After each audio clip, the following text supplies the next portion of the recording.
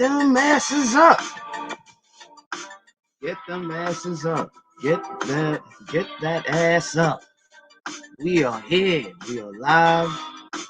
We are live. We are live.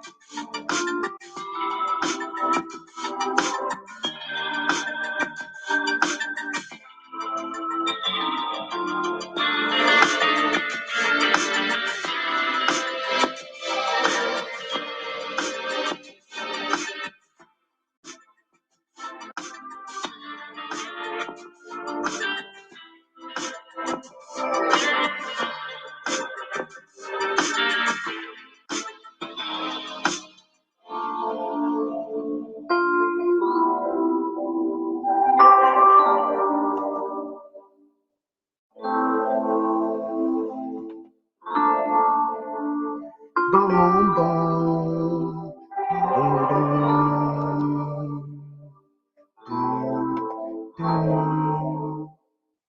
What up, what up, what up, what up, what up, everybody? What up, what up, what up, what up, what up? I hope y'all didn't miss me too much, too much. But what up though? What up? What up on this fine Sunday morning? And as you can see, um, the nigga's off from work today. Yeah, yeah, that's a surprise. I'm off this Sunday, but I'm gonna take full advantage of that, before my job decides to rotate me. But yeah, man. Yeah, we are here. We are live in full effect. We are live in full effect. Um this episode of the Villain Spear is brought to you by Bamboo. Nah, I ain't drinking this morning. Maybe. I don't know. But but yeah, man, there was a lot of thoughts.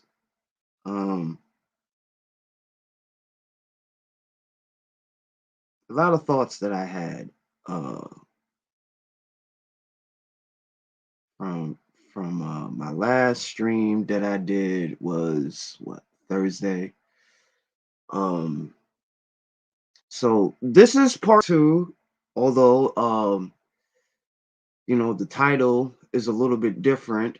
It's not as raunchy and straightforward as the last stream that I did Thursday night.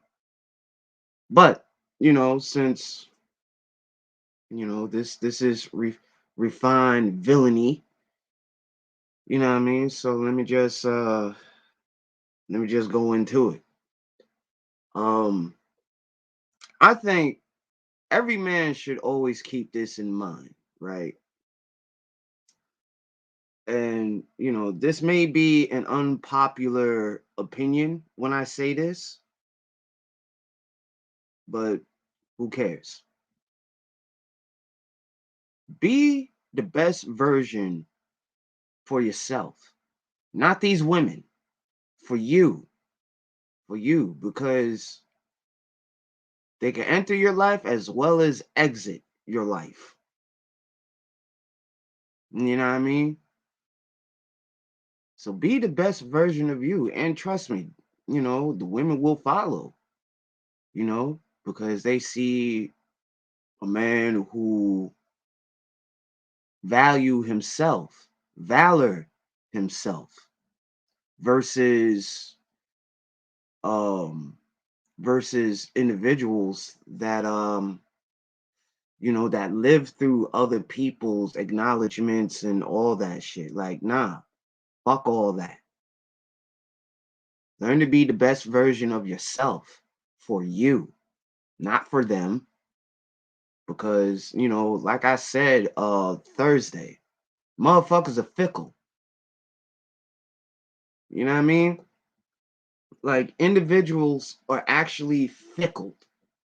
So you got to learn to be the better version for you, not for them. Because everything starts with you, not them. See, I don't be understanding individuals that want to give these fucked up advices to young men. Talking about be the best version for them. No, that's the wrong message to give them. Tell them they need to be the best version of themselves. Fuck everybody else.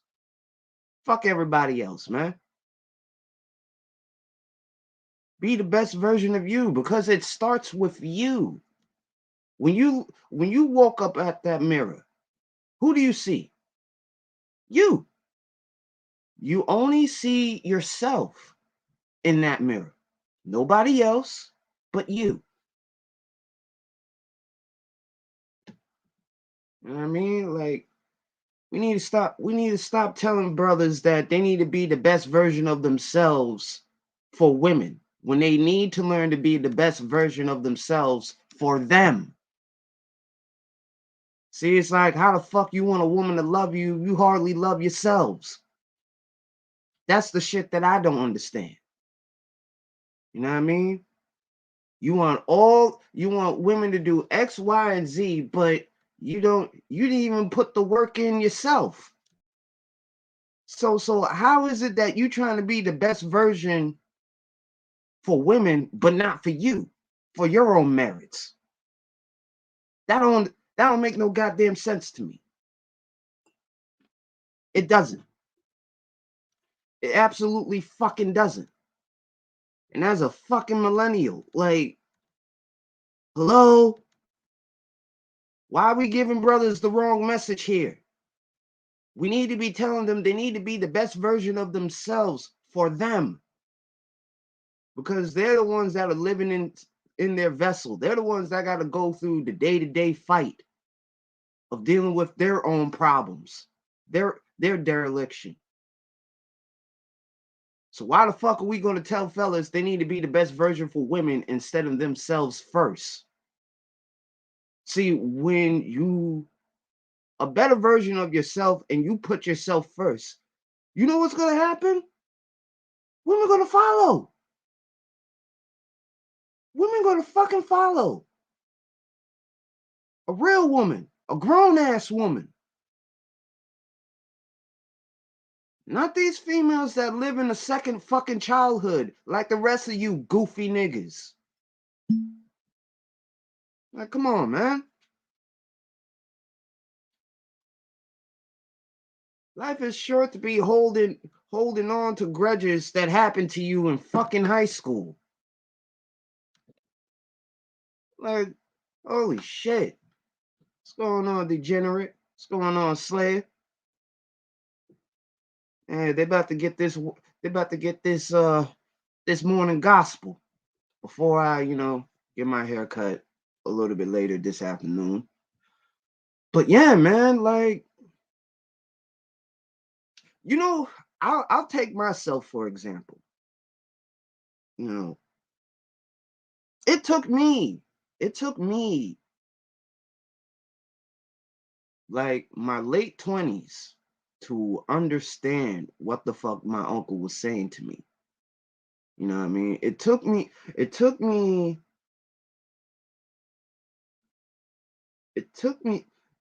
long enough, but I had to learn on my own. You know what I mean? I had to learn on my own. And as you can see, you know, I value myself more in being a better version of myself for me, instead of instead of fucking crying all the time about women being problematic. Like, listen, yes, it is true that there are a lot of problematic females. But my question is this: why we focus on problematic females when we should be focused on the woman, that is not a detriment to herself, or when you in a relationship, to your relationship with that woman. Like, see, time and place to actually talk about, how to deal with problematic women. See, some of it is extreme, some of it is a bit pacifist, and then you got solutions that are just in between those entities, at least it's balanced, instead of being one-sided when you're dealing with problematic women. At least you know how to move when when you're talking or being surrounded by females who are, a detriment to themselves. Salute, salute third, salute Juan G's. Yeah, man, they about to get this morning gospel, man. They about to get this morning gospel. Villain style. But yeah, man, like, the only way you're gonna unlock this potential is when you start doing things for yourself, instead of trying to do things, you know, for instance, like, try to do shit, you know, doing it for the women instead of doing it for yourself. I don't know how many times I've preached about oneness and being in tune with yourself instead of trying to be in tune with, what's around you. Now, keep this also in mind. You also need to be in tune with what's going on around you, because once your training is over, when you master to value yourself more, you know what I mean? You know how to navigate in this world that we live in. Because you can't be a better version of you if you're just focusing on being a better version for other people rather than yourself, which, that's not fucking rocket science, man. It's not. It's really not. It's not fucking rocket science. you know and I just be sitting back in on the sidelines and just be listening from the clouds, just listening to dudes just talking about, oh, you got to be the best version of yourself for these women. No, you need to be the best version of you. Women will follow, later on in life, when you got yourself in order, when you value your internal values. You see how that works? When you work on your internal values, everything else follows. Everything else follows, you know? But it's like you just can't demand what type of woman you want, and you haven't really looked at yourself in the mirror and be like, damn, I want this and that from a woman, but look at me. I'm fat as fuck. Like, it's like, damn, I need to get rid of this big Buddha belly. Like, I need to do something about this shit. See, that's what I want to hear. That's what I need to hear from brothers. to tell other brothers about themselves and be like, damn, like I can't be giving y'all advices if I never took my own goddamn advice. If I never took the time out to see myself in the mirror or what I fucking became. See, that's why you have most dudes scared of fucking camming up. It's like, where your confidence, just like you like to use these YouTube gods talking points. I should at least hear brothers be saying, look, I know I'm not in the best shape of my life, but I'm working on it. See, as long as you put progress in your own life, you good. You good. You know what I mean? Like you good. You good. See, now you don't have to worry about, doing it for others. See, now you could say, well, I don't give a fuck. I value myself. And I'm gonna be the best version of myself for me. Not you, not you, not the chick with the fat ass and them perky H cup titties and all that shit. Like, nah, nah. I did this for me. I did this for me. I'm telling you.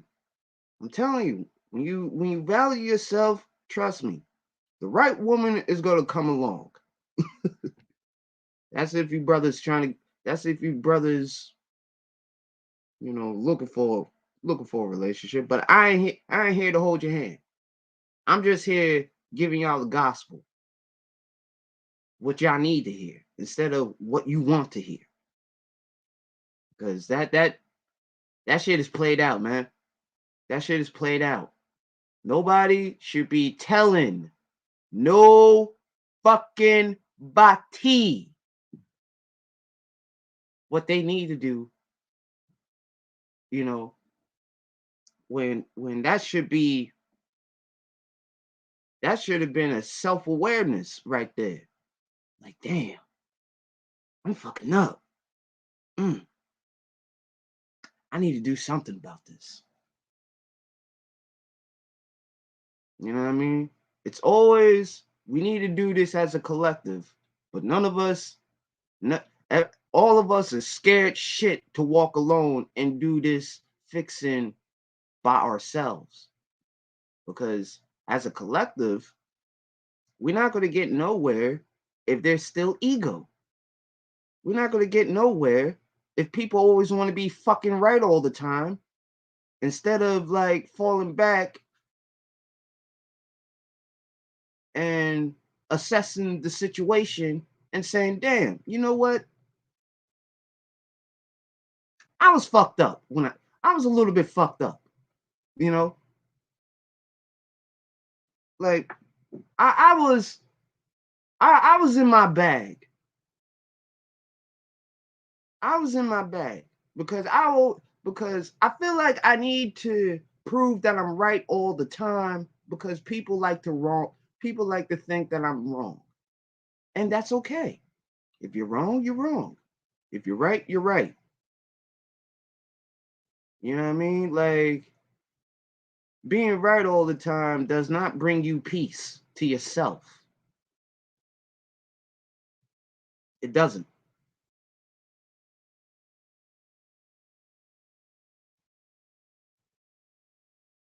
It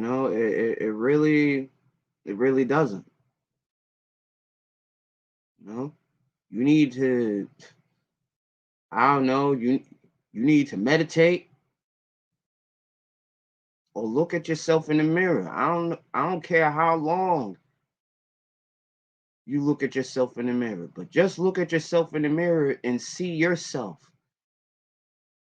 Not everybody, you. You need to look deep within yourself. We need to look deep within ourselves instead of being on some bullshit, you know?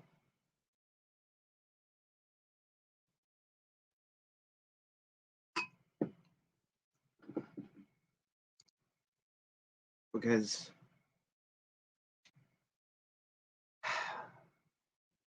I don't know, man. Like I came across these issues, but it never got it never got me to a point where I need to like go on this crusade and just start crucifying females. You know, like most of these dudes have been doing since what's back in 2007 up to 2012, 2015. Now we're up to big 2022. And it's like people have still not learned, you know, from their impulsiveness, their impulsive behavior. You know, it's like I don't know. And another unpopular opinion, fellas.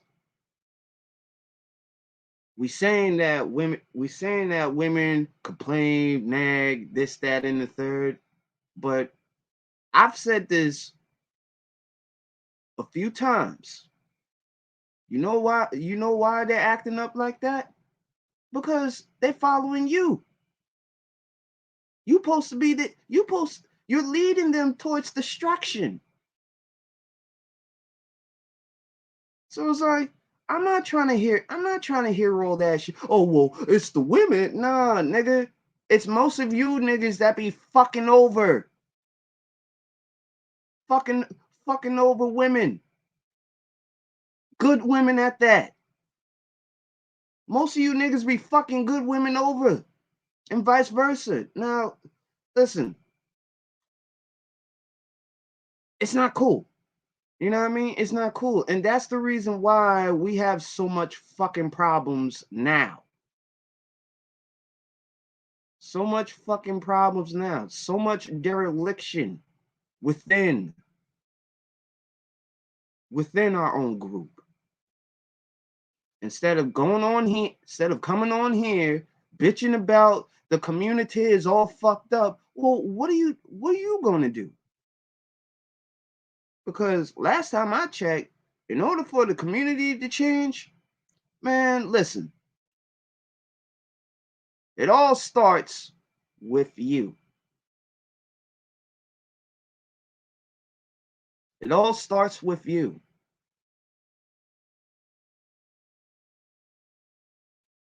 It all starts with you.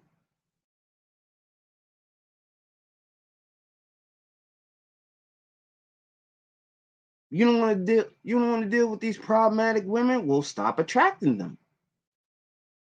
Point blank. Point blank.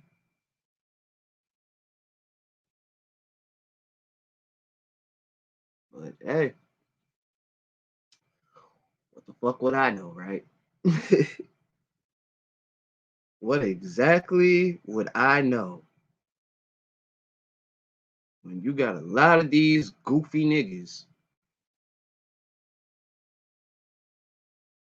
you know, you you got a lot of goofballs. You know what I mean? And let me just say this, okay? Because we're speaking on this, that does not mean I'm going to fucking hold your hand, fellas. Y'all need to figure this out on your own. I mean, you done well up to here and now. You got this far. So what's the problem? What is the problem? What is the absolute problem?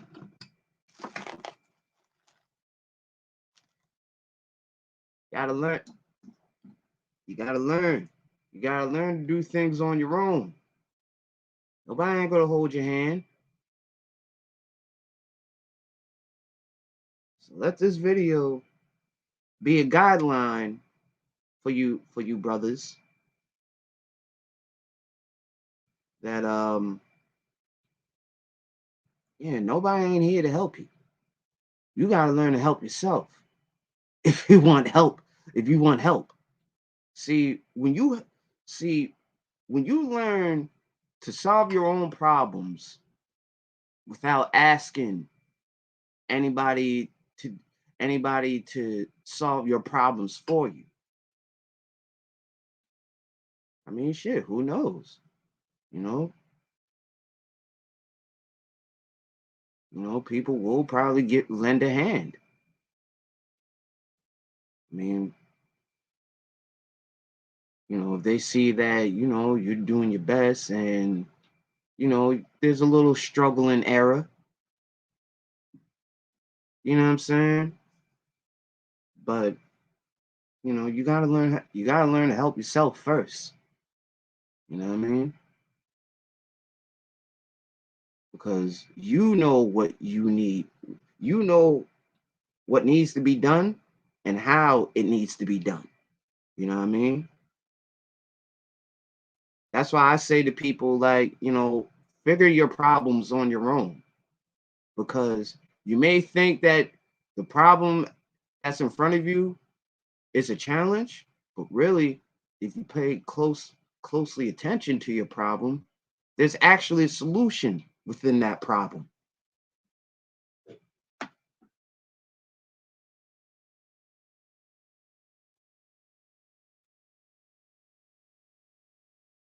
You know?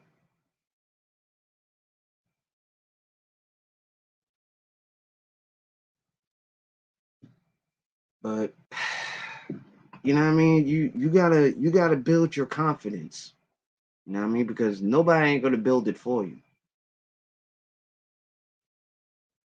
See the best version of you comes comes into play when you're in tune with yourself, when you value your internal values instead of the external. See, the external will follow through, later throughout your life. When you're doing your own thing, you know what I mean? You know, but if you just focus on the external values first and the internal values last, um shit, like DS1 would say, shit, you're gonna be living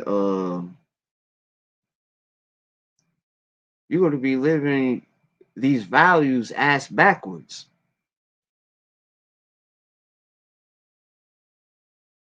For real. For real, for real.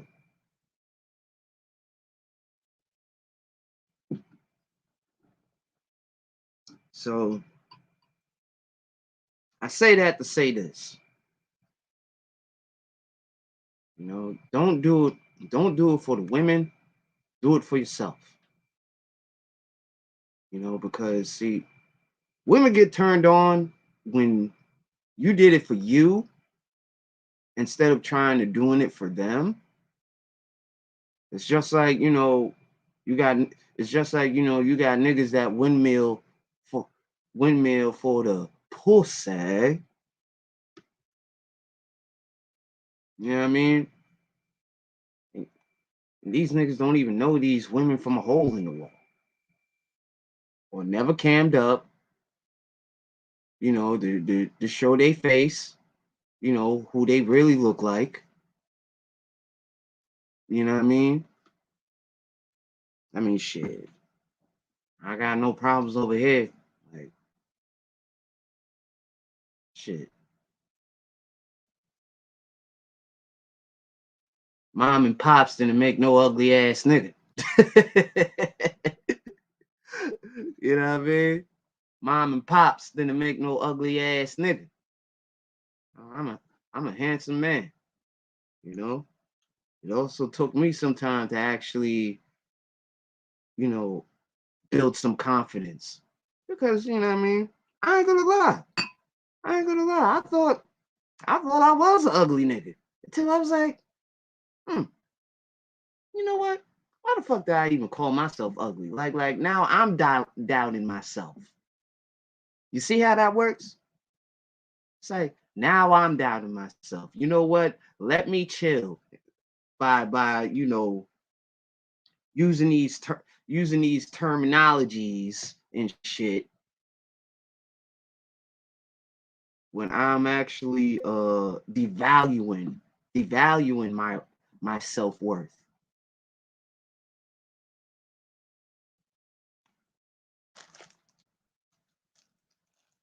Yeah, man, it can happen. It can happen, Captain. It can damn sure happen. And let me just say it like this, because I'm actually talking to y'all, and I'm also reading chats. I'ma just say it like this, man. If you're gonna go to college, don't go to college just to get a job. Okay? Go to college, and I mean this with good intentions. Do not go to college, you know, to get picked up by some company. Nah. If you got some money on the side from different revenues and shit, put that shit together like Voltron. And once you got your master's, start buying out small companies. See, you're not gonna fucking win by begging for employment from a job. No. And this is what from what I've learned listening to the audiobook Rich Dad Poor Dad, where Mr. Kiyosaki was talking about um you know some kids go to college to get jobs. Other kids go to college to buy other jobs from small companies, you know?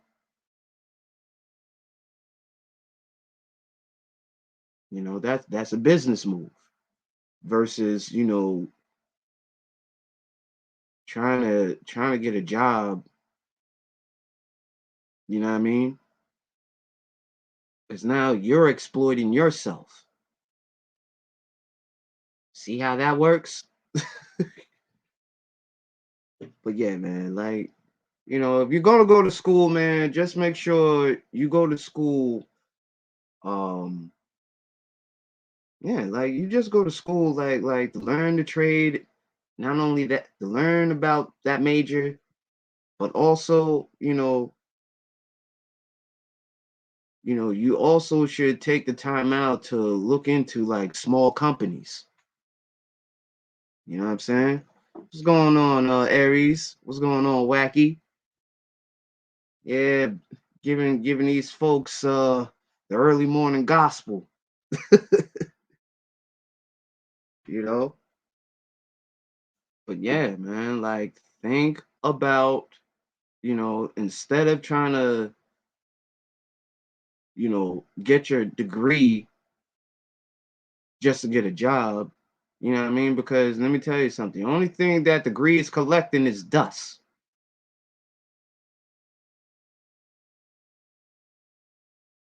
That's the only thing. The only thing that degree is collecting is dust,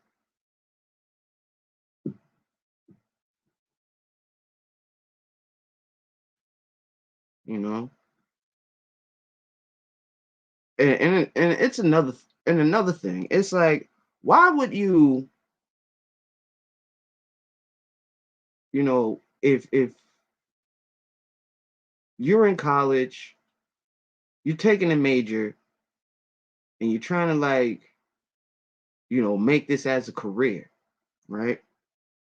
You always got to keep in mind some of these places, once they see your resume and see you have a degree and shit, they're gonna try to play this okey doke shit with you. You know what I mean? Like what's the typical thing that these jobs ask for? Oh, you must have a degree, but then like they try to throw this in there, but we're gonna pay you for less.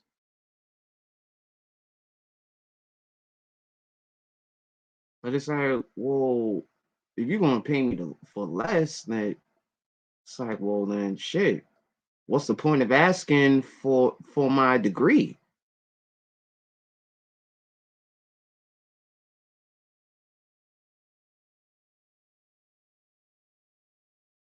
You know what I mean? What's the point? What's the point? See, now that's where you are devaluing yourself right along with your worth.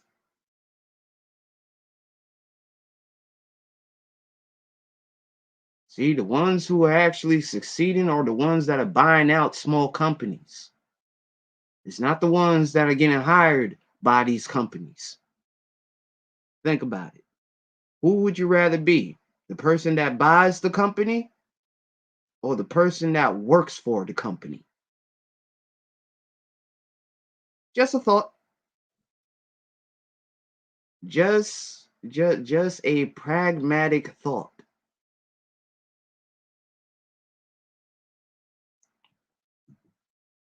But anywho's, man. Oh yeah, I gotta definitely check out that article too. Definitely, most definitely. But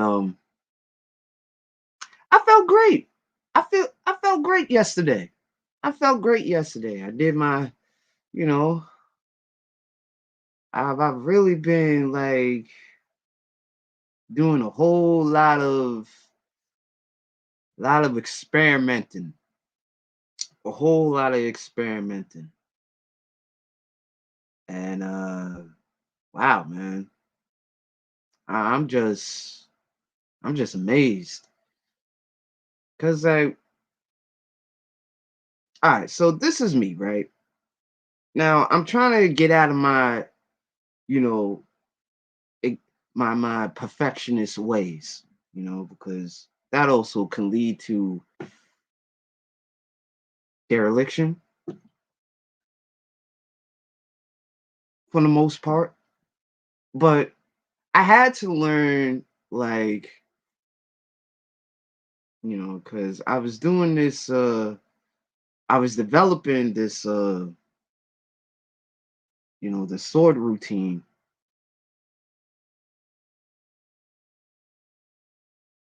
Wow. Wow, someone really loves penis. Hey, hey, hey, hey. As long as as long as you happy, shit, I'm happy for you, lady. As long as you happy that you love penis instead of you know, trying to be fake outraged, begging for attention.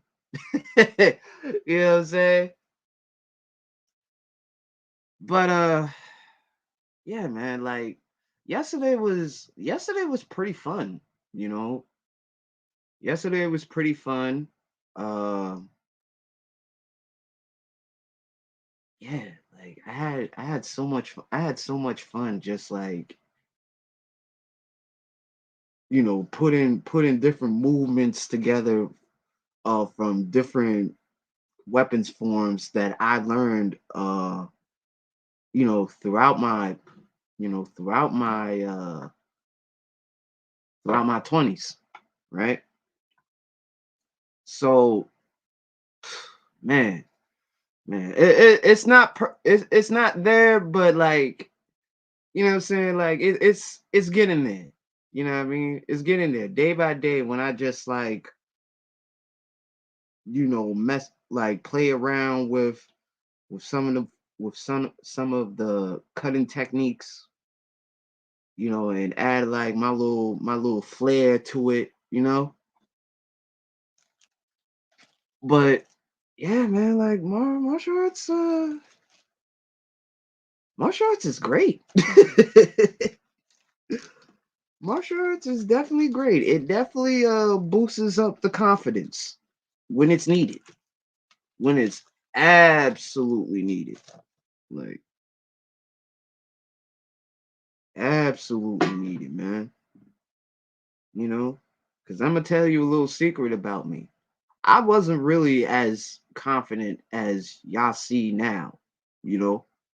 Like I was a shy motherfucker.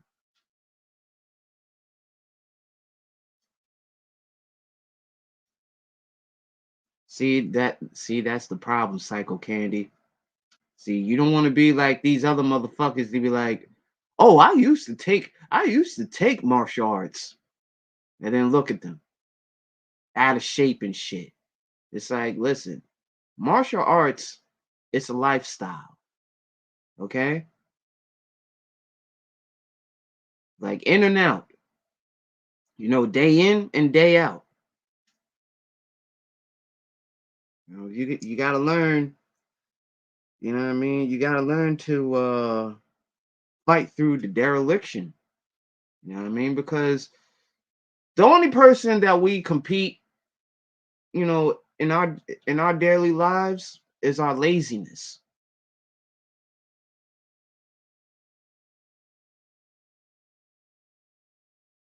you know? It's our laziness. That's pretty much our competition is our laziness. I mean, shit. I I deal with that sometimes, you know, when I feel like, when I'm coming home from work and it's like, I'm so fucking tired. But then that other part of you is just, being that motivation, be like, nah, bro, nah, we off work. Let's change into our kung fu uniform, get some warm-ups in, you know, get at least an hour or hour and a half of training in,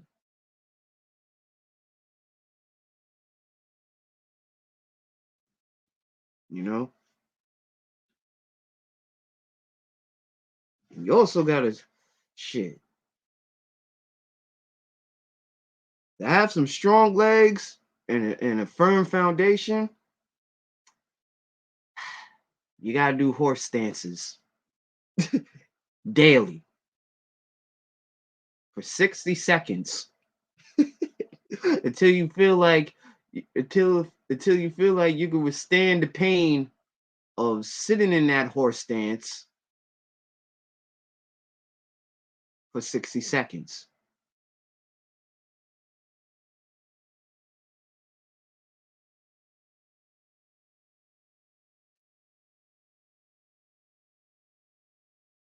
you know?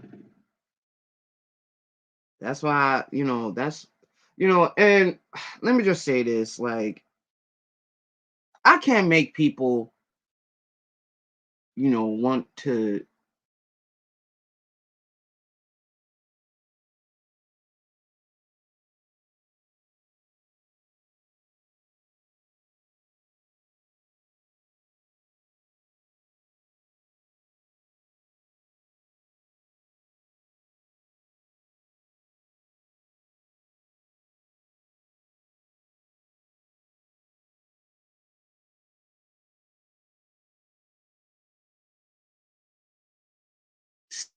see themselves.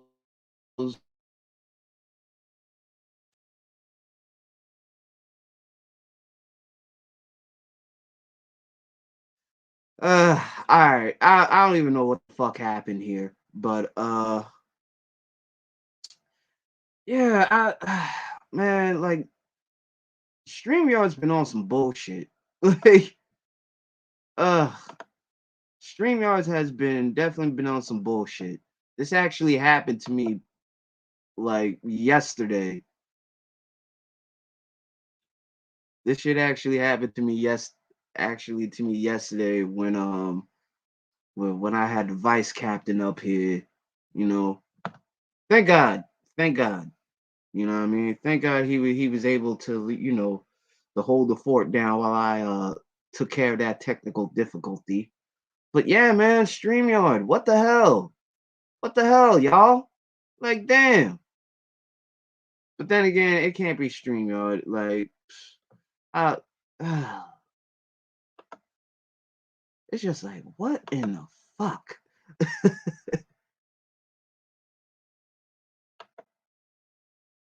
What in the fuck, man?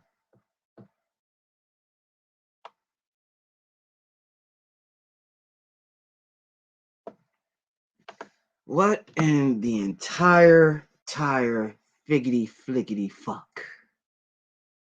But we got it under control now. But yeah, like I was saying, um, I can only show people how to get to the well, or I could just pour them a cup of, some good old Tazo Zen tea, right? I could pour for them, be courteous, and be hospitable to my guests, but it's up to them if they want to drink it. I can't force people. I can't force people. You know what I mean, to drink the tea that's been made for them. You know.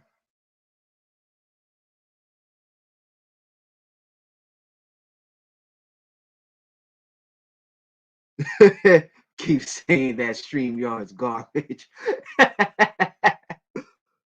Bro, listen, I tried Zoom and I mean it's definitely compatible with my laptop, but it's just like, man, listen, I'm good. I'm good. I'm good. you know. But I haven't been using Melon lately.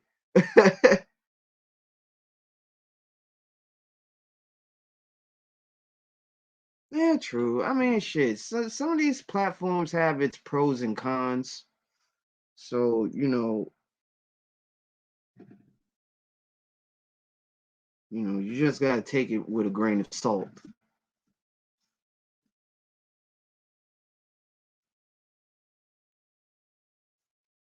Oh, thank you, Mahogany. Appreciate it, appreciate it. Oh, make sure you fix me a plate. Make sure you fix me a plate. I like some turkey bacon with my with my eggs and grits. Thank you. But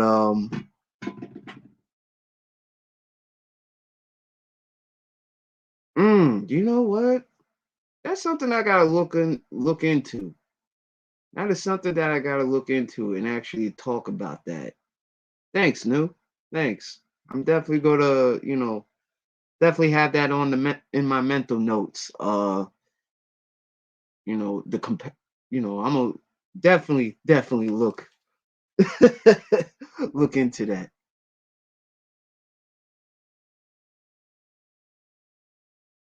I mean, shit. I grew up on grits. But yes, like Juan G said, no swan, please. No swan. No swan, please. No swan. Just turkey bacon. Okay? I like turkey bacon. Yeah. Yeah, man.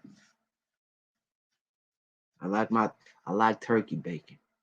As well as I like my turkey burgers and all that shit. I don't eat swan, but turkey bacon is blasphemy. Bruh, get the fuck on out of here.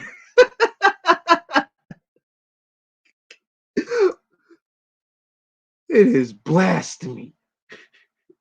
So what the fuck do you suggest? I mean, shit. I mean, do they have chicken bacon? Hmm. That actually doesn't sound too bad.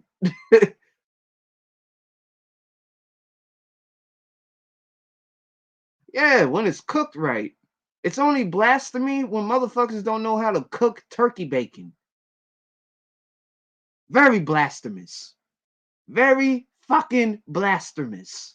If you do not know how to cook turkey bacon the right fucking way. Yeah. Yeah. Put a little olive oil in that bitch. Like, put a little olive oil in that bitch. You know what I mean? You straight. Yeah, man. Like, shit. I had to, man, listen. I had to put down the pork. I like, I mean, even though it's damn good, but I'm gonna have to replace you with some turkey bacon when it's cooked right. You know what I'm saying? Like, beef bacon is. You know what? I think I had beef bacon before. I don't know. I don't know. I gotta. You know what I mean?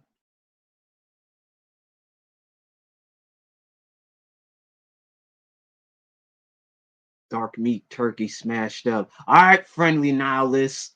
Thanks. Thanks. Thanks. Damn. Can't even enjoy imagining the meal without somebody trying to fucking ruin it. Thanks.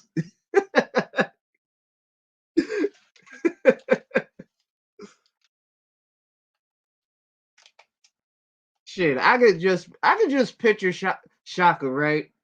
Like you just enjoying, your hungry man hero with some turkey bacon, and here's this nigga come doing the boogaloo and saying like, you know, turkey bacon is blasphemous, right? And then he just pop locks back into the shadows and shit. Like, nigga, where did this nigga come from?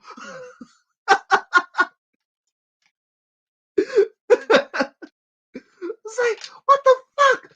Where did this nigga come from?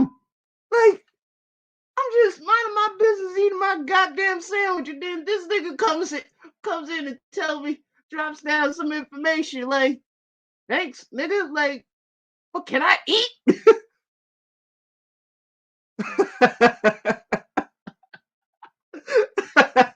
I know you a chef. I know you a chef, man. I I should call you a chef Noxy. You know what I'm saying? You know what I'm saying? Like that turkey bacon doesn't seem like it's being cooked properly. Like, thanks. Thanks. Now I got to fucking harass the cook for trying to fucking poison me. Food poison me. You know how, Kwame Brown be talking about mama's cooking? Oh yeah, that's mama's food poisoning.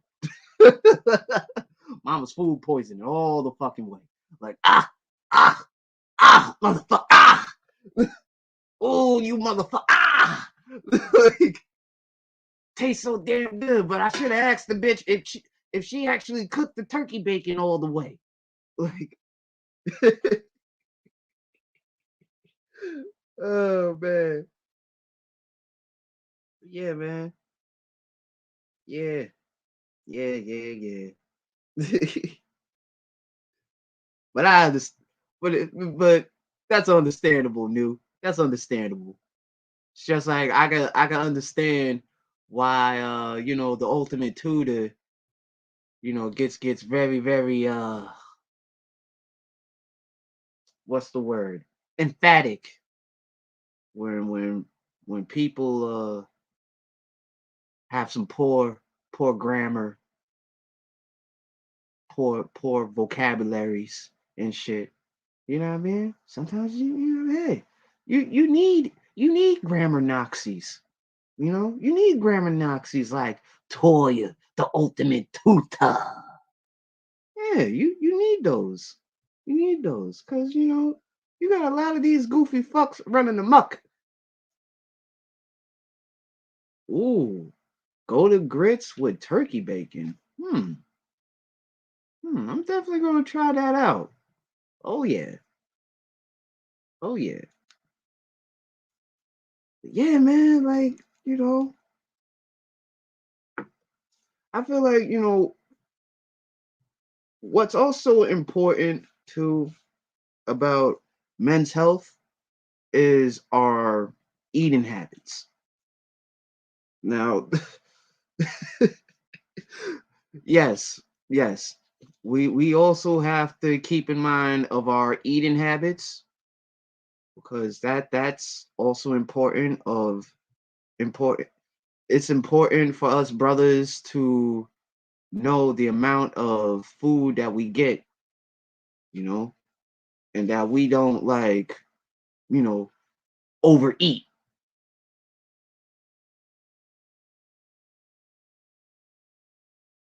You know what I mean? I mean, let me tell you something. This may be a surprise to y'all, but shit, I eat like a motherfucker. Like I eat like Kid Son Goku up in this motherfucker. Like, trust me.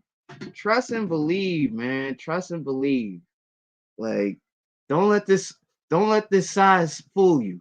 Don't let this body type fool you. Like, I can eat. See, the funny thing about it is all those calories burn. I'm like, fuck, I gotta love this healthy metabolism. I mean, shit. Keeping up with my healthy metabolism is shit. Is due diligence itself. You know, because I mean, shit. I pretty much exercise. Like when I'm going to work, I'm either gonna walk to work because it's not that far from me. It's like shit. It's like what 30 minutes from here. So like you know, it's a good exercise. Along with me riding my bike to work or riding my bike to work every day. You know what I mean? Just riding my bike, um, you know, just getting my cardio in. That's that's also great too, you know. Besides, besides doing martial arts, I actually do enjoy like taking like 30 like taking like doing like 18-mile bike rides from my crib, like pretty much to the other side of Nassau, to the other side of Long Island. And wacky knows. Like if you could put oh, I just as my profession, um, you know, I don't like to sit down and be stuck in one place, but you know, I I'm a maintenance guy. Well, I'm part of the maintenance department, but my job is make sure these dumb motherfuckers don't run over shopping carts. I mean, shit. That job itself is kind of kind of challenging and extreme when you're dealing with extreme weather conditions. And not only that, dealing with people who are just losing sense of their reality, you know? Shit, one time I was working, I saw motherfuckers trying to steal like shoplift at my job. It's shit. It's shit. And you know who it was? Take a guess. It was actually white people. I'm like, wow, you cannot make this shit up. Like, oh my God. Like, I heard like while I was like putting like putting like the shopping carts back in front of the store, right? Heard one of the customers, right? She was cursing out one of our security that called her like trying to shoplift and shit. She was like, "Motherfucker, motherfucker, you fucking asshole."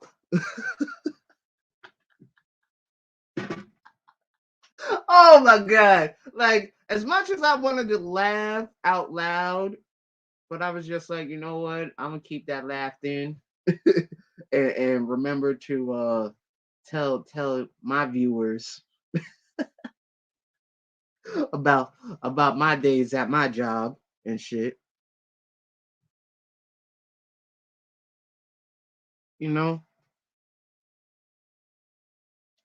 But that job that I have, what I mean, it's a side hustle, you know. My real hustle is,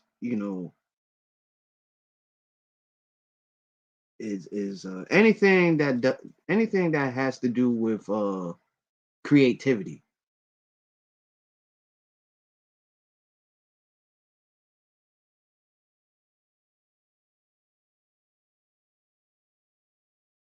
Yeah, yeah, but you know how that shit goes.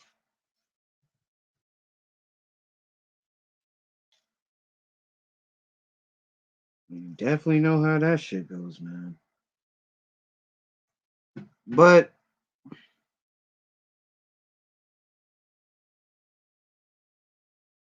you know,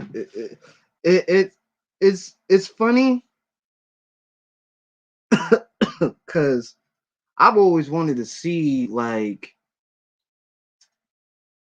you know, and this is just for my own like assessment and observation. I've always wanted to see the dereliction of white folks.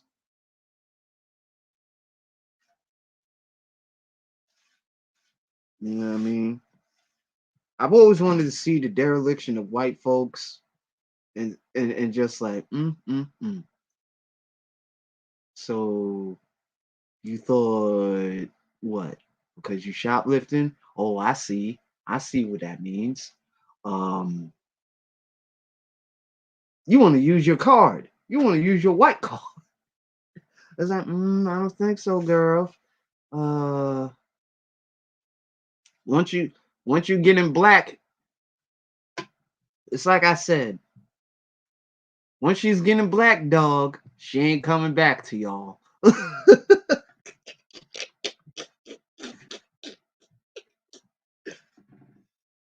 When she's getting black, dog, she ain't coming back, dog.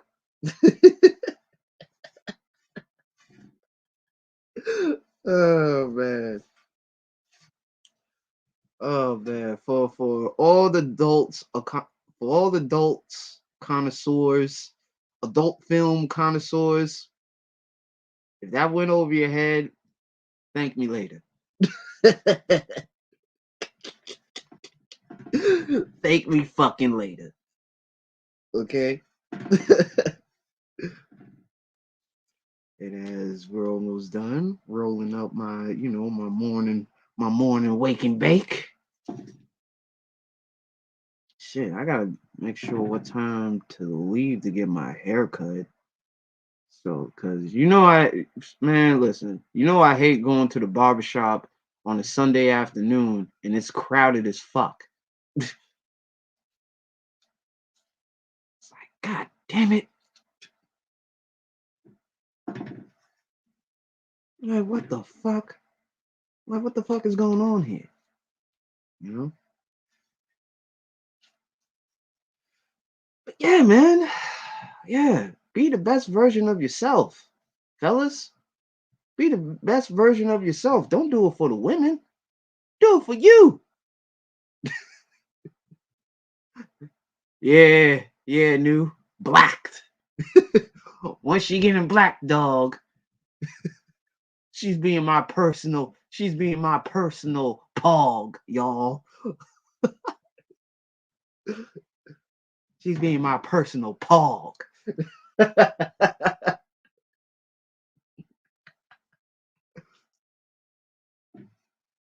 Yes, I know. The dialogue can be crazy at times, you feel me? But hey.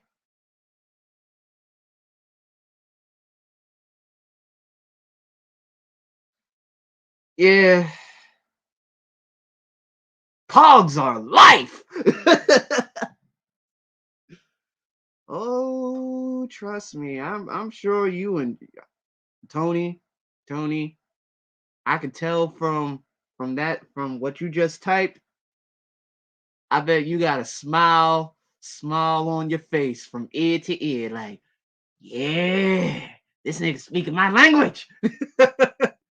Yeah, pogs are life. And I live in Kentucky, baby. Where I'm surrounded by them. Pogs are life, baby. Pogs are motherfucking life. Oh my God. Oh. But now that you're here, Tony, you're welcome.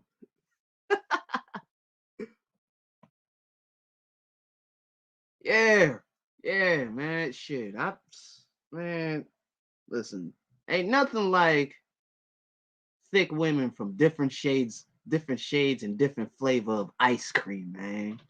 Like, come on, dog. Like, I can't really see myself being like these, weak ass it more niggas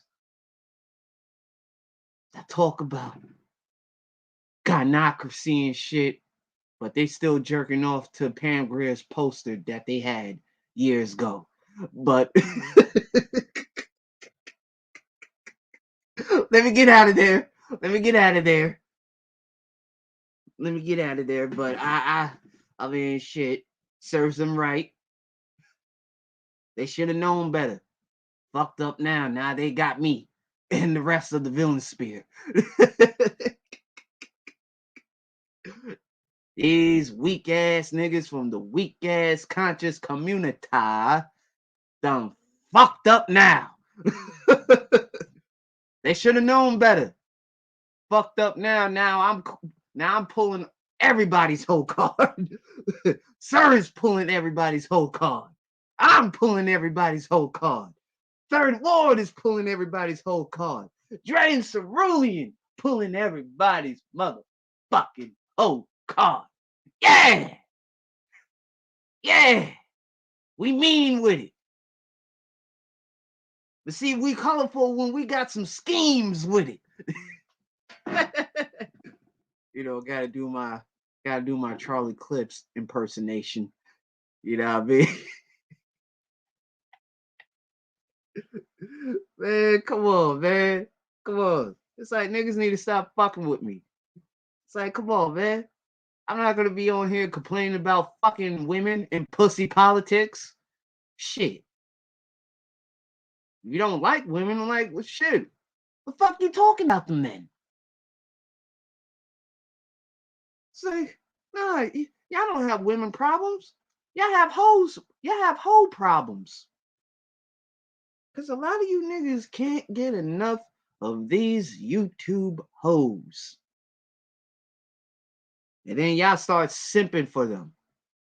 You're like, hey, wait, let her talk. Let her talk. And she's saying the most disrespectful shit. Like, get the fuck out of here. See, this is what I be talking about, being a better version of yourself instead of doing it for the women. Because you got these weak motherfuckers on the other side.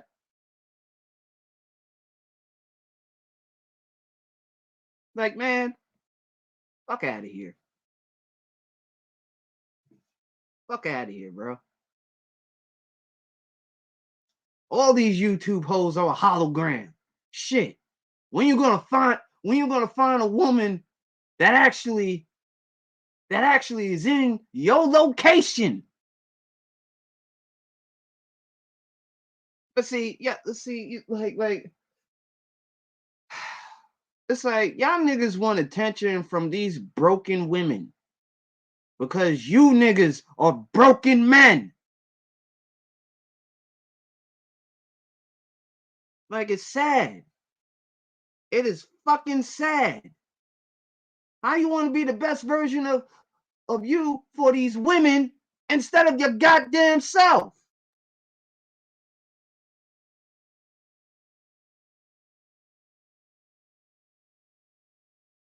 Yeah, yeah. Then they want to accuse you for being misogynistic. Like that's the most stupidest shit. Like, what the fuck? Like, so because I'm not calling you a god, I'm not calling you a queen, I'm not calling you a black goddess. I'm misogynistic when I tell you about yourself that, well, maybe you need to stop fucking with these ain't shit niggas. How about that? I mean, shit. If you dealing with ain't shit niggas, then guess what? You an ain't shit bitch too. Point blank. Period. Point fucking blank. But see, like, that's why I be laughing at these niggas that be caping for these hoes, man. Yeah, I'm on some real villain shit. Yeah, I agree. I agree, New. I mean, if you look at it, I mean, I don't even see it as a problem. Oh, you too misogynistic. And you're not you're not being a misandrous little bitch. Okay. Like, fuck out of here. Y'all want to talk, y'all want to use misogyny for us men, but I find it funny that y'all niggas are not using their dose of their medicine against them by calling them misandrous. I mean, that's also in the dictionary. If they got the word misogyny in the dictionary, they damn sure got misandry in the dictionary. Like, I ain't trying to hear that dumb shit. Yeah. Yeah. I mean, shit. I embrace my toxic masculinity, but what is toxic when you're being a man instead of an effeminate man? Instead of these purple pill guppies that kowtow and suck their purple pill god's dick and shit all day long. Like, like, really? You want to talk about my masculinity, but you haven't dropped your nuts yet. Like, okay. Okay, motherfucker. Like, okay. Okay. At least I got some throughout my youth. I don't know about the rest of you niggas. At least I don't have that problem in my compartment. Yeah, a bunch of lords of velvet and lavender. Velvet and lavender. Bunch of lords of velvet cake personalities, and their masculinity is equivalent to to lavender soap, all effeminate, all effeminate. And then they want to talk about stop making fun of me because I talked about a chick eating my ass for a whole hour. Yeah, that's one of you niggas. That's you niggas all day. That's you niggas all the fucking way. Nah. Hold up. I gotta really reinsure this. But you know what I hate about Leafs sometimes? Sometimes like you really gotta be surgical so to make sure that you know you got yourself a nice cigar. I mean, don't get me wrong. I love joints. Joints are cool. You know what I mean? But I don't discriminate. Just like I don't discriminate any woman of flavors. I don't discriminate on any woman on flavor, on what flavor they are. You know what? I don't give a fuck.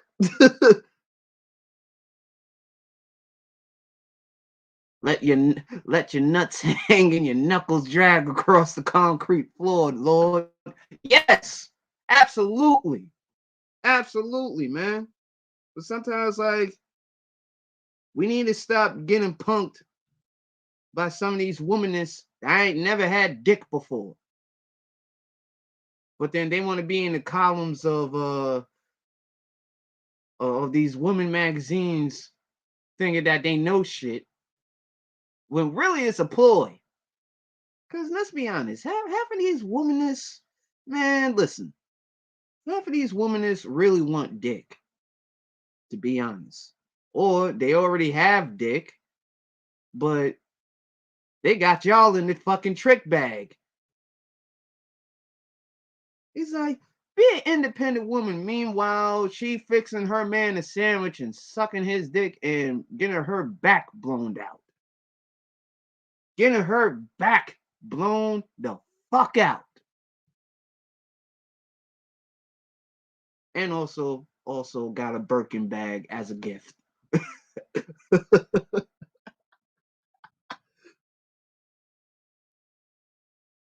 Also got a Birkin bag as a gift. I mean, shit. This is the age we living in, y'all. Shit. But I can't say that this hasn't been new under the sun. For those who are actually older than me, now I'm actually seeing what y'all talking about. Like, these motherfuckers have lost their goddamn minds.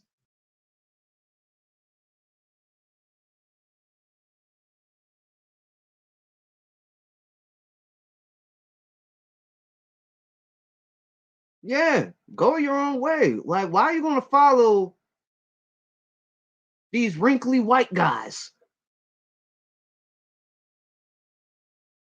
What does MGTOW mean?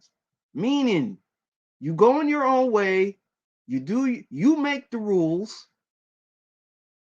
and you live by them. That is what going your own way is. Not all this bullshit, you know, what I mean, where niggas just decide like to cut open the red pill capsule and and, and pour that gel, pour the poison gel of that red pill into their drink, and they start losing their shit. They start losing their shit. They start doing that red pill raging. Now, y'all may not know this, but I've also had my taste of that red pill rage. But, you know, like I didn't let that shit carry on. It's like, why am I like why am I gonna be like these goofy ass niggas?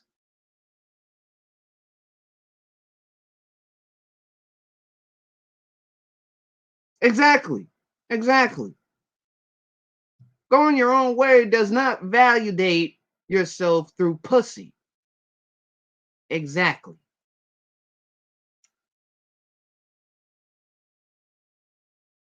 Exactly. Because let me tell you something. Shit.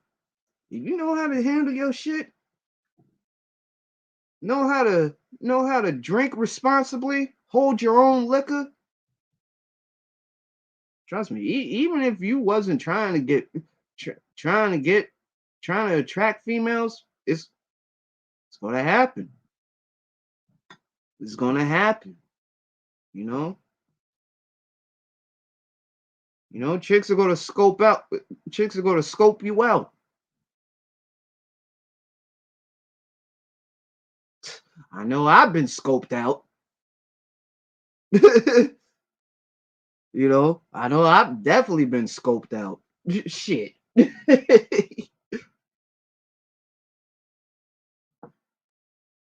Shit, what I do, I'm enjoying myself. You know what I mean? Like, shit.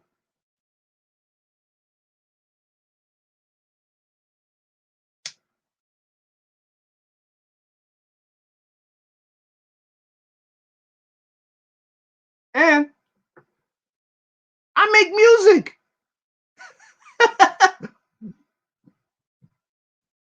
you know, I did all of this, for me. Excuse me. I did all of this for me.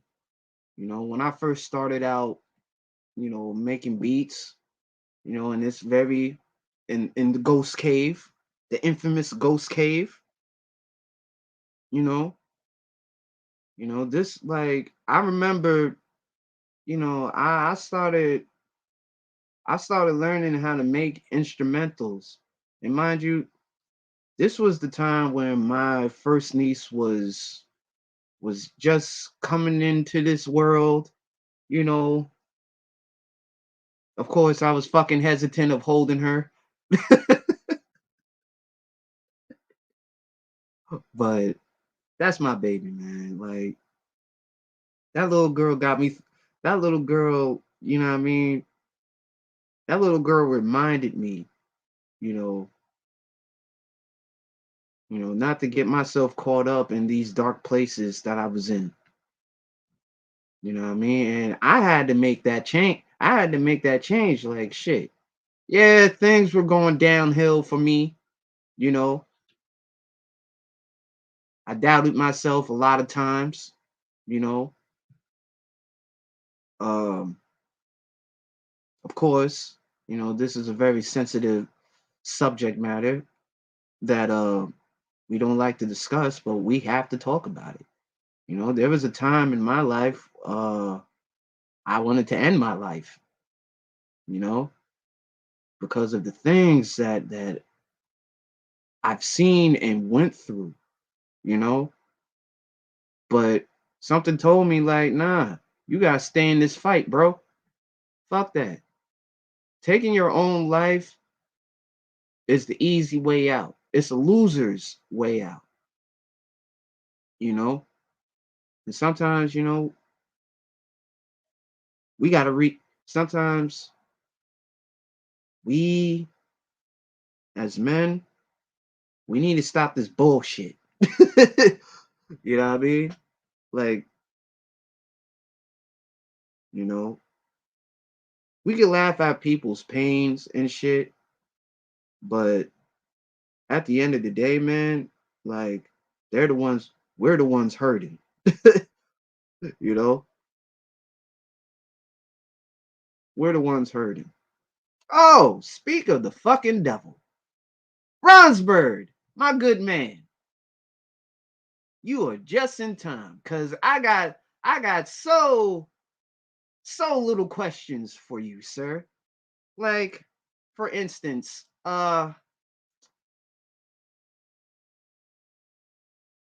are are are are you cool with this Malik X dude? Cause he's been harassing my vice captain.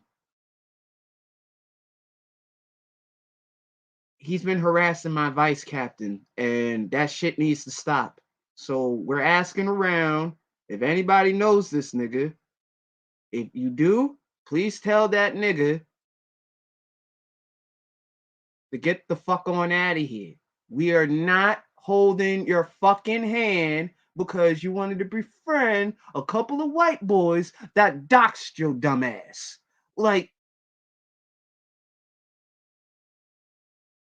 yeah, yeah, he's been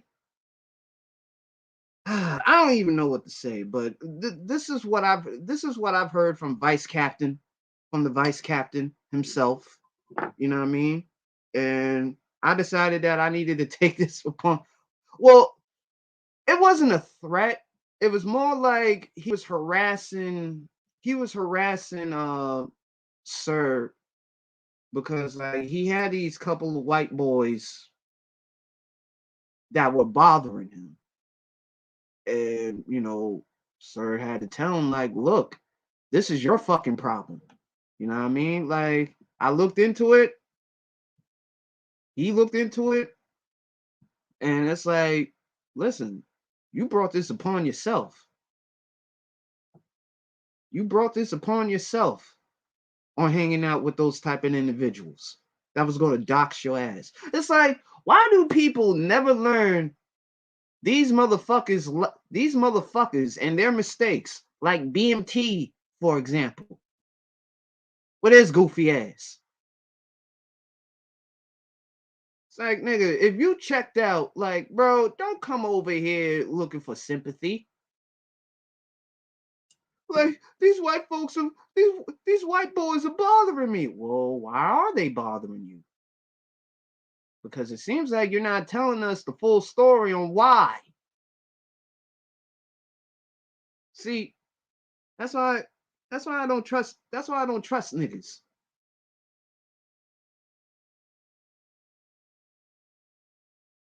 They can keep it real for the bitches that they windmill for, but they can't keep it fucking real about what they did.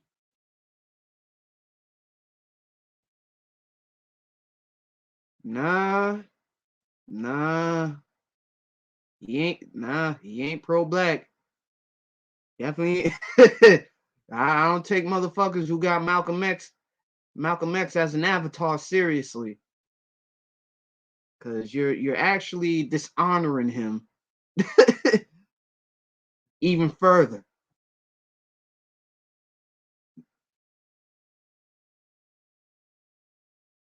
Yeah, yeah, just like they're just looking for cover, man. And it's like, I don't know if nobody noticed or if they have told them the villain spirit is not a place for cover. We are not covering your goofy ass. If you got yourself in some messy shit, that's on you. That is on you. On fucking you. Your solutions and your problems starts with fucking you.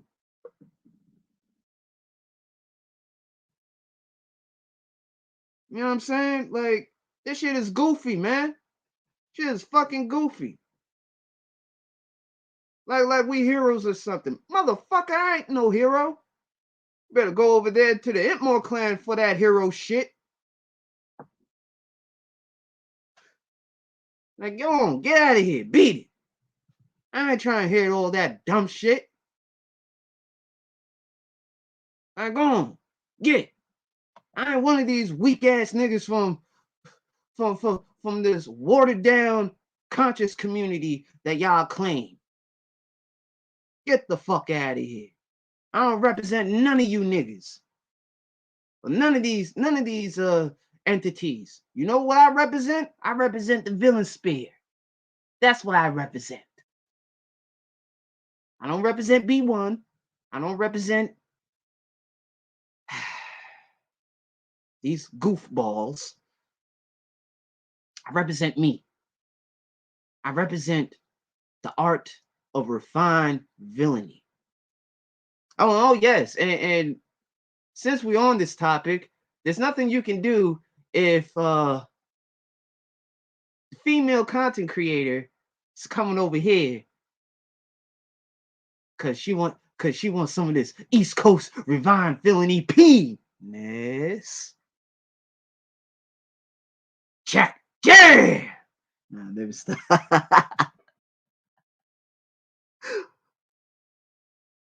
Oh yeah, yeah, yeah. It does sound boring, Tony. It does sound fucking boring.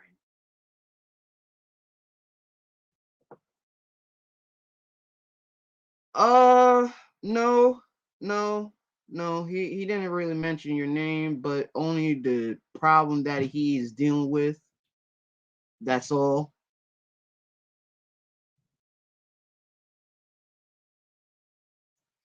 Yeah, pro wax, as in brother pro lights, or brother hair lice.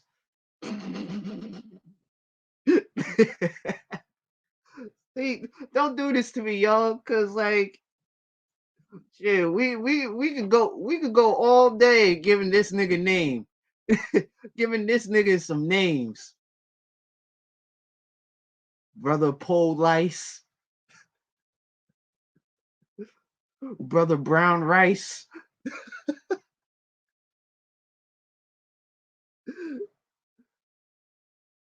It's like, man, y'all can miss me with all that hotep shit. Hotepping for pussy.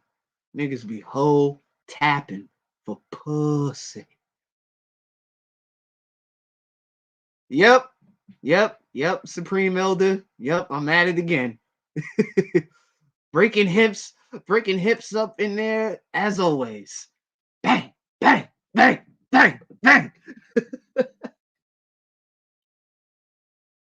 These niggas be hoe tapping. These hoe tapping.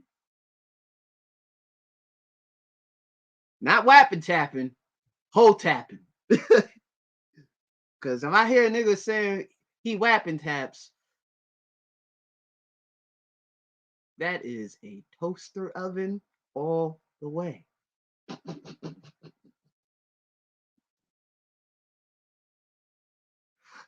Like shit, that is a toaster motherfucking oven all the way. All the way. All the goddamn way.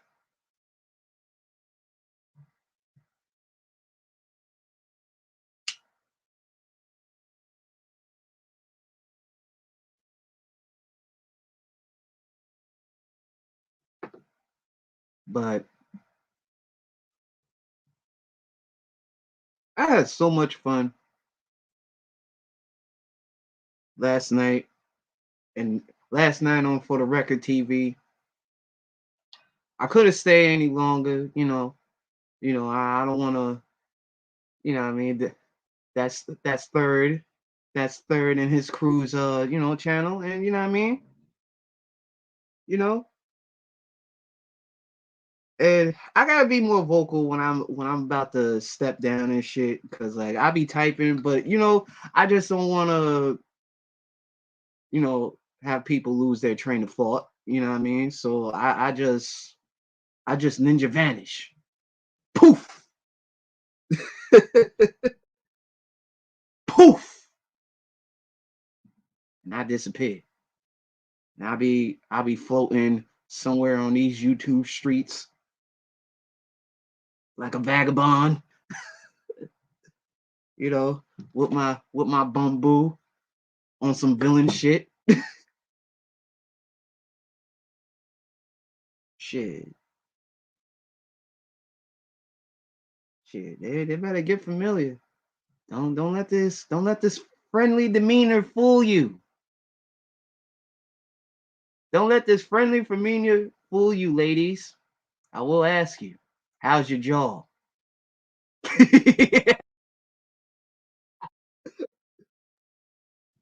It's like, you're doing a lot of talking lately. I wonder if you do something else.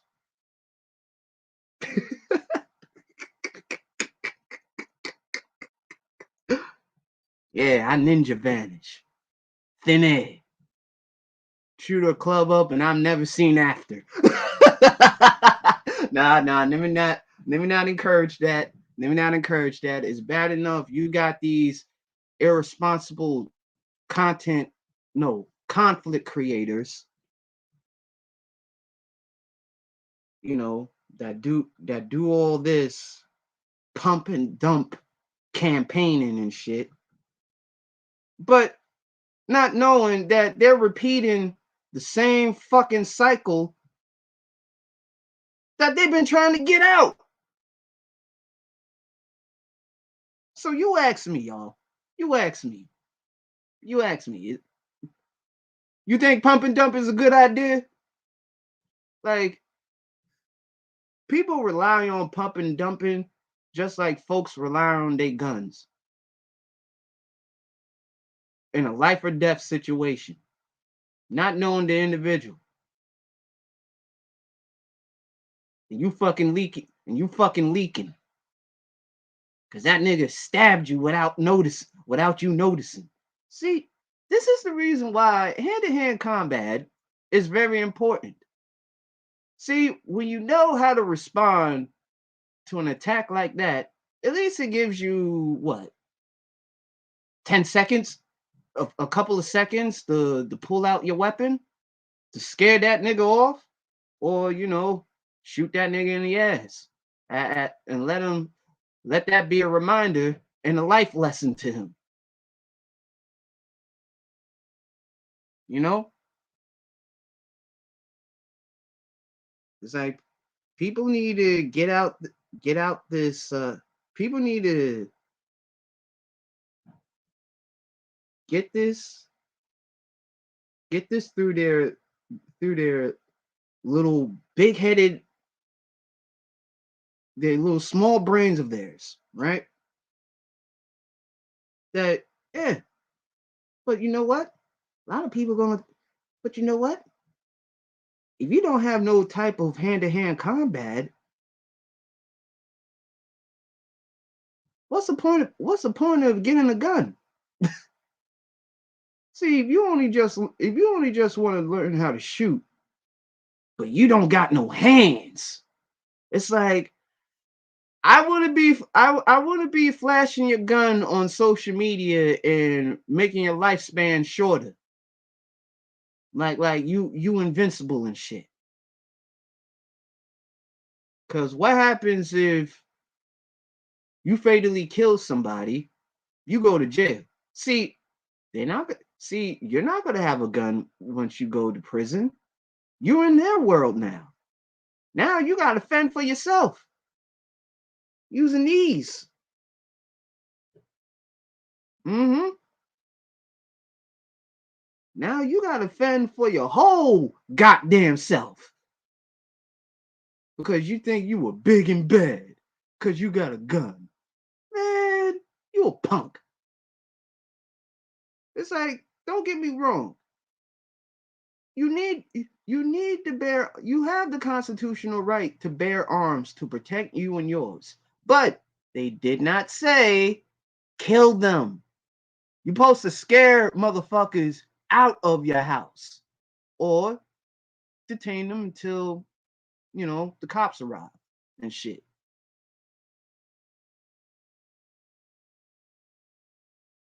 Yeah, exactly. Exactly, new. Exactly. You're not a big man because you pulled that gap quick. But you gotta show you about them hands and about that knife play. Oh yeah. It's like how y'all niggas want to shoot, but then y'all skip class, y'all skip hand to hand and weapon melee classes. But y'all want to shoot a gun though. Yeah, I'm done. I'm done. I am done.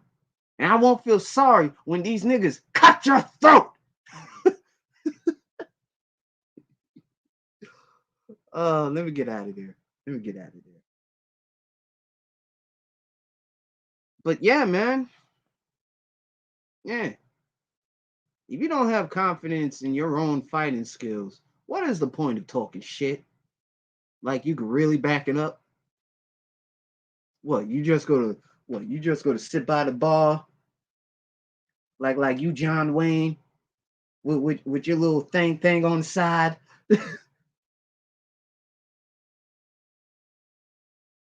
With your little thing on the side?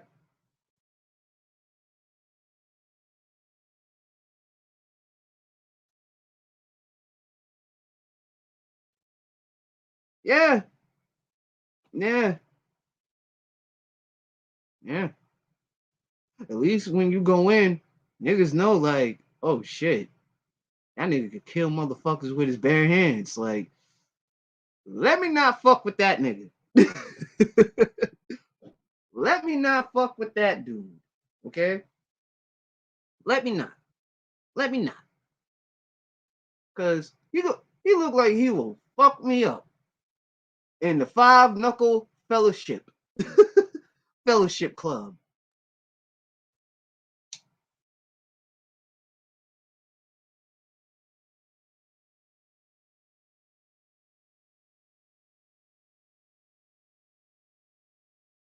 Like, hold on tight. Fasten your chin straps. Cause you're going on an ass whooping express.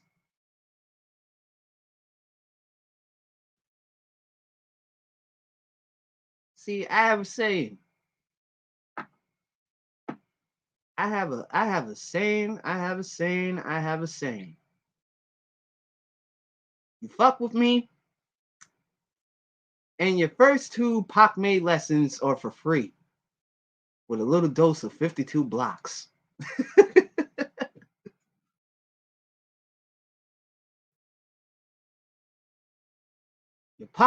Your Pac May lessons will be free. And I don't need to tell I don't need to say well, any martial arts is very dangerous. If you know how to apply the principles, you know?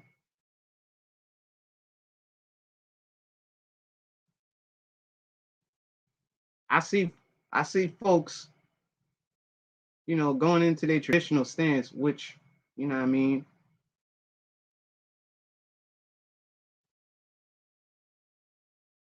which, you know, I don't have a problem with it if you know what the hell you're doing. But see, a lot of people don't know in free fighting, you always got to keep your hands up, and your chin tucked, right?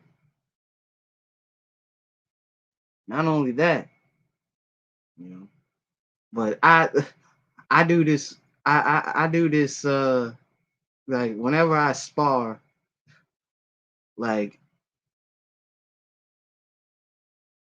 I taunt my opponents.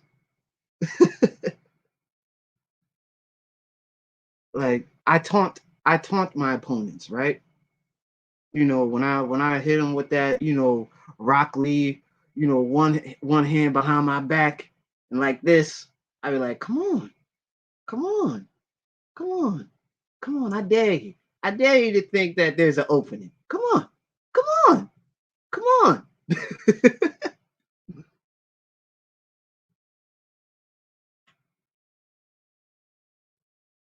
you know? And once you master the basic skills of combat, you can whoop anybody's ass. See, the immediate and advanced techniques, they're just bonuses.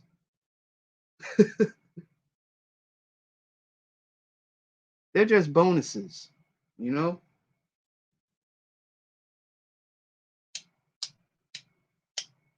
God damn it.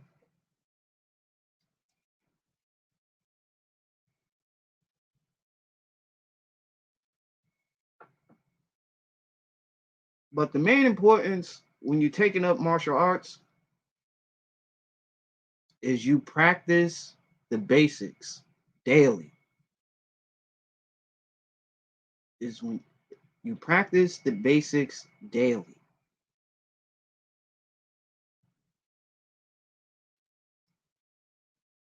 Yeah, cap jutsu will also put you in danger as well. Oh yeah, yeah. The art of fighting without fighting. See, you can still embarrass somebody without even coming to blows with them. But, you know,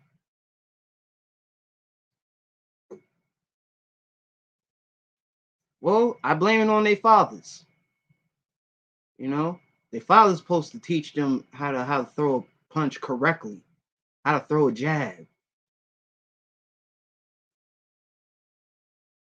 You know what I mean?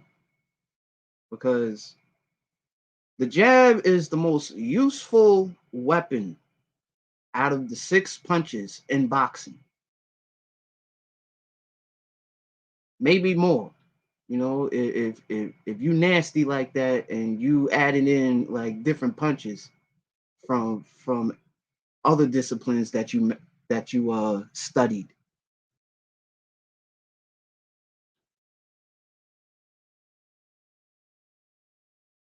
you know. But you know what I mean. Eastern, Western, hand-to-hand combat arts, they're all the same. They just express them differently. Why do you think boxing is the top martial arts out of all martial arts? If you really look at, you know, boxing matches, right?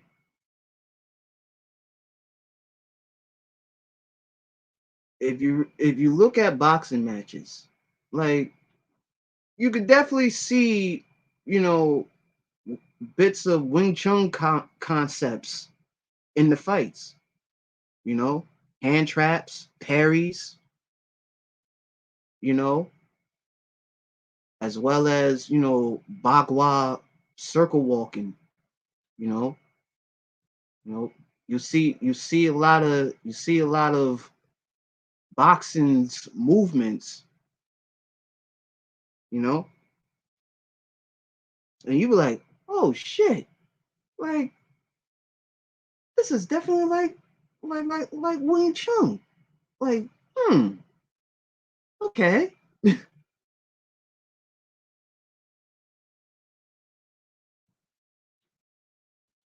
Oh yeah, sternum shots are a bastard. Y'all remember I caught a former friend with a sternum shot back when back when I was sparring with sparring with him. Oh yeah. Oh yeah. Listen, if you can't knock him out by hitting him in his jawline, yep, sternum shots work. They definitely do work. Oh, and also solar plexus too. Oh yeah.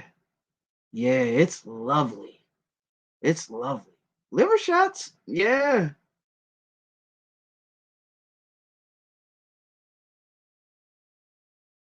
Yeah. Hell yeah.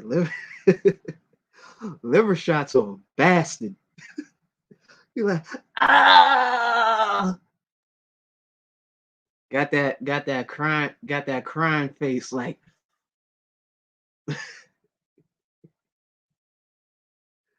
oh man. Yeah, definitely. Definitely. Crying face for sure. Kidneys, temple shots. Oh yeah. The back of the ear, your your equilibrium. Like, oh yeah. Niggas will fold quickly.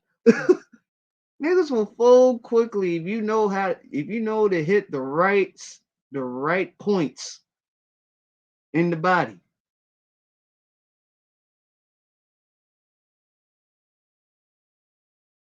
Oh yeah. Oh yeah.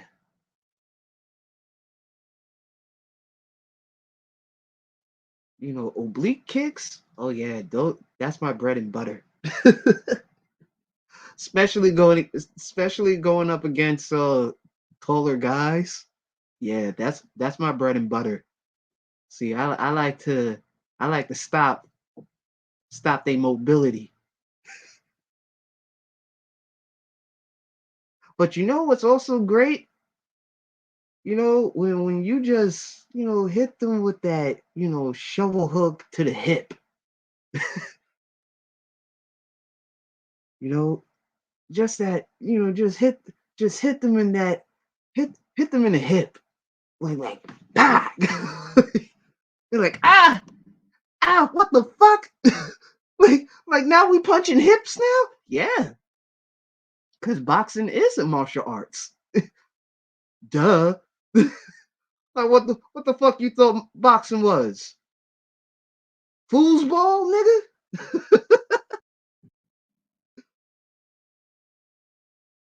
What you thought this? What you thought boxing was foosball? Bang! Like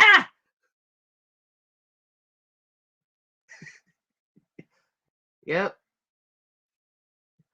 That's when you see them the next time, and you be like, "How's your hip?" They're gonna be like, "Ah, I thought so."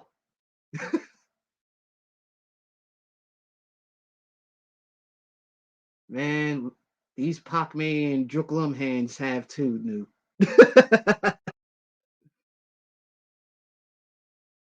Oh yeah, yeah.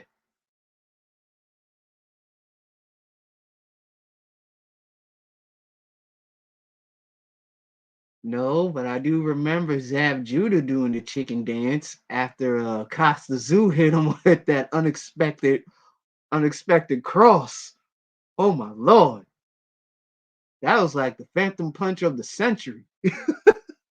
Like he snuck that shit in, like pop, like pop. Zab just went down, like boom, got back up, started doing Chris Brown moves, like wait a minute,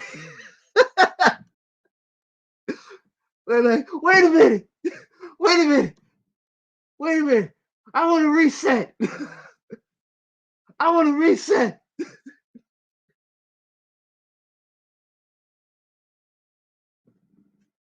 but yeah, like, I want to reset. Hold up, hold up,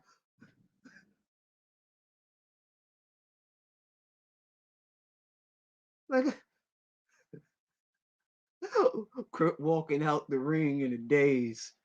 Nah, I think the funniest knockdown was Adrian Broner.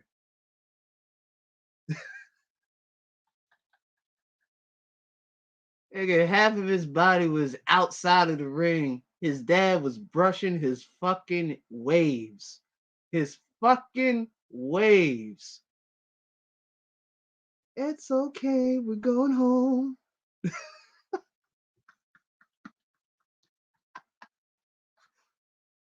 It's okay, we're going home.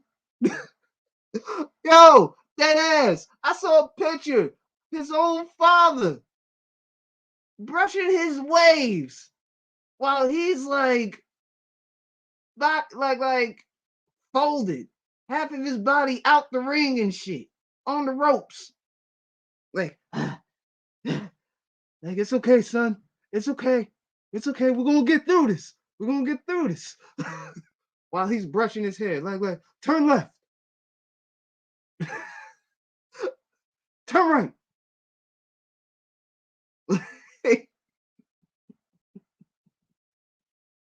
Like, oh, like it was shit. It was bad.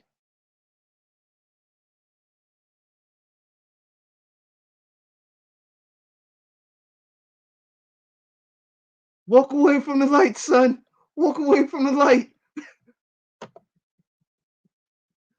Walk away. Walk away, son. Walk away. Ah, the light got him. Damn. Kind of reminds me of that one scene from Bug's Life. Harry, don't look at the light. It's so beautiful, man. Look at it. Zap.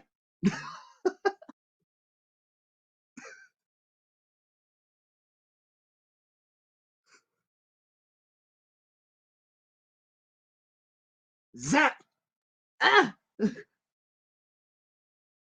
Nigga fell in an empty Chinese container. Damn, Harry. Should have listened to your bro.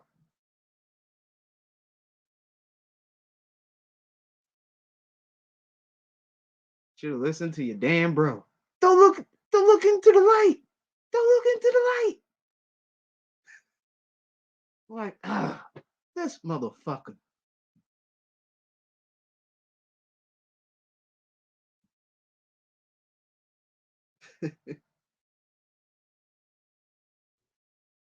But I also have to say this. It felt good making music again. I had to take, yeah, shit, the last time I touched the machine, yeah, it was like last month. Last month, early this month. But I can't help it, y'all. Like, I made some Miami Vice type shit. Oh man. Like I made some Miami Vice type of vibes. Although, the title of the joint is called Lover's Blade. LGT3 production, baby.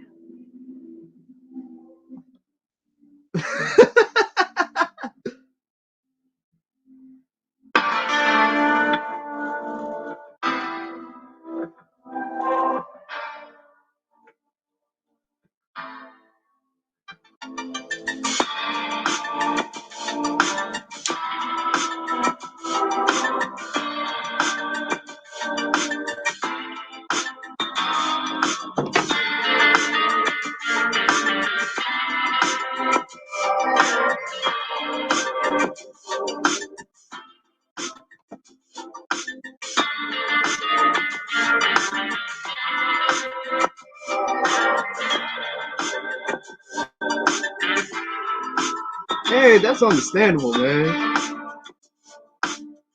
Uh I'm working on it nicer. I gotta talk to a few of my homeboys. 'Cause I think they would be a great fit, you know?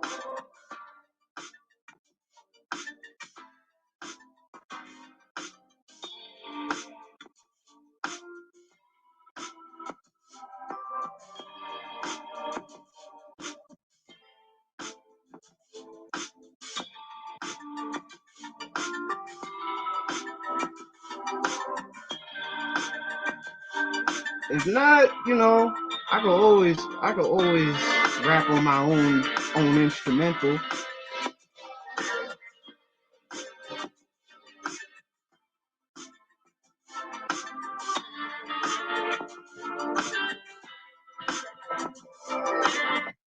That's I did the two-handed drunken sword, my version of it to this joint. Like I was just playing around, right? I'm just like, damn son, like what can I do with this? Like like I just don't want it to be like the regular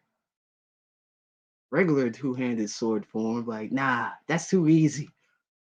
And besides, I haven't really completed the entire form, so I had to like put a little bit of some of the sword arts, from Wudong that I've learned when I was damn, like let's see, like 23.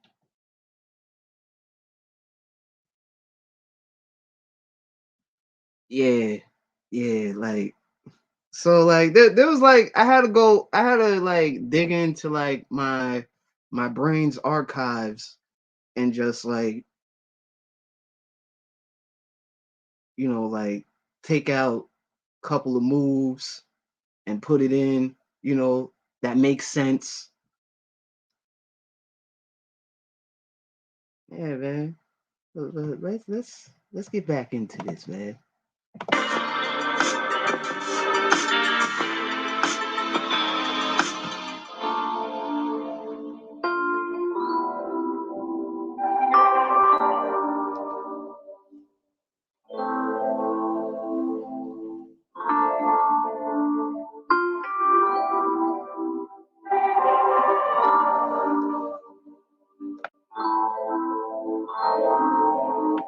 I love that shit. I love that. I love it. Yeah, yeah, it was kind of like it was like I was dancing. It was like a drunken dance.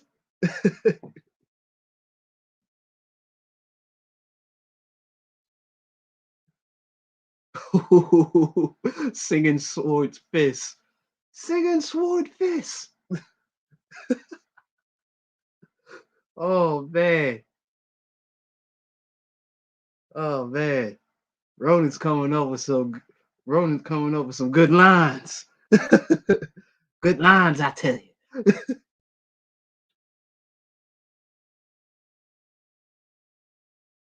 I like being surrounded by witty villains. you know, it is beautiful. Absolutely beautiful.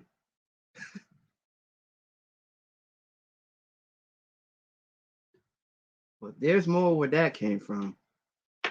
Actually, it's been a long time since I had a beat session, since my homegirl Cherokee pulled up.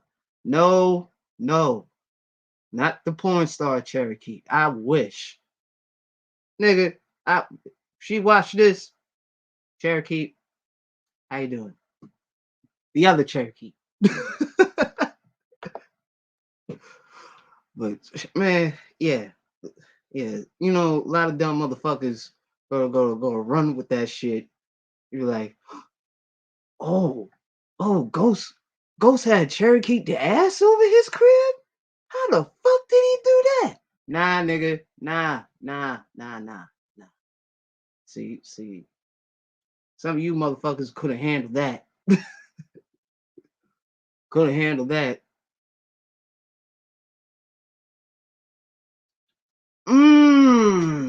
Jasmine? I mean, wow.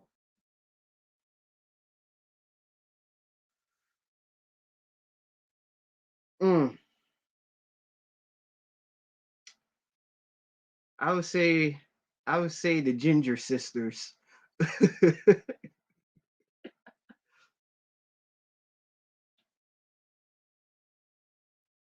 uh, I mean, shit. That'd be one interesting interview. I will say that. Jasmine is delightfully disgusting. Yeah, yeah, that's why I'm like, mm, yeah. I would say Vanessa Blue was the most, oh my lord.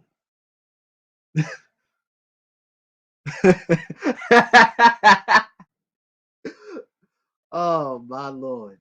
My lord. Like yeah. I had to step back. I had to step back from her. Like, whoa, you too much. Like, you too much. Like, no, no, no. no. I had I had to meditate after that. Like, oh my, oh my lord, oh my lord, the community is all the way fucked up. Oh, oh my god, no, oh, oh Jesus. But what I say, if they gave me the opportunity after the stream cuts off, oh yeah.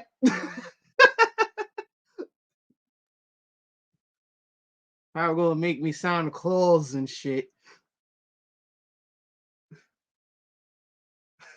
Like, why did I let this woman's thought chakra behoove me?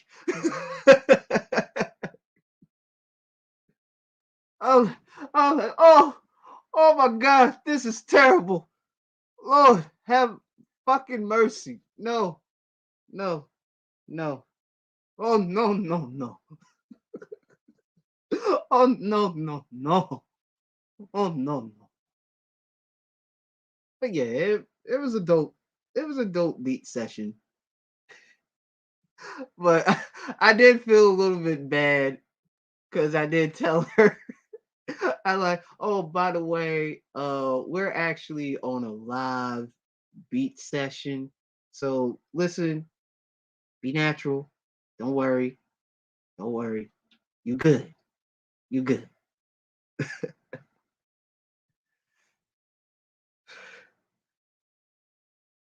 Like, but it was slamming though. It was slamming, man. It was slamming. And I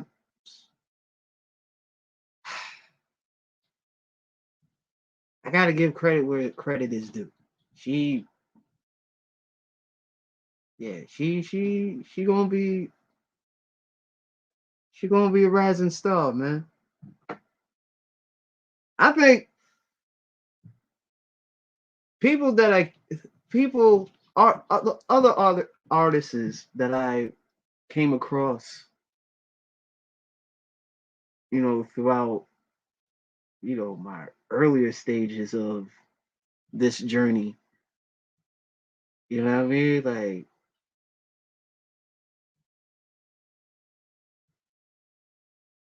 they got it. Thing is,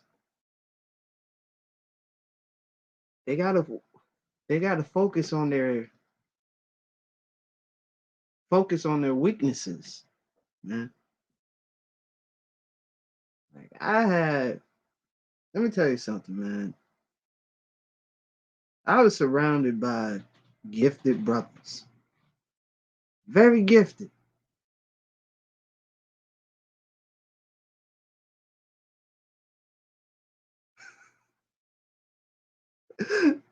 This guy Wolf, man.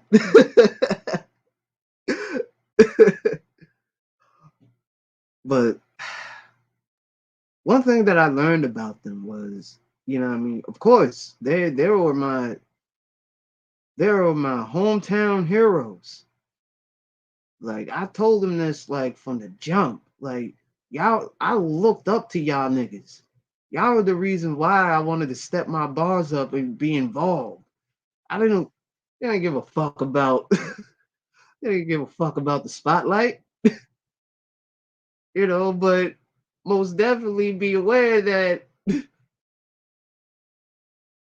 I'm gonna go crazy. I'm gonna go crazy, man. Like it was like I had to show and prove like last year. I had to show and prove, man. Cause a lot of these niggas from the wacky sphere, goofball sphere, correction, goofball sphere. Niggas can't even rhyme on beat. It's like, hold up, man. Like, I gotta do something. Like this is ridiculous. Like this shit is ridiculous. This shit is ridiculous. Matter of fact, you know what? Y'all having a rare opportunity. See, hear me back hear me back when I was a young nigga. Like,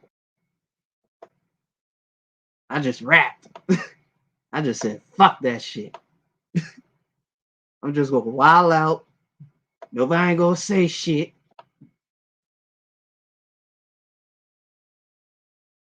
Let me see.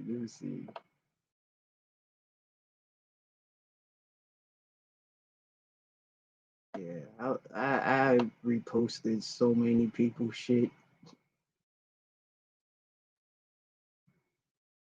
Ooh, Mason murder. Man, that joint is. You know what? Let's hear some old Styles P, shall we? Shall we? But we're gonna do a little breakdown of what he say. Okay? A fresh start means a new you and new savings from Optimum. Of course, fucking advertisements. And of course, it had to be Optimum. Shout out to Optimum.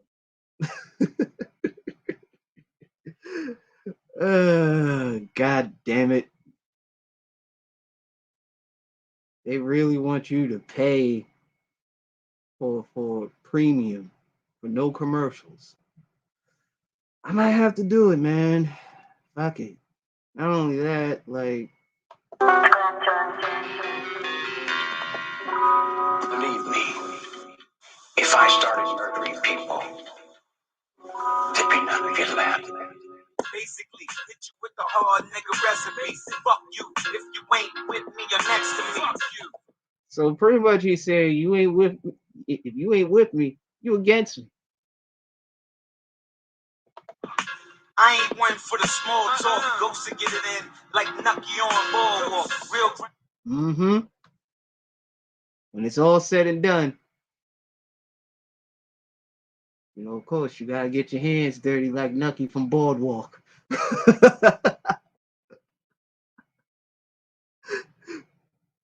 What up, Evaza? What up, man?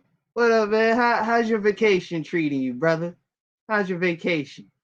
Sincerely, Nadia. Beautiful. My love. How you doing? How you doing? How you doing? All hail Gray Skull. All hail fucking Gray Skull.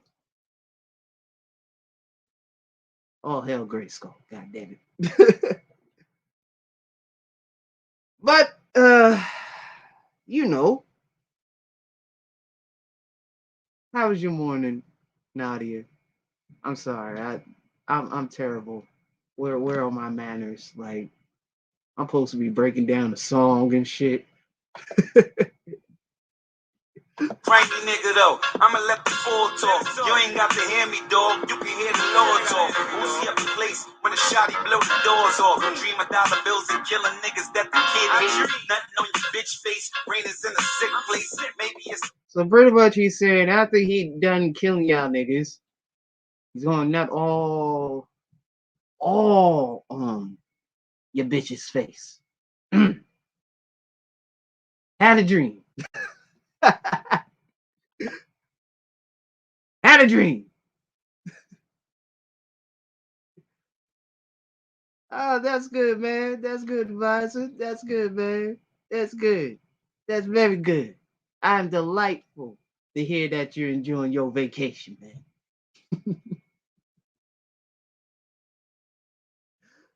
Yeah, man. Yeah. But I gotta give a little dedication to everybody that actually, you know, all the wow, we're pretty much the 8 swordsmen of the villain spear, pretty much. You know, but yeah, man, it all started from a joke. Now look, now look at this. Look at this. I would never see the day that the villain sphere would be thank y'all for fucking with us, and thank y'all for not fucking with us, giving us dislikes, putting us in the algorithm. Thanks, dumbass.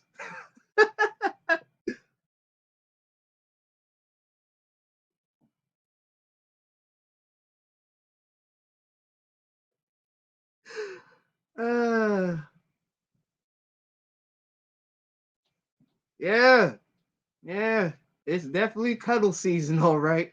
And a lot of these niggas from the bottom sphere,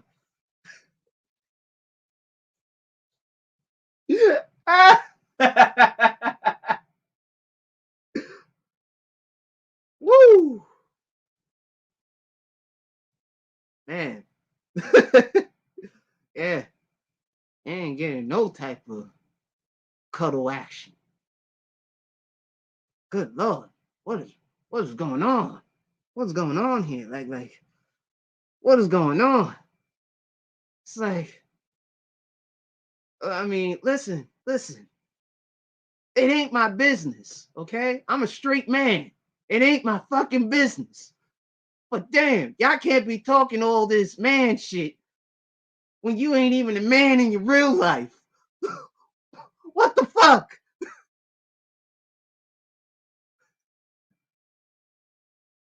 Niggas got flaky knuckles. It's flaky knuckle season. Shit.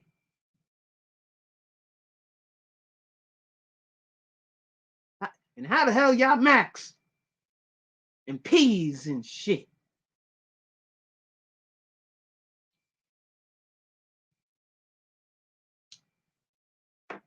Hold on. I'm sorry, y'all. I'm sorry. I feel the spirit. I feel the spirit of pettiness, conjuring in me. I feel the spirit of pettiness. Oh, Lord. I feel the spirit of pettiness. Oh, Lord. And it goes a little something like this. Let me find the damn beat. God damn it. Niggas getting on my goddamn nerves. What the fuck? This ain't the beat. God damn it. I got it. Hold on. I got it. Spirit is in me. The spirit is in me. The spirit is in me. Now, give me 1 second, y'all. 1 second. Find this damn beat. Oh, foolish me. Hold on. If I remember correctly.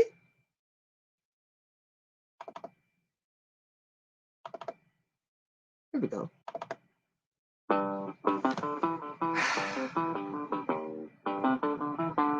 Bottom spear, oh bottom spear. Or should I say dry dick spear? What is wrong with y'all? What is wrong with y'all? Like, what is wrong with you niggas? Like, y'all got me scratching my head like, wait a minute, am I fucking up? Like, what's going on? What the fuck? Doing all this bitching and moaning already. Yes, it is. Yes, it is the festivities of the Petty Ghost Hour. God damn it. All these. It's like, first of all, it ain't none of my business what y'all niggas do with y'all libidos and shit. But it's like, y'all can't be talking about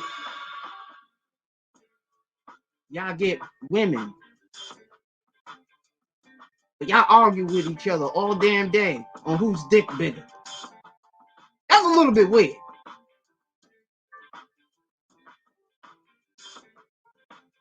Niggas having sword fights on panels. Like, what the hell? Just imagine what they do off air. Uh-oh, let me get out of there. Wait a minute, did that rhyme? Like, it ain't none of my fucking business. It ain't. I don't care. I don't care what you do. Just don't bring that shit over here, okay?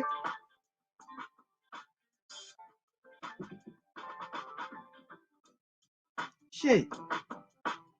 You should be meat jousting a female speaker box. That's what y'all should be doing. Like, slide your love below, insert it inside her speaker box.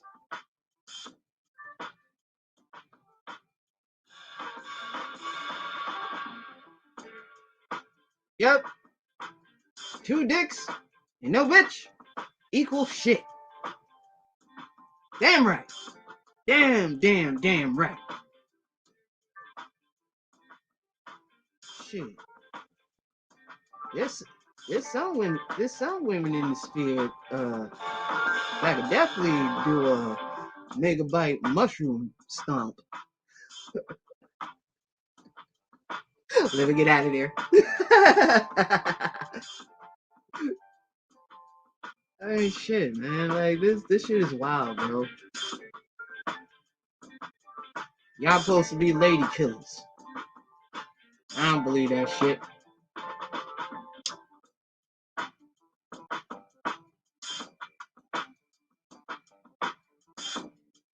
I don't believe that shit. I don't believe that shit at all. It's like, damn.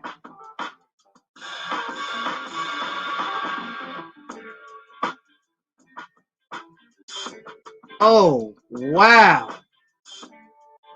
Hold on. Wait.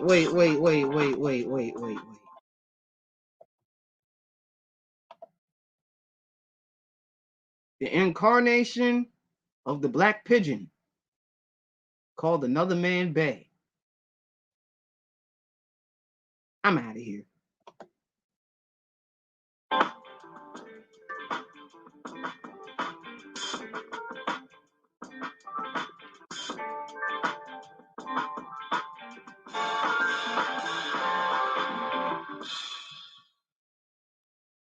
But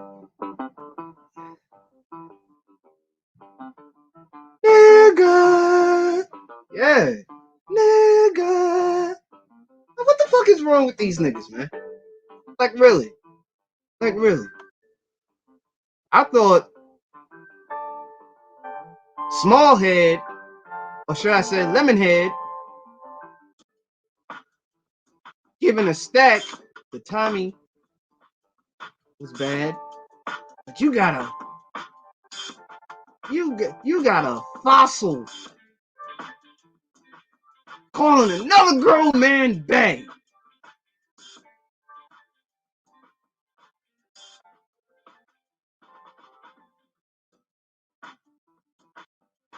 Calling another man Bay.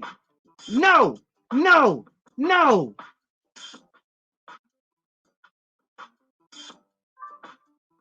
This is not what black men do. This is not what black men do. What the hell? So what? We introducing buck breaking? Huh? We're introducing buck breaking?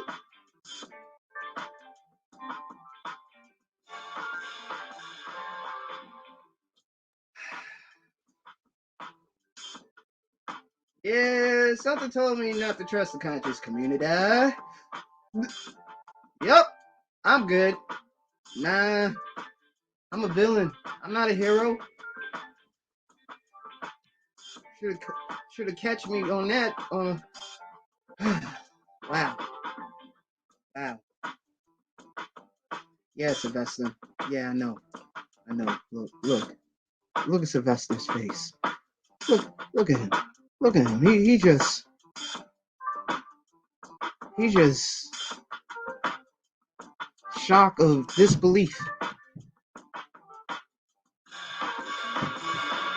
Let me take a swig.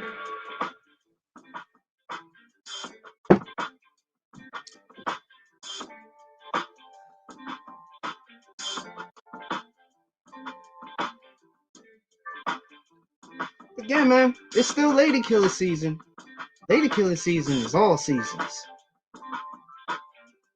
So, Bobby, y'all, get the fuck off of here and stop listening to these helmets that don't go outside that much. Go outside for you. Don't go outside because of the bitches. No, I mean, well, the women. But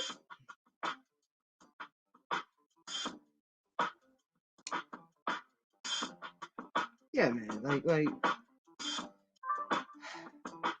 be the better version of yourself, not for them. See, when you focus on being you, this is where they come in. This is where they come in. Shit. Do I have to show it to y'all? To some of these goofy niggas in the back.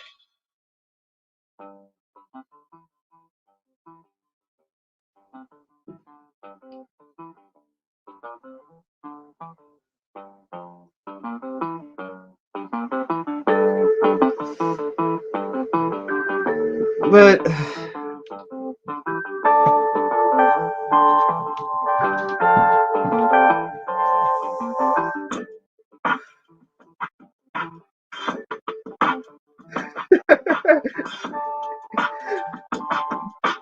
yeah.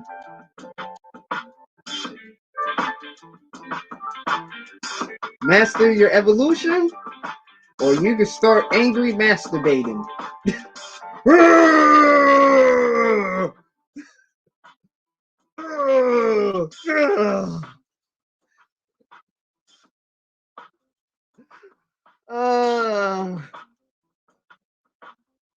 Oh man.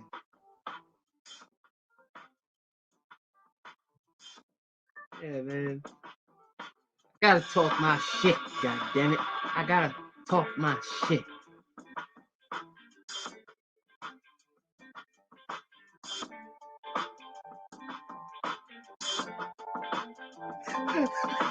Oh, would you like to tell us more details of what you're doing over there, Nadia?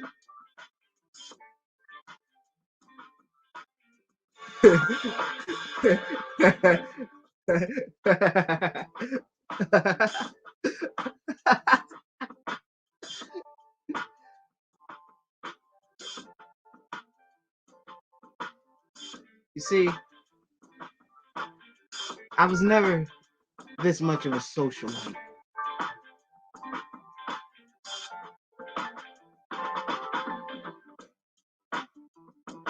Oh, she's making soap. Oh, all right. I'm about to say, like, that's a magnificent talent.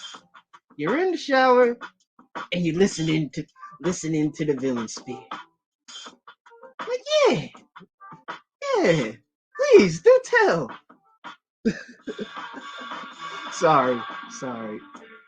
The dog in me, you know. I mean, shit. I am the demon prince after all.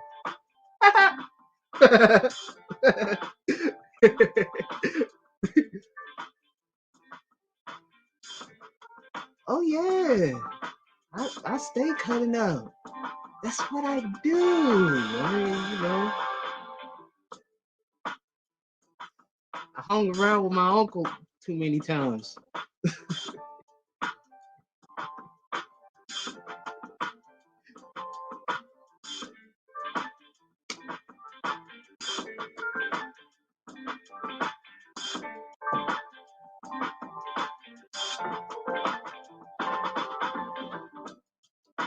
dragon.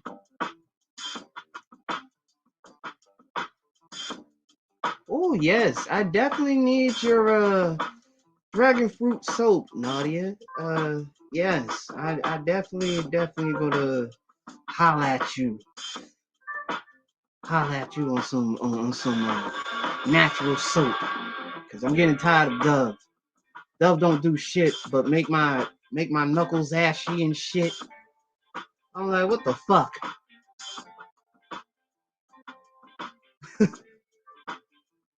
Damn right, we are villains.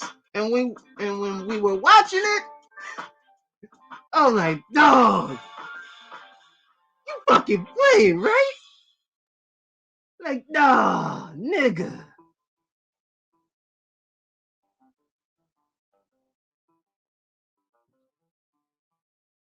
Like, nigga, nah.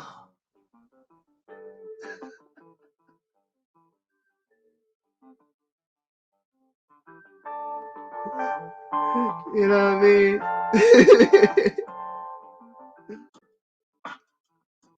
But this lady killer season, fellas, you know what I mean? Make sure you find yourself the right one to behoove. You know what I mean? Lesson with the charms, B.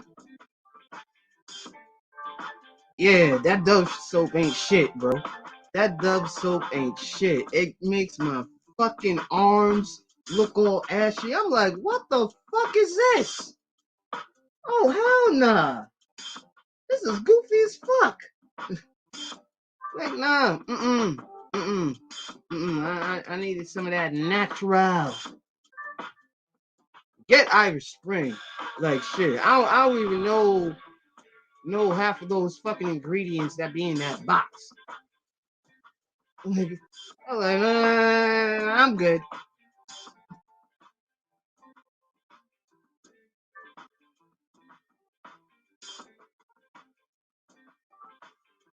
But all jokes aside, I definitely need to try out some dragon fruit.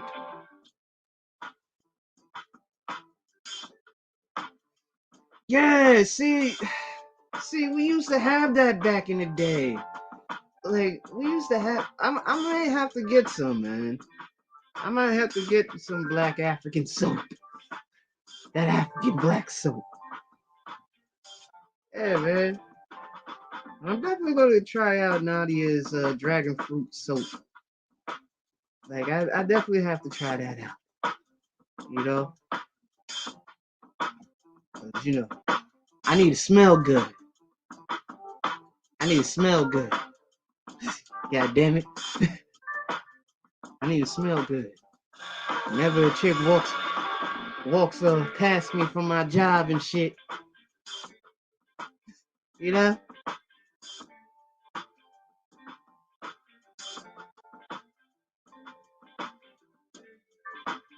Hey, man, I'm just saying, go out there. Be the better version of you for you. Not the women. Not the women. Okay? Damn sure not the damn women.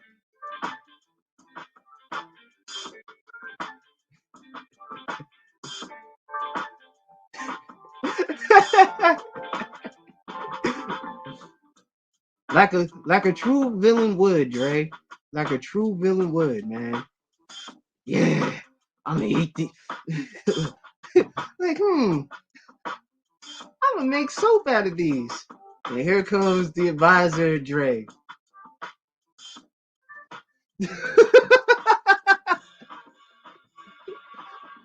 Like, nope, not today, wife. I'm gonna eat these shits. I'm gonna eat these dragon fruits like they the tree of might. You hear me?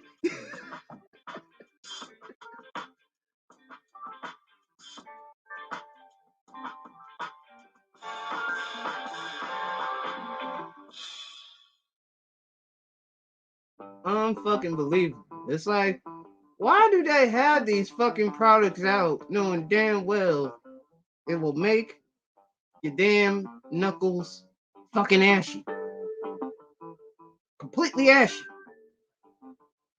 What the fuck? I wasn't hitting the bag to. Fuck. It's that damn soap. I guess that damn soap.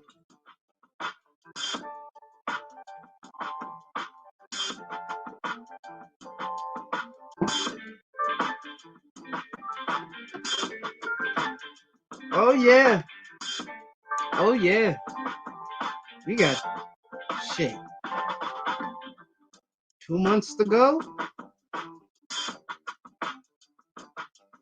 Yeah, definitely. Yeah. Yeah, absolutely. Definitely. That brand of soap was definitely not made for us. Definitely not made for black folk. No.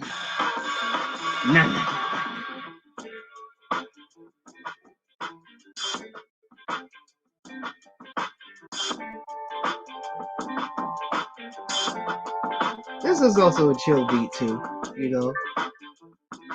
Kind of reminds me of The Far Side.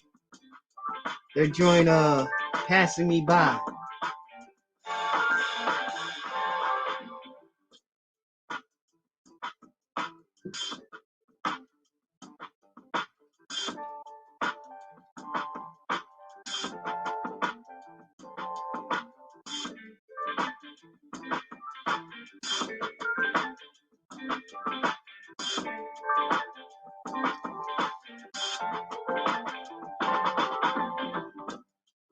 I was just thinking about doing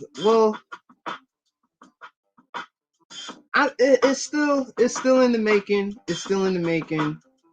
I only got like shit. Well, whenever I want to drop this beat tape, you know, a dedication to, you know, our fallen greats, you know, 2 brothers from 2 different regions. J Dilla, DJ Nujabes. So it's gonna be dope, man. Hell yeah, Villains Records. Villains motherfucking Records. Yep. Yeah, man. Like, all this inspiration really makes me want to go back to drawing again, man. Like I've been thinking about it. I've been thinking about it, man.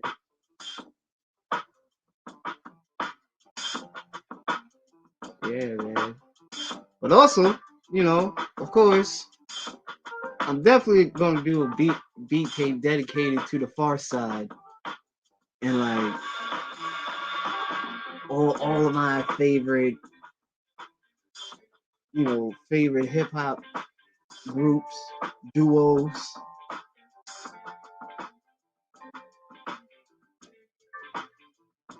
Oh yeah, we working on it. High on. Hold Your Own Nuts Records. I love it. I love it, man. I love it. How about this? Ghost Villa Records.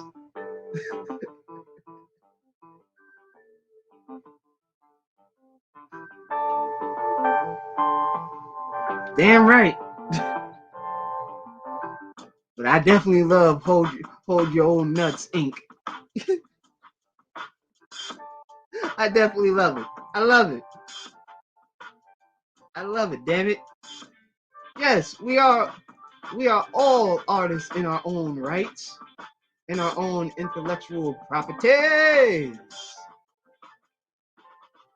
You know? It's a beautiful thing.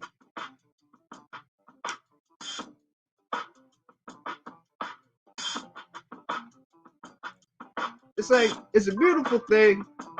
Like when you just meeting a chick for the first time and you just have that unexpected fire in your stomach. like just building up from the Dantian and shit. Like, oh shit. Ooh. Like, ooh, good God. Like, you know?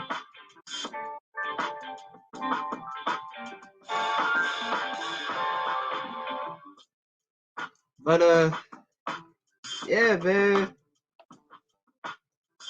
I mean, shit.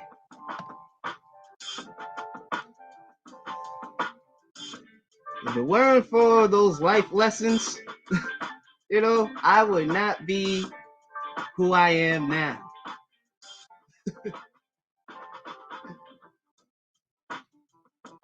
Like, Turner!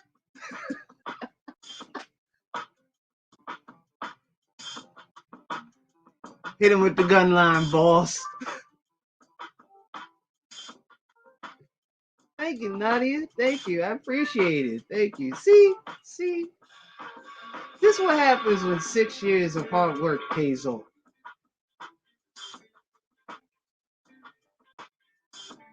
Mm. Mm, mm, mm. Mm. What?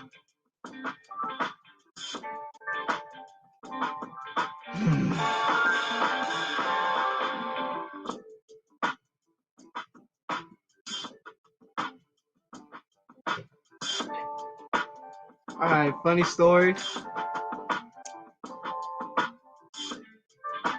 I did experiment dyeing my hair once. Okay, just to try it out. Just to see. Just to see. Okay? And oh man. Hit them motherfuckers with that Malcolm X complex, you know what I mean? Have our Ray-Ban glasses. Yeah, Wolf, I think I found some chicks' pubic hairs. Yeah.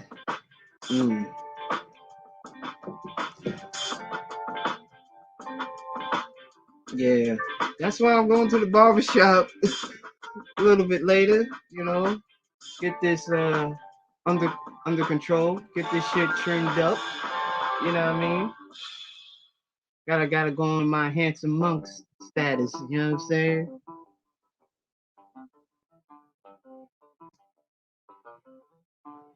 Gotta be on that. Gotta be on that, you know what I mean? But anyways, yeah, so I did experiment, you know. Well, actually, I wasn't the only one who did it. It was my younger sister too. Like, we both like, I was just like, yo. She was like, what? You want to dye it? Let's dye our hair. She was like, hell yeah.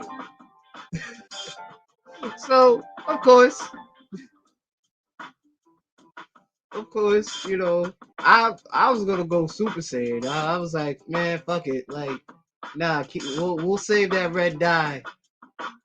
Like it was like a red penny red.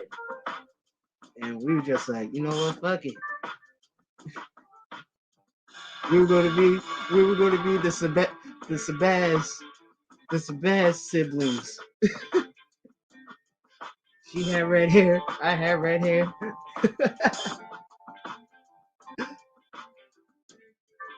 But you know, it was a dope experiment. You know what I mean? And you know what I'm saying? I'm just like, man, it was fun. But black is beautiful.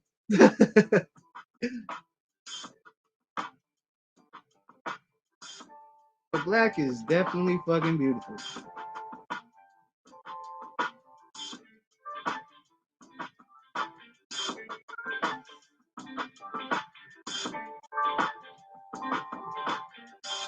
Oh damn. Nigga, beard color is the rear in child support. Oh. Big ass lace front beard with a James Harden mouth. Oh, oh, oh, oh, oh my lord. Oh, I'm at, oh my god. Oh, I can't breathe. Oh my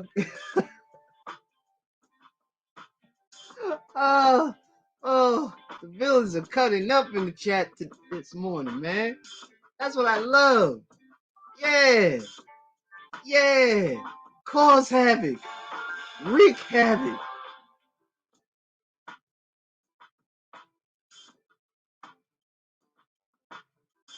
Cause havoc. God damn it. Cause fucking havoc. Yes. Yes.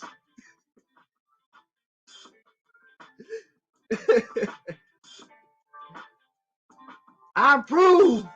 The captain approves.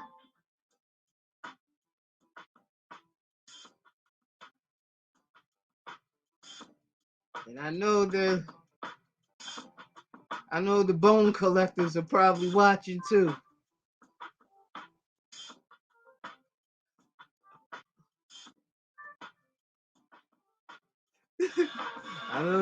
I know his bone collectors are watching too.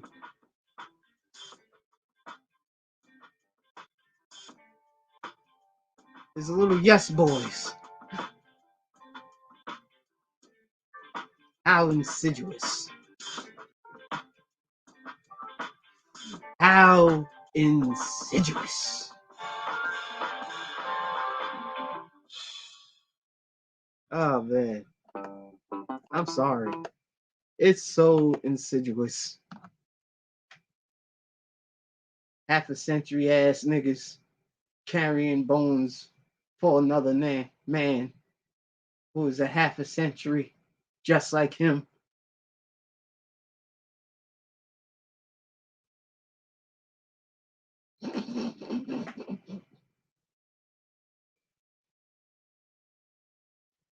How insidious.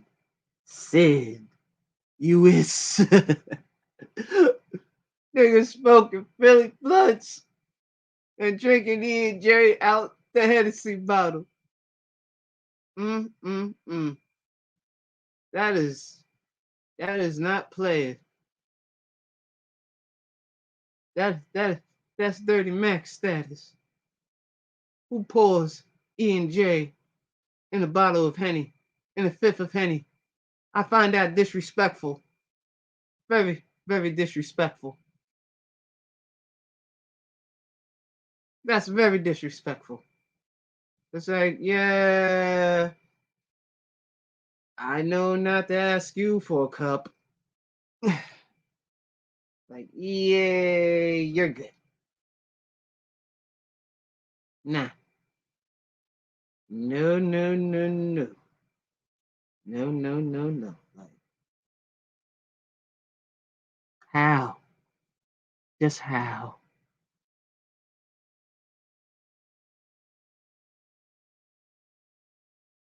Oh!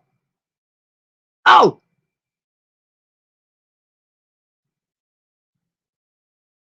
Oh! Oh! Woo! Woo! Fuck the ice. See that right there? That deserves a shot, goddammit.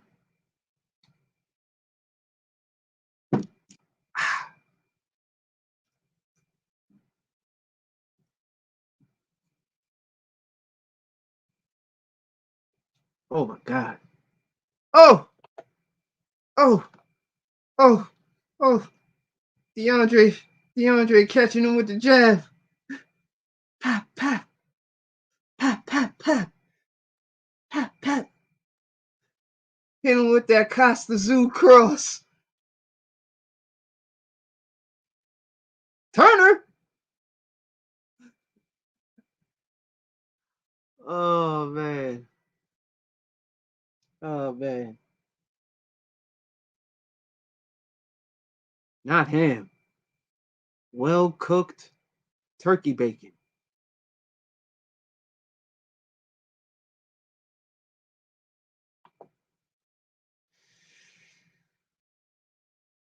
Mm, mm, mm, mm.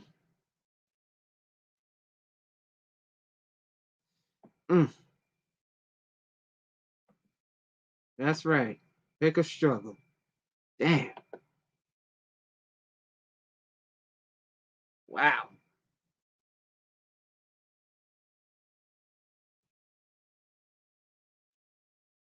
Wow.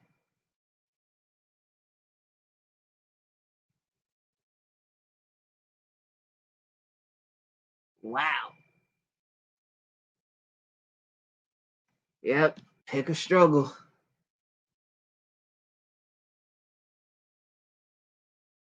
Wow.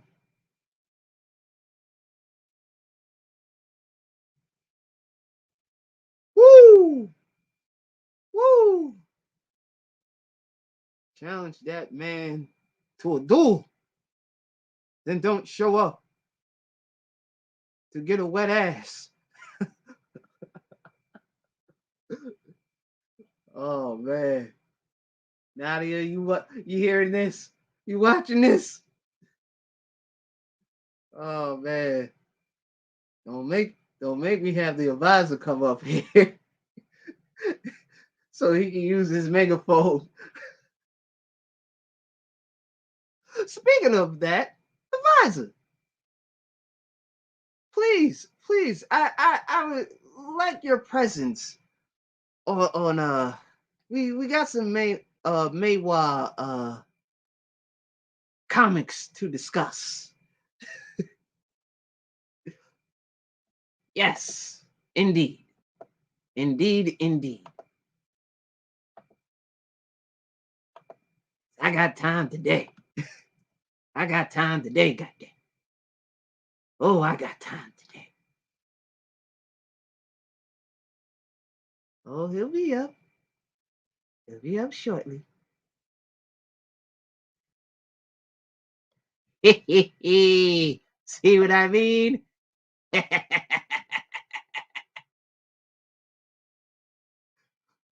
What's going on? What's cracking? What's Advisor. going on? I was just being petty in the corner, man.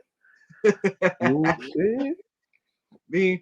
being petty like Friar King Bradley.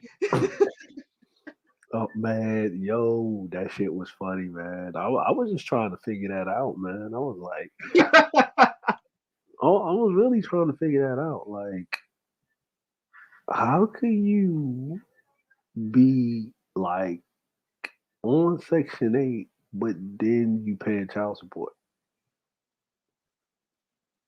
Mm, Don't they give Section 8 to people that are receiving child support, not giving it? yeah.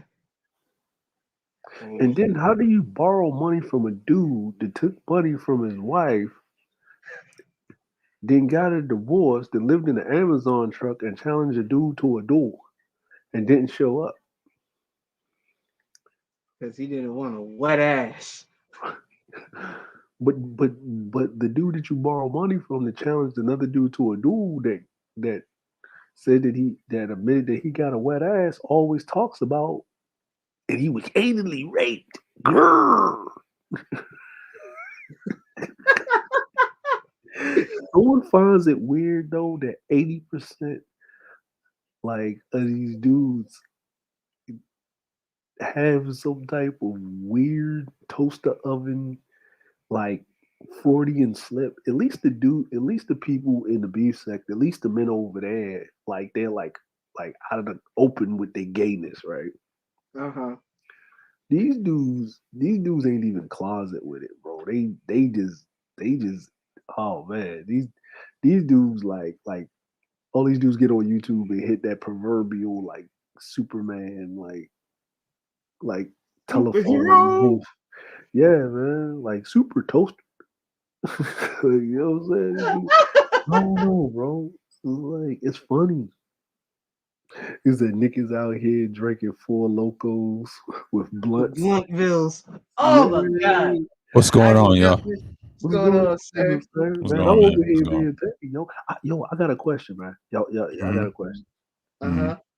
Um, Remember, sir, we was talking about Ronan with his refined subliminal petty shots that people were picking up on and stuff, right? I got a question, right? Mm-hmm. If Angry Man took his hat off, would his beard go with it? No, Like, do he's you think bald the headed. beard? No, I'm saying is the beard attached to the hat though? No. It's not. Oh, No.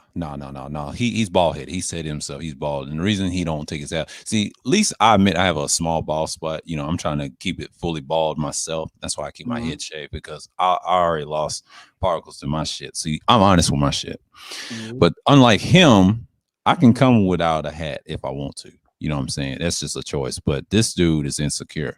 You know, I've already showed that I cammed up over the years, and I already know he's just like he's on the same level as TS. And what I mean, not in numbers, but their hoish behavior. And the reason I say that, that's why I don't fuck with him, because what VA did shows exactly why I can't stand niggas talking about politics. Like, y'all don't know what the fuck y'all talking about. And this is why I had to bring the conservatism thing. I'm gonna roast in one of my second part of conservatism. I'm gonna play it for like 3 hours, and you know, if I start it, I'm gonna start it probably in the day. It's gonna be a double stream, and what I'm gonna do is you're gonna see the bullshit and the derailment why niggas can't, you know, come together on those issues. But then you got niggas like him and everybody else do the same shit that I'm disgusted with, and that just shows you I don't take these dudes seriously. And this is why I don't really debate dummies. Like, I told that to the goat fucker, and I said, no, man, we're not doing that. No, because I already know this game, and that's why the trolls is on my head, because they mad because Ceruleans lobotomized them.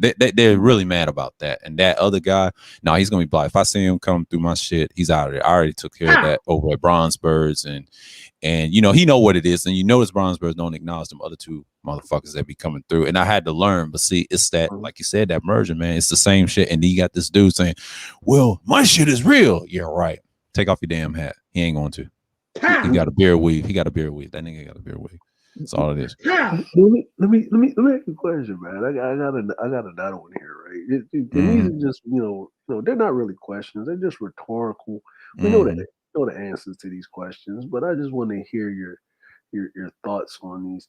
My thing is this, right? Now, if I am a contributor, right?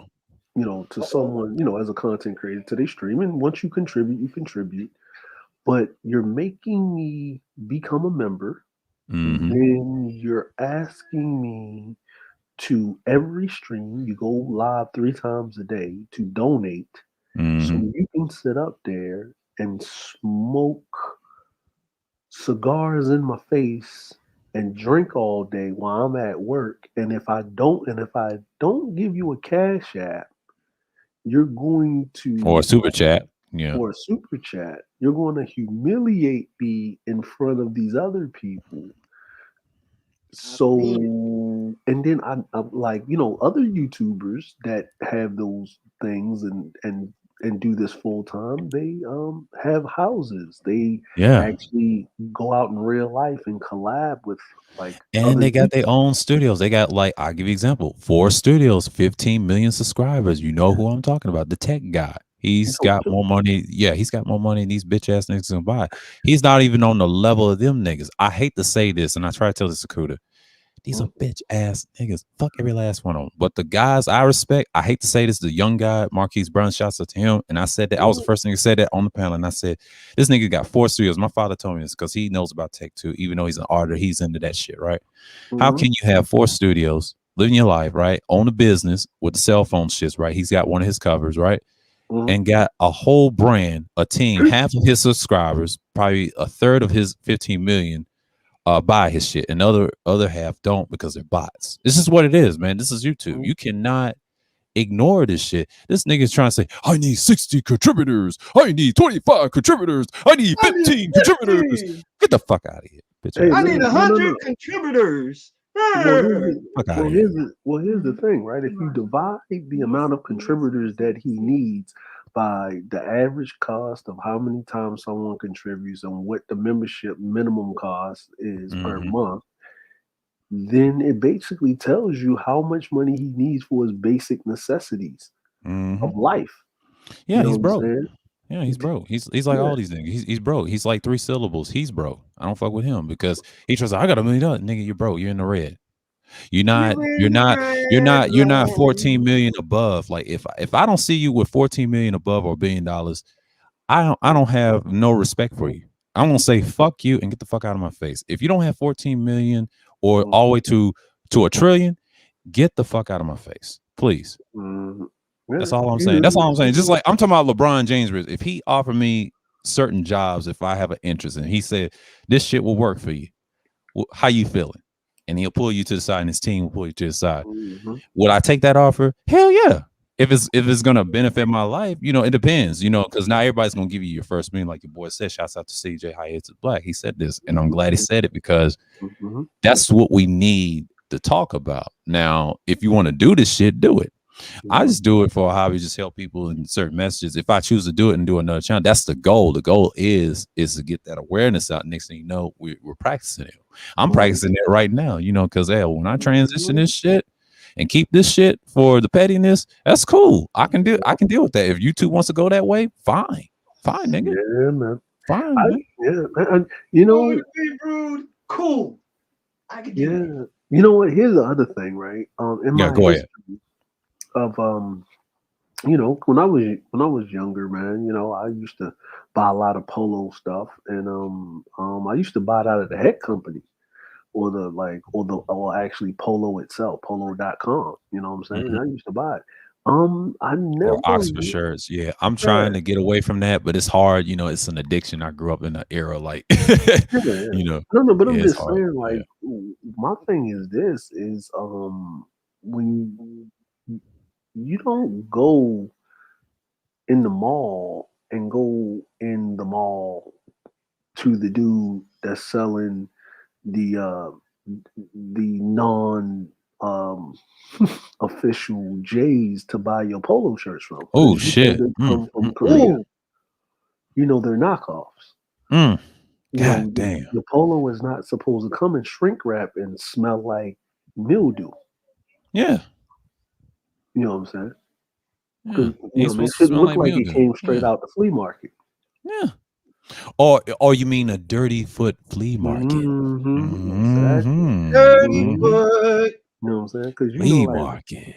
And then you ain't even getting the high quality knockoffs they got like in New York and Manhattan where they got the little like Vietnamese lady chained to the damn sewing machine and shit in the sweatshop, right? Yeah. Like down in off the dock. Like they shipping that all the way, like everybody done put their hands on it. All the way home. All the way down to North Kakalaki.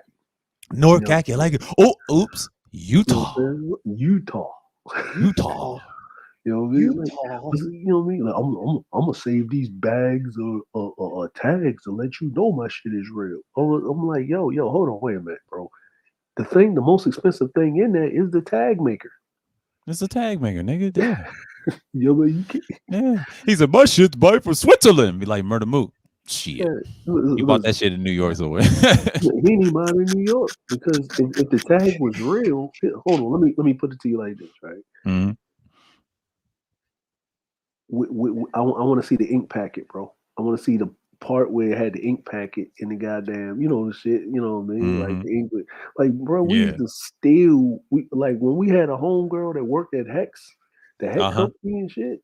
Man, boy, we paid $100 to give us that ink packet remover, man. That little fucking gun. Oh, we cleaned up going in there stealing shit. Oh, clean, nigga. Nigga, that was I was 16, bro. We had what? Oh, we had shit, polo man. everything, boots and all, bro. I had my athletic shoes. I had my polo rocker wears, and me and my older cousin, she's a Scorpion. We used to shop at the pennies and file on the designer jeans. Man, I miss them days. I mean, them days is fun. I got out of shit. I just wear khakis now and be proper now, and some boots and some regular shoes, casual shoes and shit like that. I wear suits every now and then, but I don't wear it that much. You know what I mean? Just no need. Here's another thing, man. Here's another thing that I don't understand. Like, out of all the shit these niggas be talking, right? They always outside, not around nobody. Yeah. That's the problem. See, I tell you what I be doing outside. I be talking about various topics, but if I show you, I mean, probably this spring, I'm gonna probably go down to the park up the street where I live and show you. I'll talk to people that say, "Hey, what's up? Hey, you doing YouTube? Yeah, yeah, yeah, Yeah, yeah." yeah. Like I don't get it, man. I don't get it. Like people, like it's this weird thing that I don't understand. Like you literally, you literally are not. And this is what I mean by this. Is like this funny part. Like it's like dudes make man, you over there, you know, with these chicks and all, like you know what I mean, or this, but you if you listen to what these dudes have to say, right? You don't hear Mhm. nobody in their backgrounds really. Yeah. Like you don't hear them like yo they like yo where's your friends in real life like they can verify you like that's been sitting in your presence and stuff. Where's your family at? Where's your family at? That's Yeah, another thing too. That's another thing too. On my condenser mics, one of my recorders, you can hear my sister in the background chilling in the yeah. house, and you know guests coming over. Yeah, man, it's things like that. And everybody say, "Damn, you got people you talk to," and we're like, "Yeah, you know, family's like close like that." You know, even though we have our differences, but we still Right. communicate with each other. I hate to say that, but most of these niggas don't have that. Oh, oops, sorry, they don't have no families. Hold on. I do have a question though. I do have a question. Hmm. Do lot lizards count? No, Okay, no, lot lizards don't count. Okay, okay, no. okay, You can't. That's a no. okay. That's No lot That's a illegal. lizards. hell no. No, Okay, lot lizards. unless you fucking a real thing. You know, she put it on you. That's cool, but no lot lizards. No, get the real No, thing. no lot lizards. Okay. All right. So, all right. So no lot lizards, and but I do think it's really weird, man. Cause like whenever I would drive long distances, man, I would have to wear something comfortable. I can't drive more than like 10 to 20 minutes wearing a full on suit, man, with a hat on, bro. Yeah, I can't. How is that possible? Like, how can your nuts got to be sticking to your legs wearing a fucking three Yeah, piece and suit you know what's so funny? in the That's damn truck? you know what I call that? That is three syllabic behavior. You are three syllables behind, sir. You can't even read or write. I'm like, come on, man, talking slow and shit from Mister. Get out of here.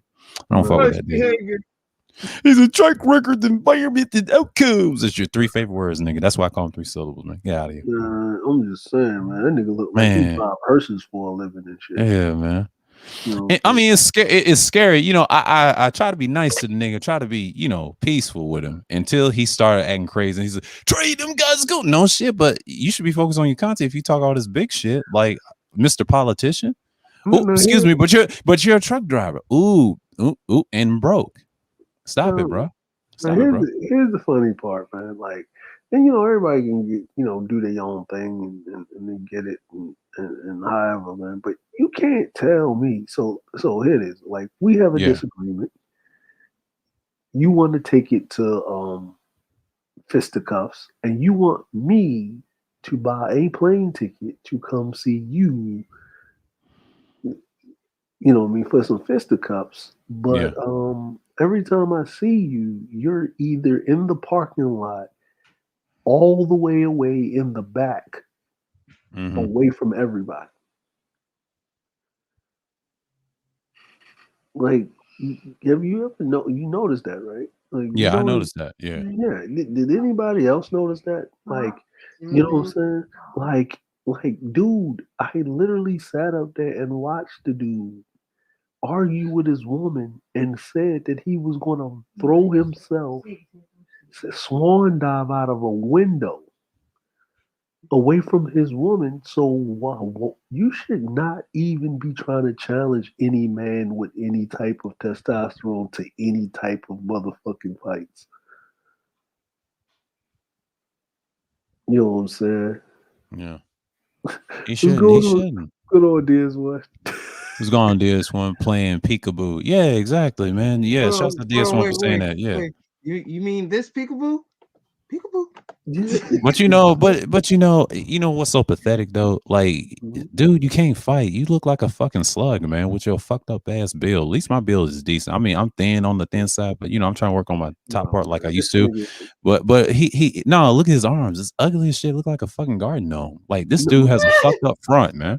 Come on, this stop it, bro. nigga, the nigga looked like a melted Santa Claus, Yeah. motherfucker. Ho ho ho! Merry Christmas with a red Yo, beard. man, look, bro. Like I was like, wait a minute, bro. So I got a question. Can somebody explain to me, bro? How do you start off the stream? Right? Start off the Mm-hmm. stream. Now, my man gave a perfect example. He told me how he did it, but I'm still trying to figure this out. How in the fuck did you start off the stream without a beard, came back Mm-hmm. 3 hours later with a full black beard? A full black reddish beard. Are you Yeah, Irish, nigga? you know what I'm saying? Like, yo, you Lucky can't like, Irish. yo, chia pets don't grow that fast, bro. I know. You know what Or I'm saying? chinchillas. Yeah. So what was that thing, yo? Remember the Play-Doh shit where you used to put the Play-Doh in the little Yeah, figurine yeah, and yeah, push yeah, yeah, down yeah, on the yeah. head, and then the shit used to come out. And I you remember. yeah, man, the fucking Play-Doh beard. Play-Doh ass beard. Man, Play-Doh so old. You take me back old school. That's 90s shit to me. I know you Yeah, had it your day, but I'm just saying, man, like this dude is nigga, man, he's a funny. clown, man. I can't take this dude serious. You're easy to roast. You hoe ass Tommy. And like, hey, I call me Crispin. Shut your ass up. You mad because Corey Holcomb pulled your whole card. I saw that bullshit video that shouts out to Ball X for that. That nigga's a hater, man. He's mad because Corey pulled his card and told him what he was. Who Yeah. that?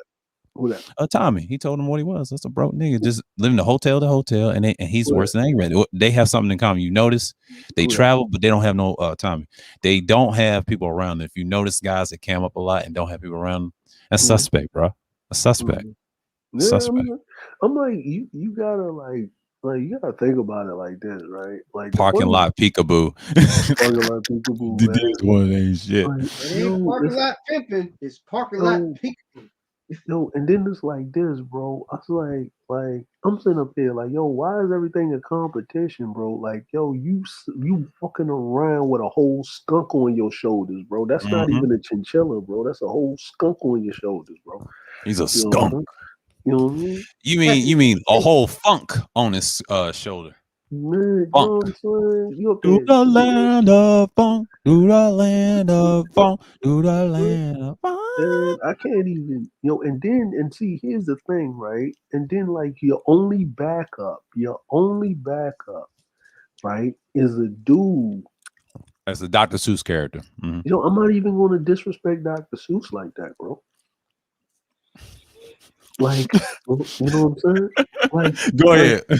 like this dude is a failed everything, bro. He's a look, he should go to jail for attempted murder on the English language with that damn book that he wrote. You God know what I'm damn. saying? That was Woo! premeditated. That was premeditated vocabulary slaughter, bro. Like, did you Oh. read that shit, bro? Mm. Did you Advisor read called that? that man illiterate. Oh my god. No, I God wouldn't, I damn. wouldn't, I wouldn't call him illiterate, bro. Because see, No, I say illiterate. I say illiterate. Illiterate. You call him illiterate. no, I wouldn't, because see, illiterate means is that you actually try and you understand that you can't read. hmm Like, he doesn't recognize that he can't read. Oh shit. Oh, he's one of those. Yeah, yeah. He's Yeah, he below. doesn't. He's negative 15 syllables But then. see, God but see, damn. here's the funny part. But hmm that was his job in the military to take care of your records. Oh shit. So, Uh-oh. so that basically tells me that in the military you gotta at least read at a high school level, bro. So not only were you a damn orphan, but you had to get a GED. Yeah. You know what I'm saying? It ain't nothing wrong with getting a GED, my nigga. I mean, But yeah, ain't nothing wrong. It's just, but damn, being arrogant about it, being a god damn, bro. so let me get this straight. Let me put this in perspective, right? Let me put this in hmm perspective, right? Put this in perspective. You, you run around, you're giving the man, well, at the time you was married, you're donating the money out of the joint account to this man. You make a book. He doesn't even promote your book first. You got to go to BGS to help you hmm promote your book first. Then you go beg O'Shea, which O'Shea told you to kick rocks, which is public enemy number one, right? You know what I'm saying? You know what I mean? And then you about to jump off the fence because the nigga was actually throwing shots at you, but BGS calms you down because you was about to let all the cat out the bag on fucking with the what Bishop was about this. But we gonna forget about that. We gonna burn the tapes. That didn't happen, right? But okay. We then you went all over everywhere with your no, with your shit. Your what's going on, CJ? What's going on, CJ? Your. So then you go and then the dude turns around. Next thing we know, the pimp himself, right, is Oh, now living with his brother because he got motherfucker excommunicated out of the house. oh shit. You going Yeah. there? Yeah, Yeah, yeah, yeah. He bro. told I'm me, like, yeah, you going in the like, petty. listen, it's the anniversary of me with the gloves off, homeboy. You Oh know what I'm yeah, saying? Like, yeah. yo, I You don't have to. Yeah, go yeah, ahead, advisor. I'm about to smoke you real quick, nigga. So now since Mm-hmm. we here now, then your wife finds out that you was running around using her money to fly to go meet a trans Asian prostitute in Cali. Damn, I knew this. Woo. You know Whoop, what I'm saying? whoop. Yeah, bro. Mm. Mm-mm-mm. Mm. Mm-mm-mm. Boy, I wish we Mm. had Cerulean up here. He would air him out. He said Twin Cities. That nigga did not show up. When he Oh told me no, that no, off air, I no, said, "Woo!" bro. No, I'm just saying, Mm, bro. I'm mm, just saying.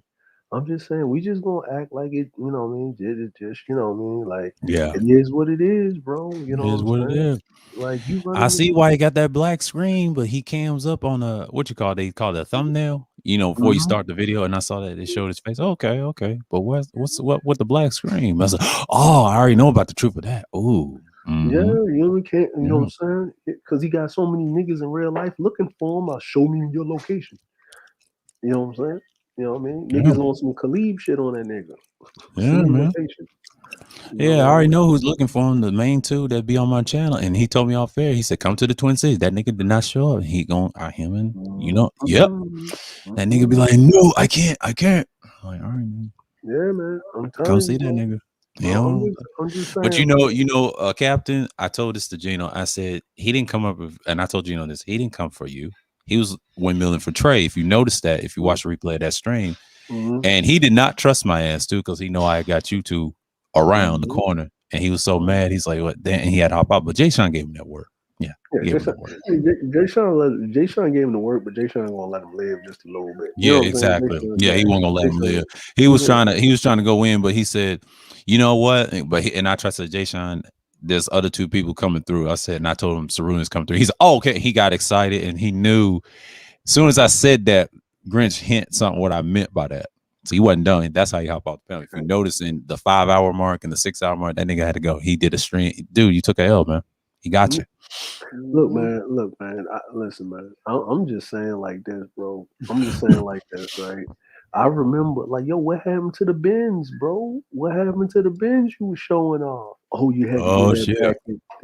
You had to give your wife back her car and shit. You got it repoed. No, the United States government repoed this shit to give it back to his wife Mm-hmm. Oh, because his name wasn't on the title. Right. Mm-hmm. You know what I'm saying? You know what I mean? No, that's not really pimp like. You know what I'm That's saying? not. Think about it. It's He was not. a dependent in the United States military. I mean, his wife was still in. Still in.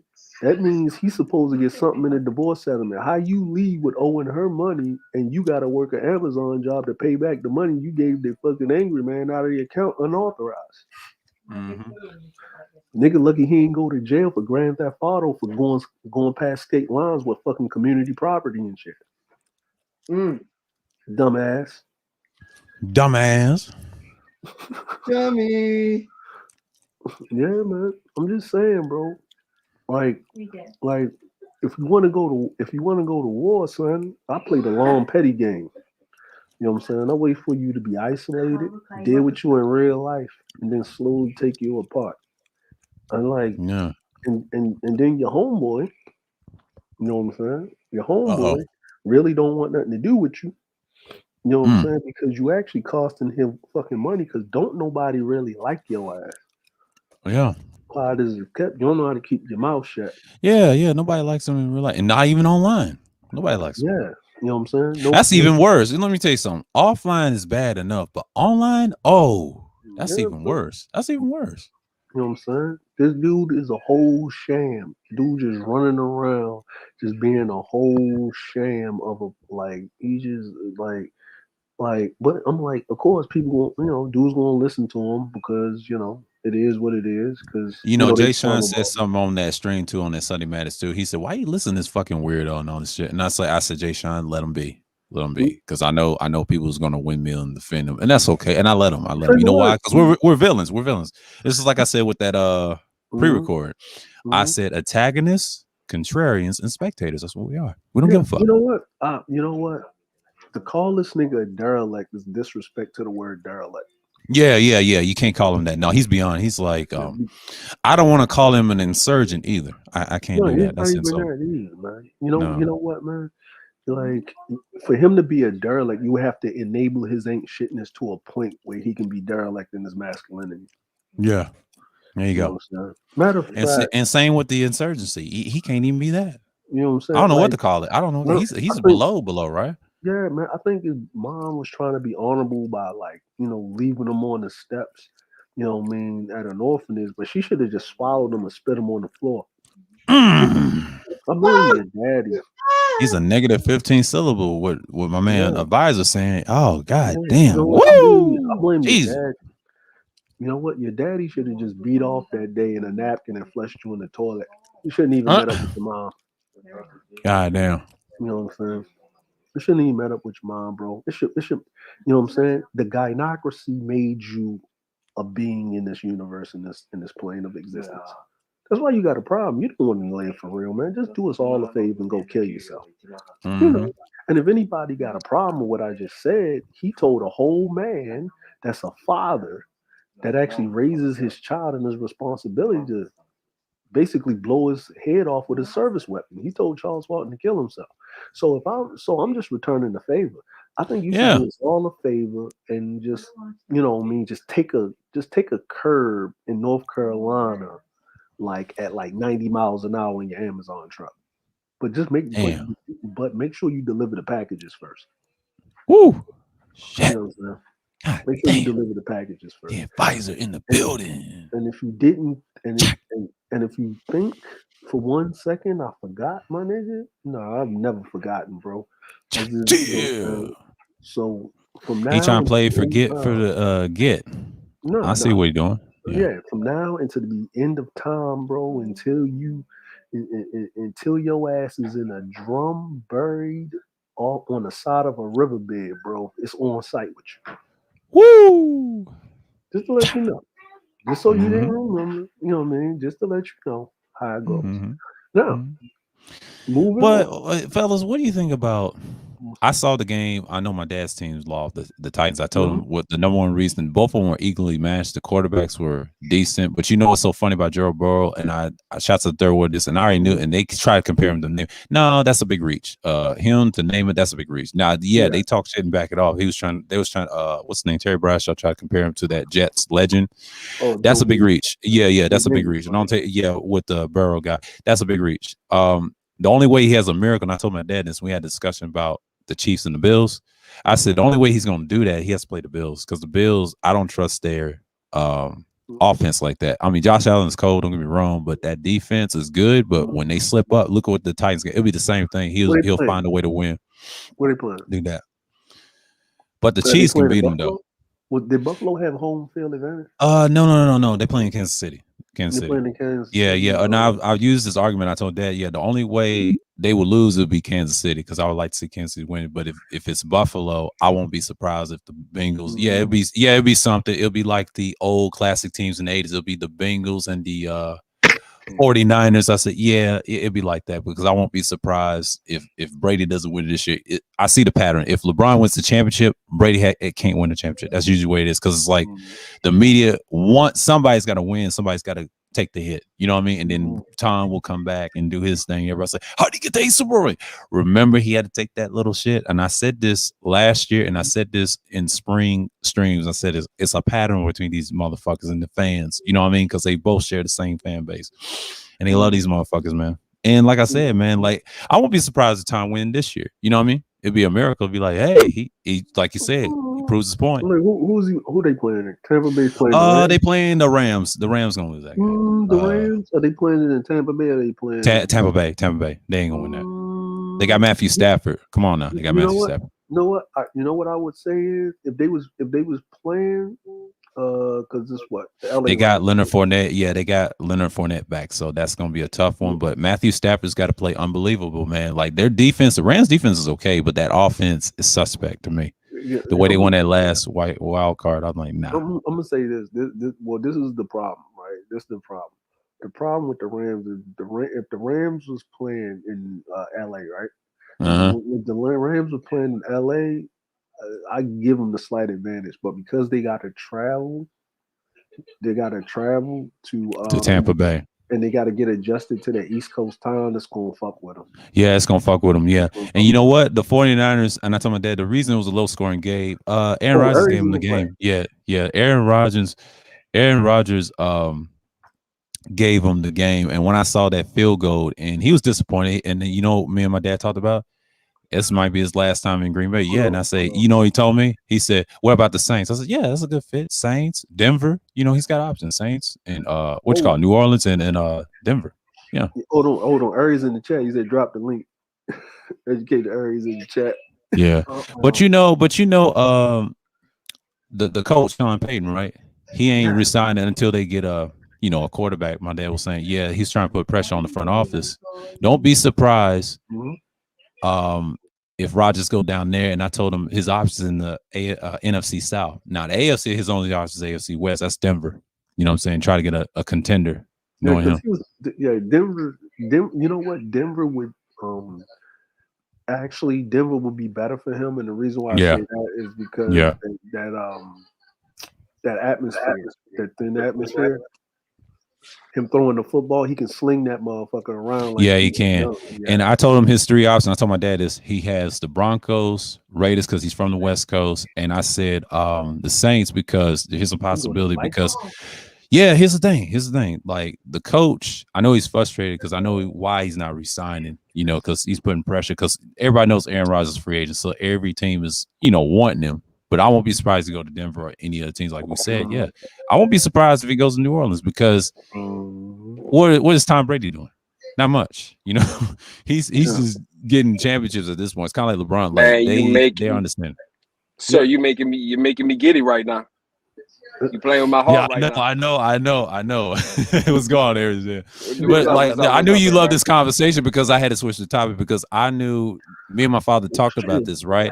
And when I saw that loss yesterday, and I said to myself, this is amazing. This is probably the best playoff I've seen in years. And I won't be surprised if none of the two top guys, like what's his name? The key quarterbacks or the players like Brady and Rodgers not in the Super Bowl. And I told my dad the only way that can happen is San Francisco. Like I said with the Bills, you got to play unbelievable, man, because the Bengals, they have an all-around team, but I'm not impressed by them. I got to see first. You know what I mean? They got defense, they always have, but that offense is something else. I like, that Joe Burrow ain't no joke.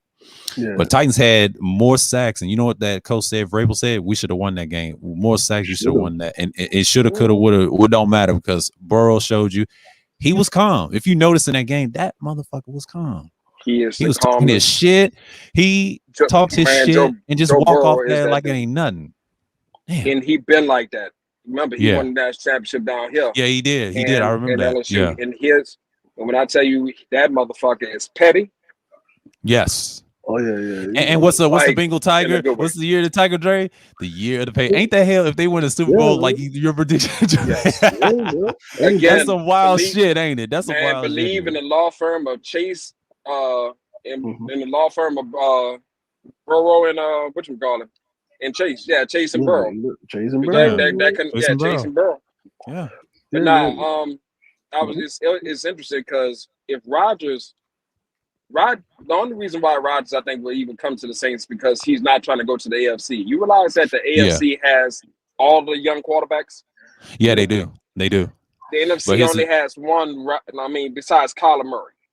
Everybody else, you can't but if really you name notice the AFC's young quarterbacks, you only got what's his name from the Chiefs. He's good. The guy from Buffalo, Matthew Stafford, and what you call it, Mahomes. Mahomes. Yeah. Mahomes. Not Stadler, but what's his name? What you call it? Josh Allen. Okay, you got Allen. You got Josh Allen. You got Mahomes. You got Burrow. You got a couple of them, but like I said, Denver needs a quarterback. Yeah, Justin Herbert. Yeah, you got Justin Herbert. The Chargers. All them in the AFC. But the old quarterback that you got on the Titans is Tannehill. He's terrible. They need to get rid of him. Tannehill. Bad. Yeah, he's terrible. I mean, he's terrible. You realize he was a former wide receiver in college, right? Yeah, he's terrible. But that tells you everything. That tells you everything. Look at his height, and he's goofy, and I can tell the way he played that game. And I saw that game too. I know my dad was disappointed, but that's the NFL. What do you expect? You're going to lose a game, and they did this years ago with the Ravens, right? Last time they had a bye week, they lost. Now the Bengals, this is just like the 80s, right? Like 1988. I'll be 34 this year because they were around my age when they went to those years in the 80s. And see, the 80s they were cold. 90s it was just terrible. But the 2000s, you had your Cincos, you had your Carson Paul. I remember that. Yeah, the Bengals were decent. I mean, outside the Ravens, you got them, Steelers, and Bengals. Now the Browns is just trash. I'm sorry. Yeah, but see, the problem is that the Bengals went to the playoffs and they never won a playoff game until recent. Like, you know what I'm saying? Like, well, because you know what I mean, and you know, the NFL has proven one thing, right? Like, other than what Bill Parcells and Bill Parcells and old dude that coached the Patriots. Oh, Belichick. Yeah, they under that. And you know what I mean, and Tom Coughlin and stuff like that. Tom Coughlin, he's another one. Defensive coordinators do not do well as head coaches. They haven't. But Belichick comes from that school of Parcells. He learned both sides of the ball. And you know what's so funny? But you know, his father was a coach for the Colts too. Him and Nick Saban, they're best friends. But people don't realize this. Both of them know both sides of the ball. See, when Belichick, when he creates the offensive line, he doesn't try to make them strong. If you ever notice in the Patriots history, they never had a good offensive line. They always had good receivers, good running backs, and they do it all. That's a Parcells maneuver. See, a lot of teams that have a good offensive line, they don't win fucking championships. I'm sorry to say this. Defense always carries them. And you know what's so weird? Like Ray Lewis and them guys win championships like that. That just shows you football's weird like that, because in basketball is different. You got to play both sides of the ball. Now, football is similar too. The difference is who stays on the field longer. That defeats the one that's on the field less. And I've learned this too. And they told me this in high school. Yeah, war attrition. It's just like the military. You cannot stay on the field for hours as a offensive player. The defense player get tired real quick. We know that. And Spain with offense, you gotta have a decent well-round game, and somebody's gonna hit you. Now, this Burrow guy. Now I remember the LSU championship. Yeah, I'm glad they beat my Clemsons, but I understand he was good. But I didn't think he was gonna be this good for Cincinnati, because I remember he had that ACL. But when he came back, I'm impressed. I mean, hey, you beat. I'm gonna say like this: if the Bengals gonna get to the Bengals. The Bengals are playing the Chiefs, right? So they're not playing the Chiefs. They're playing the winner against the Bills and the Chiefs. The winner of that game, and they got to go to Buffalo or Kansas City. All right, they playing the Chiefs. So the Bengals. Yeah, they're playing the Chiefs. Yeah, they're playing the Chiefs. So the Bengals are. That's just like I said. Yeah, I said playing the Chiefs. Yeah, because if you think about it, right, the only young quarterback in the AFC that have beaten fucking Patrick Mahomes is actually Lamar Jackson. Yeah, he's the only one that's actually beaten like Patrick Mahomes. Yeah, Patrick Mahomes. Yeah. That was. But you know, so you know what's so funny, that the Bills beat the Bengals, and I'm not surprised. But it's a different. It's playoffs are different though, because the way I saw with the Titans play, I don't trust the Bills offensive line enough to maintain Bengals defense. Because here's why. Because what the Titans did. Somebody's going to throw pick sixes all day, but you notice Tannehill, he's an older quarterback, and then the other one was younger. That plays almost similar like him. But see, Josh Allen's got proved to me, you got to play unbelievable like Garoppolo. You know how the media bigs these young guys up. But when you run against Brady like guys, Mahomes and Burrows, it's just like, nah, man, you got to have that running game too. You got to learn the whole field. See, defense wants you to drop those points, right? Because they trying to, stay on less on the field, but the Titans, their problem is their defense top heavy. They don't have that offensive balance like Cincinnati. I mean, they play similar, but the problem with them is Vrabel have to learn. You need guys like Burrow and a mix of a little Carson Palmer's, just just a few backups in there and there. Because Tennessee got the easiest division right now. They're in that Belichick mindset. Think about it. He learned from Belichick and Parcells shit. Yeah. You take care of your division That's first, the and you always got a home game. You always got a playoff home game if you take care of your division. Yeah, that's always, and that's always home and the road. And here's the thing: the Parcells system, he got to learn and study. Go back to the tapes. What did he do to quarterbacks that ain't good? They cut them loose. I see this all the time. Tennessee's known to cut some players, man. It's just what it is. See, a lot of teams, that wins a lot in each division. Yeah, the NFC East is better because they've been winning every other year. Not the Cowboys, but excuse me, they out of there. Yeah. But then you got your AFC North wins a lot sometimes. Your Steelers, your Ravens, all that shit. Yeah, and what's so funny? If the Bengals win in that division, they'll be the only another team that won. In that division, that shows you the dominance of the AFC North. NFC North is trash, and I'm just telling you right now, they ain't won one in years. That just shows you which AFC division's better. It's the North. Well, the Patriots, that's different. That's a whole nother beast. That's a whole dynasty. The AFC North is AFC North has quality football. I mean, quality football. AFC North and AFC South is the third best, and the reason I say that's because you play teams like like the Colts and all them. So that's a whole nother. You realize the AFC North is the only division that has 3 Heisman winning quarterbacks, right? Right. True. That's very true. That's very true. What's going on, Char? So there's legitimate talent, but I mean, at the end of the day, like, well, they had 3 Heisman, the most competitive, and a Hall of Famer. Yeah, and the most competitive AFC, I hate to say, is the West because I always like the Broncos and they rival the Raiders. I say fuck the other teams because I feel like it's all competitive. But the funny thing is, the last time they won a championship, I think the Broncos won 2 in the 90s, and the Chiefs won recently, and they're competitive. And the reason I say they're the most competitive, that's it. And then the Raiders, they were good too. See, the one thing I hate about the Chargers and the other teams, it's just like I don't take them seriously though. I don't know why people draft those players, but the AFC North is fun to watch versus the West.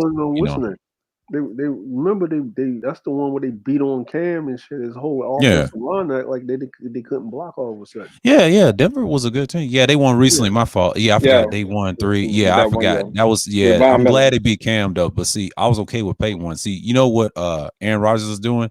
He's pulling the Peyton Manning a little bit. If he goes to Denver, that's what they're gonna say. Well, I would say like this. Me personally, he would do well in Denver because he's getting older. So like Denver gives him a better way. Because Peyton looked like he was the second coming of fucking Dan Marino in Denver. That shit. Yeah. And the year they played Seattle, he had I think his best year ever. I wanted Denver to win that game, but Seattle, they just I can't stand the Seahawks. No, man, Cam Chancellor smacked his wide receivers and they quit. When Cam knocked off Thomas, God rest dead. I didn't like the Seahawks as much. I like their defense, but I didn't care for them. I didn't like Russell Wilson. Didn't Earl Thomas? No. Didn't he just died? Demarius Thomas, Yeah, that's the dude. The dude. That's the receiver that he hit. That died. Died. Yeah. And remember Earl Thomas for the Seahawks? He was pretty good. I give him respect. Hall of Fame. Yeah. Hall of Fame safety. Him, Beast Mode. That's the only players I like. The defense and the running back. That's it. I didn't care for the quarterback. I didn't care for Russell. I mean, Russell's who he is. Russell was a cornball. Yeah. He just rolled the weight. Yeah, that's all it was. He is a cornerback. I can't stand him. Like I can't get behind the Seahawks like that. I always say fuck the Seahawks. I miss Warren Moon. I tell him that. I love Warren Moon. Yeah, he's a shit. Yes. Mm-hmm. I can't look at an average Seahawks game. It's just that boring. It's worse than the Rams. I just can't. Warren Moon since fucking Edmonton, Lord. Anyways. Yeah. So see if Brett, not Brett. I mean, if Aaron Rodgers takes his ass to see if he goes to New Orleans. See, the problem is if he goes to New Orleans, like it'd be better for him if he goes to New Orleans because it's warmer climate. You know what I mean? You don't want to be old in the cold ass climate, right? Yeah, that's what I was saying. And You know Sean Payton act like he wanted, but see, he don't want to resign the contract, the coaching job, and that's what my father was saying. But see, he's putting pressure. He's putting pressure on the front office. I know what he's doing. It's tactic. I think we're trying to go for Russell Wilson of all people, and I'm just like, I mean, we don't have bad. yeah. You know who y'all should go after? You know who y'all should go after? Old dude that's my boy, for the Texans. Yeah, Deshaun Watson. Yep. Yeah. Deshaun Watson. Yeah. Man. Oh, Deshaun would be a good fit for the Saints. Yeah. Hell yeah. But he'll be good fit for the Titans actually. I mean, yeah. Vrabel may do something with that. He'll do be something good with for that. anybody. Yeah, he's good for anybody. But the Titans, if they get him, that's a huge upgrade from Tannehill. And guess what? Yeah. He got a guy that can run, Henry. Oh shit, they complete. Yo, they'll compete with the Bengals. Man. I'm gonna tell y'all something. I watched something this last season, man. The Ravens bullshit not paying Lamar's money because they looking at the other dude. Remember the other dude kept stepping in for Lamar and shit? Yeah, Huntley. Yeah, and I was looking at Huntley. I was yeah. like, yo, Huntley, he's not as fast and dynamic as Lamar. But he throws the ball. He throws the ball more accurately than Lamar, and he's more of a Deshaun Watson quarterback, right? Right, more conventional than Lamar. Right? So like me personally, I'm a Lamar fan. I like what he does. But Lamar, like if Lamar went to Tennessee with a running back where he ain't got to run like that and he can still do him, you know what I mean? And he got some wide receivers. He'll be a wrap. And if he get some wide receivers that are some possession wide receivers, they can catch like Julio and AJ. Yeah, man, bro. I don't want to see that. And he just need one. I don't want to see that. Look, he need you know what they do. You know what I would do with Lamar because he's smart. He's actually really smart. Like he's like a Peyton Manning, right? Almost with the offense because he does a lot of audibling and shit, right? If I was them, what I would do with Lamar, right? I would get him with Peyton Manning, right, with that big ass head, right, and have that motherfucker come into the line with some Omar, like changing up the plays and shit like that. But he needs to go, like he needs some wide. He needs to be because he was always in the West Coast offense. So they need to Lamar needs to go to a team with some possession wide receivers that can catch the fucking football, man. Hollywood Brown, bro, is like the Russell Westbrook of fucking the NFL. Yeah. Like, you know what I mean? When that nigga catch a ball, you be like, yeah, but you know what I mean? That nigga be missing layups, nigga. Like, that nigga need to quit that nigga need to quit and just run track. Yeah, man, that nigga just be running for no reason, bro. Like that's what I mean. Yeah, y'all. I mean, yeah, y'all definitely y'all need Deshaun Watson, man. Y'all down in New Orleans, man. Y'all need like Deshaun. You know what the funny part is though? When Lamar was coming out, we traded back into the first round, and we traded up, and for some reason, I'm tripping. We traded back into the first round, and everybody thought that we were going to pick Lamar, and had we done it, it would have been a wrap. Oh, because I mean, you know, all that Taysom Hill shit we doing now. Yep. Imagine, man. Oh my God, man. With the dynamic, like you know what I mean. With Michael Thomas and come out, man. I'm about to throw up right now. I'm hurting right now. Yeah, bro. Like Lamar would have had, man. It'd have had New Orleans rocking, bro. The Saints would have been. Hell yeah. Yeah, bro. Like it's bro. Hey, man, y'all. I don't know y'all. It is what it is, man. Like you know. I think that they need to blow us. I think they need to blow it up. We need to go and trade Michael Thomas, get that money off our books, because you know we need to cut Cam Jordan. We got a couple of players that are foundational pieces, but they cost too much money, and because of the fact that we owe Drew Brees still all those fucking contracts in which he signed, in which he put us in salary cap hell, because everything was about getting him one more championship. So we played and you know what I'm saying, we front loaded, backloaded contracts, and now like we got to come out there and bite that bullet. So well, you know what, like you know, players if certain players, like if players stay for their whole career, like somewhere and they get one of them contracts that's still on the books, but it's like more of like a retirement. Thank you for your service. You brought us a Super Bowl, blase, squaze. You know what I'm saying? And made, you know what I'm saying? Kind of, made us content. I get it, the business end of it, but I also get it on the other end of the spectrum. Plus, man, That motherfucker made $250 million yeah, off yeah, the Saints yeah. in Like, contracts. So yeah. Drew Brees, we ain't no. I man, fuck all that. He his salary cap demands cost us at least 3 championships. Oh yeah, yeah. Because that's the one thing that I got to give respect to Brady about. That boy always took the hometown discount and let Belichick go get them boys. Always got a Revis, got Gilmore. Yeah.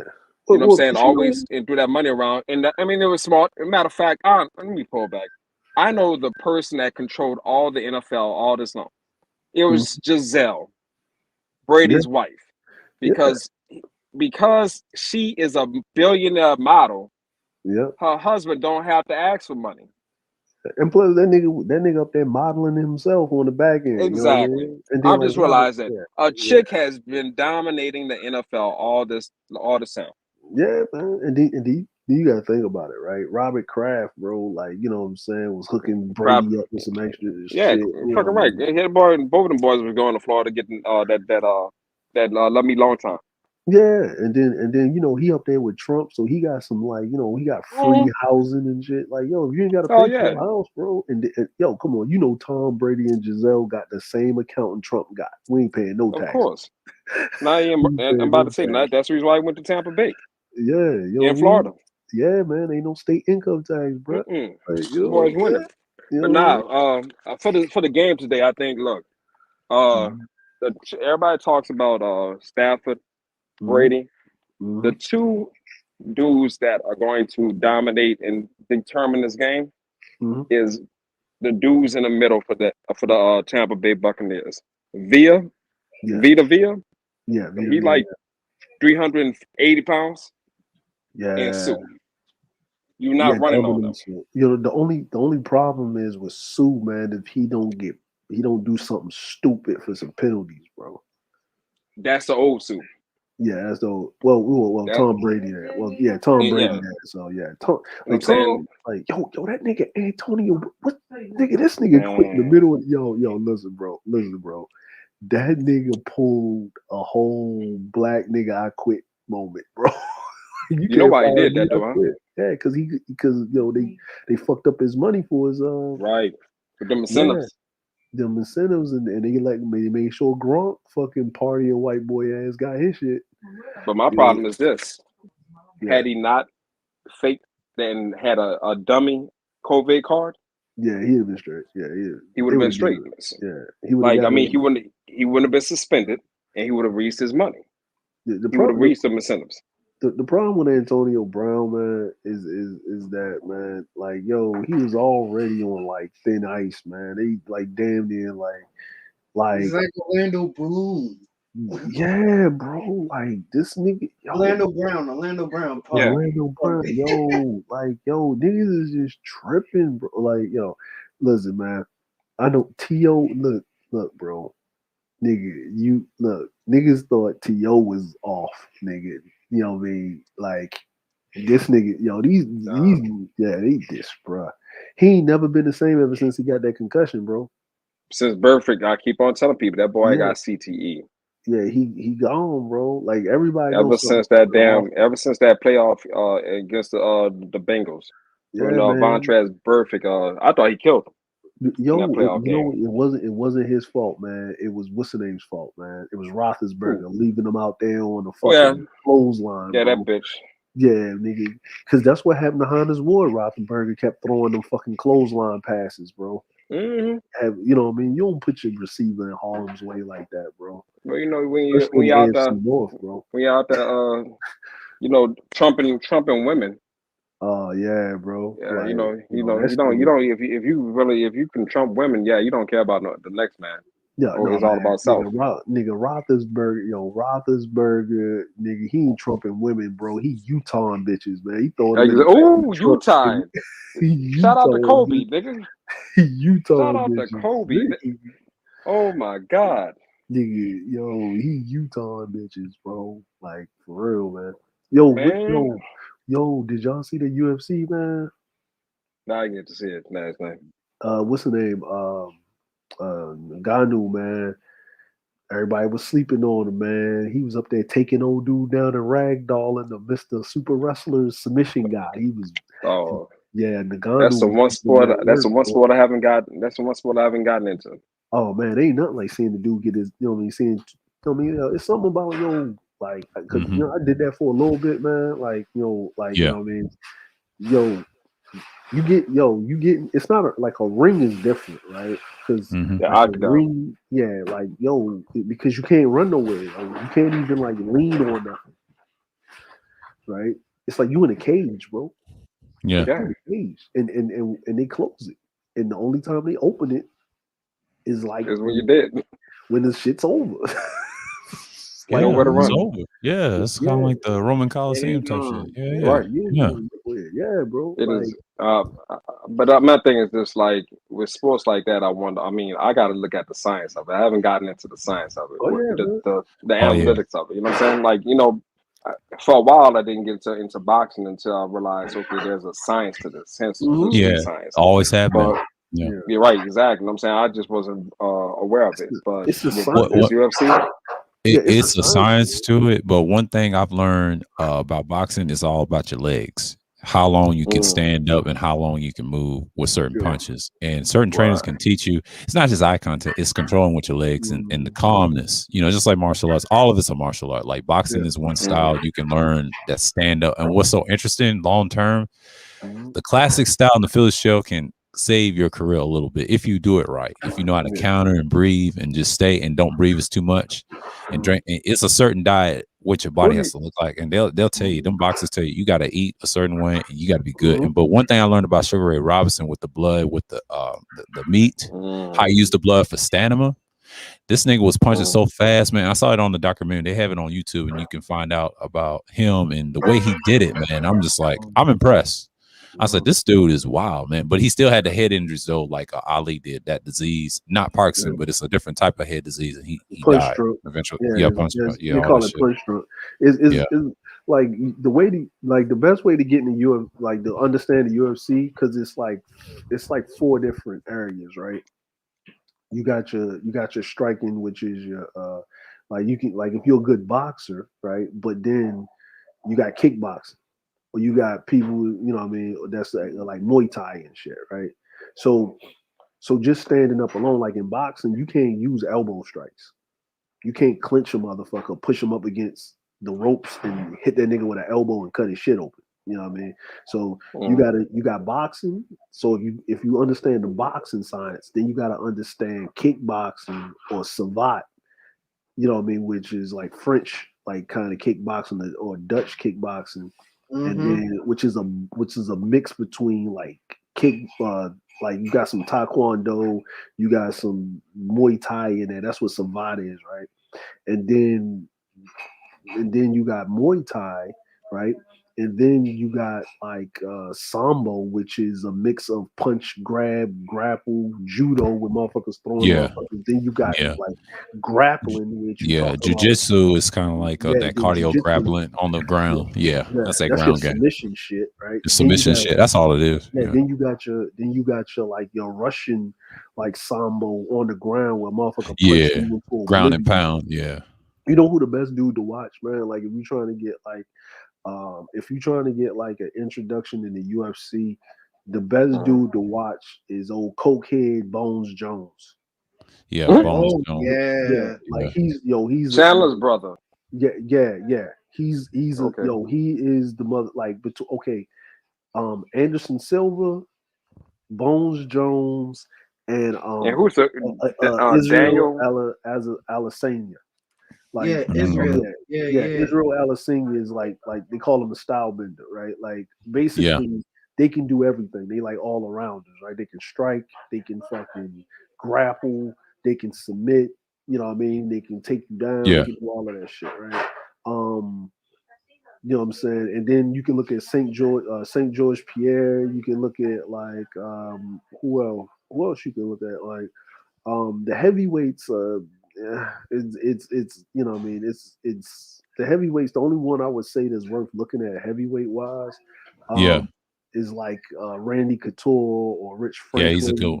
good Yeah, Chuck Liddell, Randy Chuck Couture. Liddell. Yeah, Yeah, it's so but many. Chuck Liddell Anderson was. Silver. Yeah, I Anderson would say Silver. I would go Tito more than Yeah, Chuck. Tito Ortiz. Well, Yeah. Tito's a light heavyweight, you know, Yeah. winning the heavyweight. So that's Yeah. a whole nother him and Yeah. Shamrock. And if you want to learn about light heavyweights, if you're around that size, yeah, that's the best to learn from them. But heavyweight them, nah, not so much. I mean, you can learn from a heavyweight, but here's the secret though. They'll tell you like the reason they lose a lot is they understand that they've won so much, you know what I mean? Because it's like a pick 'em and choose 'em. It's kind of like, I don't want to say compared to the NFL, like you can't be undefeated in that sport. I'm sorry, because you're gonna take that hit. That's just where it is. That's just martial arts, period. You know, with the kicking and stuff, not the boxing martial arts. Like, see, boxing is a trick. You got to control your environment on the ropes.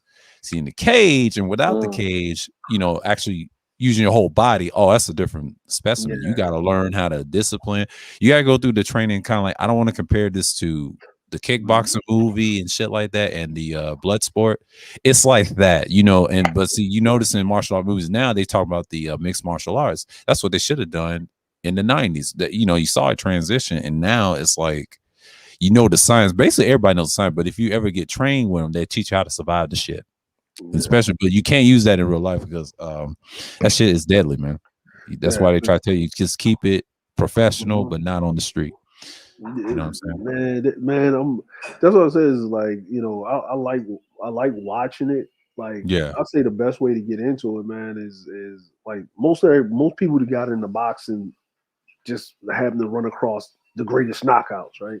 Yeah. The best thing to do with the UFC, man, is just like type in like fucking like MMA greatest knockouts or submissions or some shit. Like submissions is more like technical thing when you see a person technical style, yeah.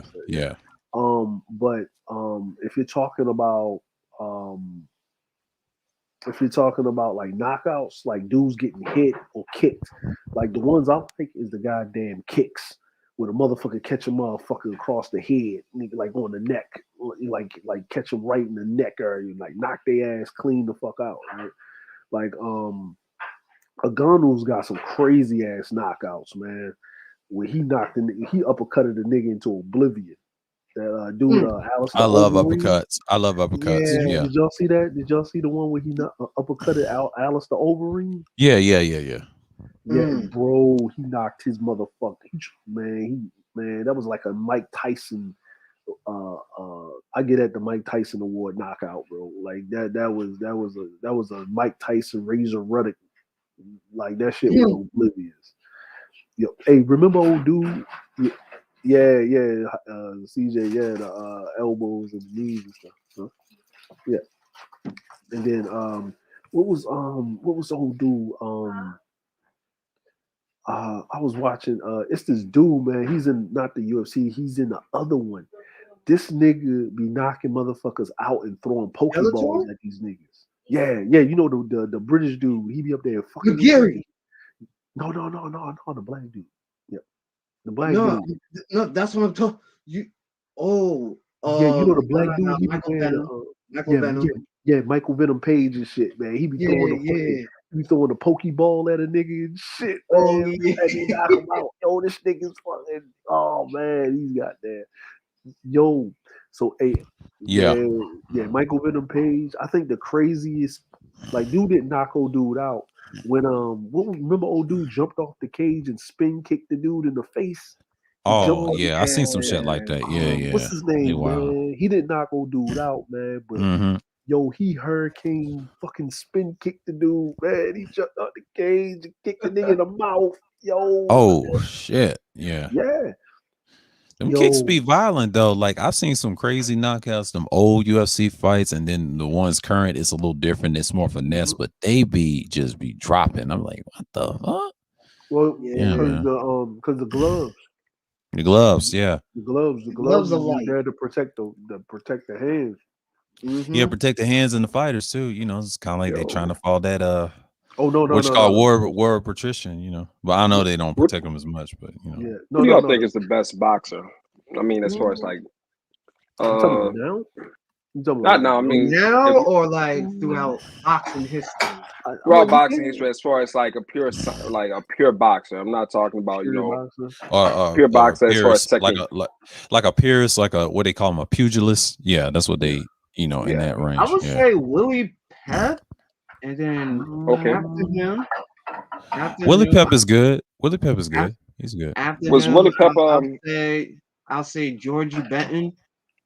Yeah. Okay. I would say It's so many pugilists Yeah, in there's so boxing. It ain't many, funny. man. Yeah, but the ones that pound for pound I mentioned, I'm glad I mentioned Sugar Ray Robinson. When I saw that documentary of him, they explained how he fight.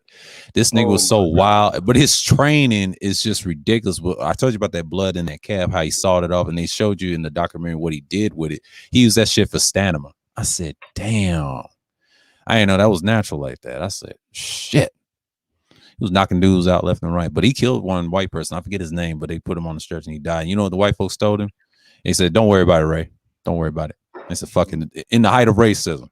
He said, "Don't worry about it." The mob tried to challenge him. That shit didn't work. Nigga was cold, man. Yep. Oh yeah. I think me personally, man, I think I'm like, because you got to look at the styles, right? Like, Yeah. like because like, all right, if you take what's old dude when he fought Sugar Ray Leonard, right? And he beat him the first fight. Right? Oh, Duran, Roberto Duran. Yeah, the Panamanian guy. Yeah, the Panamanian guy. But then he had Hands of stone. Hands of stone. No Man, mas. I put a No link. mas. I put a link in the chat. In the back. Have you ever heard of a page channel by called Joseph Vincent? He makes sports documentaries. Nah. Click that link, and it's the top 10 boxers of all time. He makes I mean, his page is the coldest shit ever. Subscribe to his shit because I mean, it's like high quality though. I mean, hours long of entertainment. Yeah, man. Yeah, bro. Yeah. Oh, damn, he's got a nice size channel. He's got a 1 million. Yeah. I mean, this is one of those channels where you subscribe, you'll be and matter of fact, he just made one of you're gonna be hooked because he just made a video on Duran.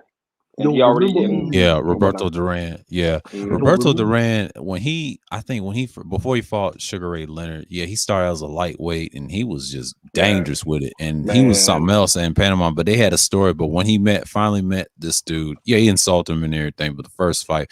But that second fight, I don't know why he quit, but he know what happened. I seen the documentary of them and No Mas. Leonard. Yeah, no Mas. The reason he quit was Sugar Ray was sitting in his face, man, and he was swinging, and Sugar Ray was ducking, and then was firing. And when I mean firing, off, it was like a machine gun hitting this nigga. Yeah, That first fight, Duran got in Sugar Ray's head. And I'll tell you why. That's what made Duran. I mean, that's what made Sugar Ray want to go toe to toe with him. Yeah, but you know what's so funny? I'm glad you mentioned that. Not only getting in his head, but Sugar Ray explained this when he first fought Duran. This guy hit hard like a stone. I forget in the Spanish term in Hans or something like in stone. The way he hit you, his face was moving. I was like, God damn! And I saw the documentary. And they kind of was cool afterwards, but I'm talking about that last fight, and then all that beef they had over the years, and I was like, okay.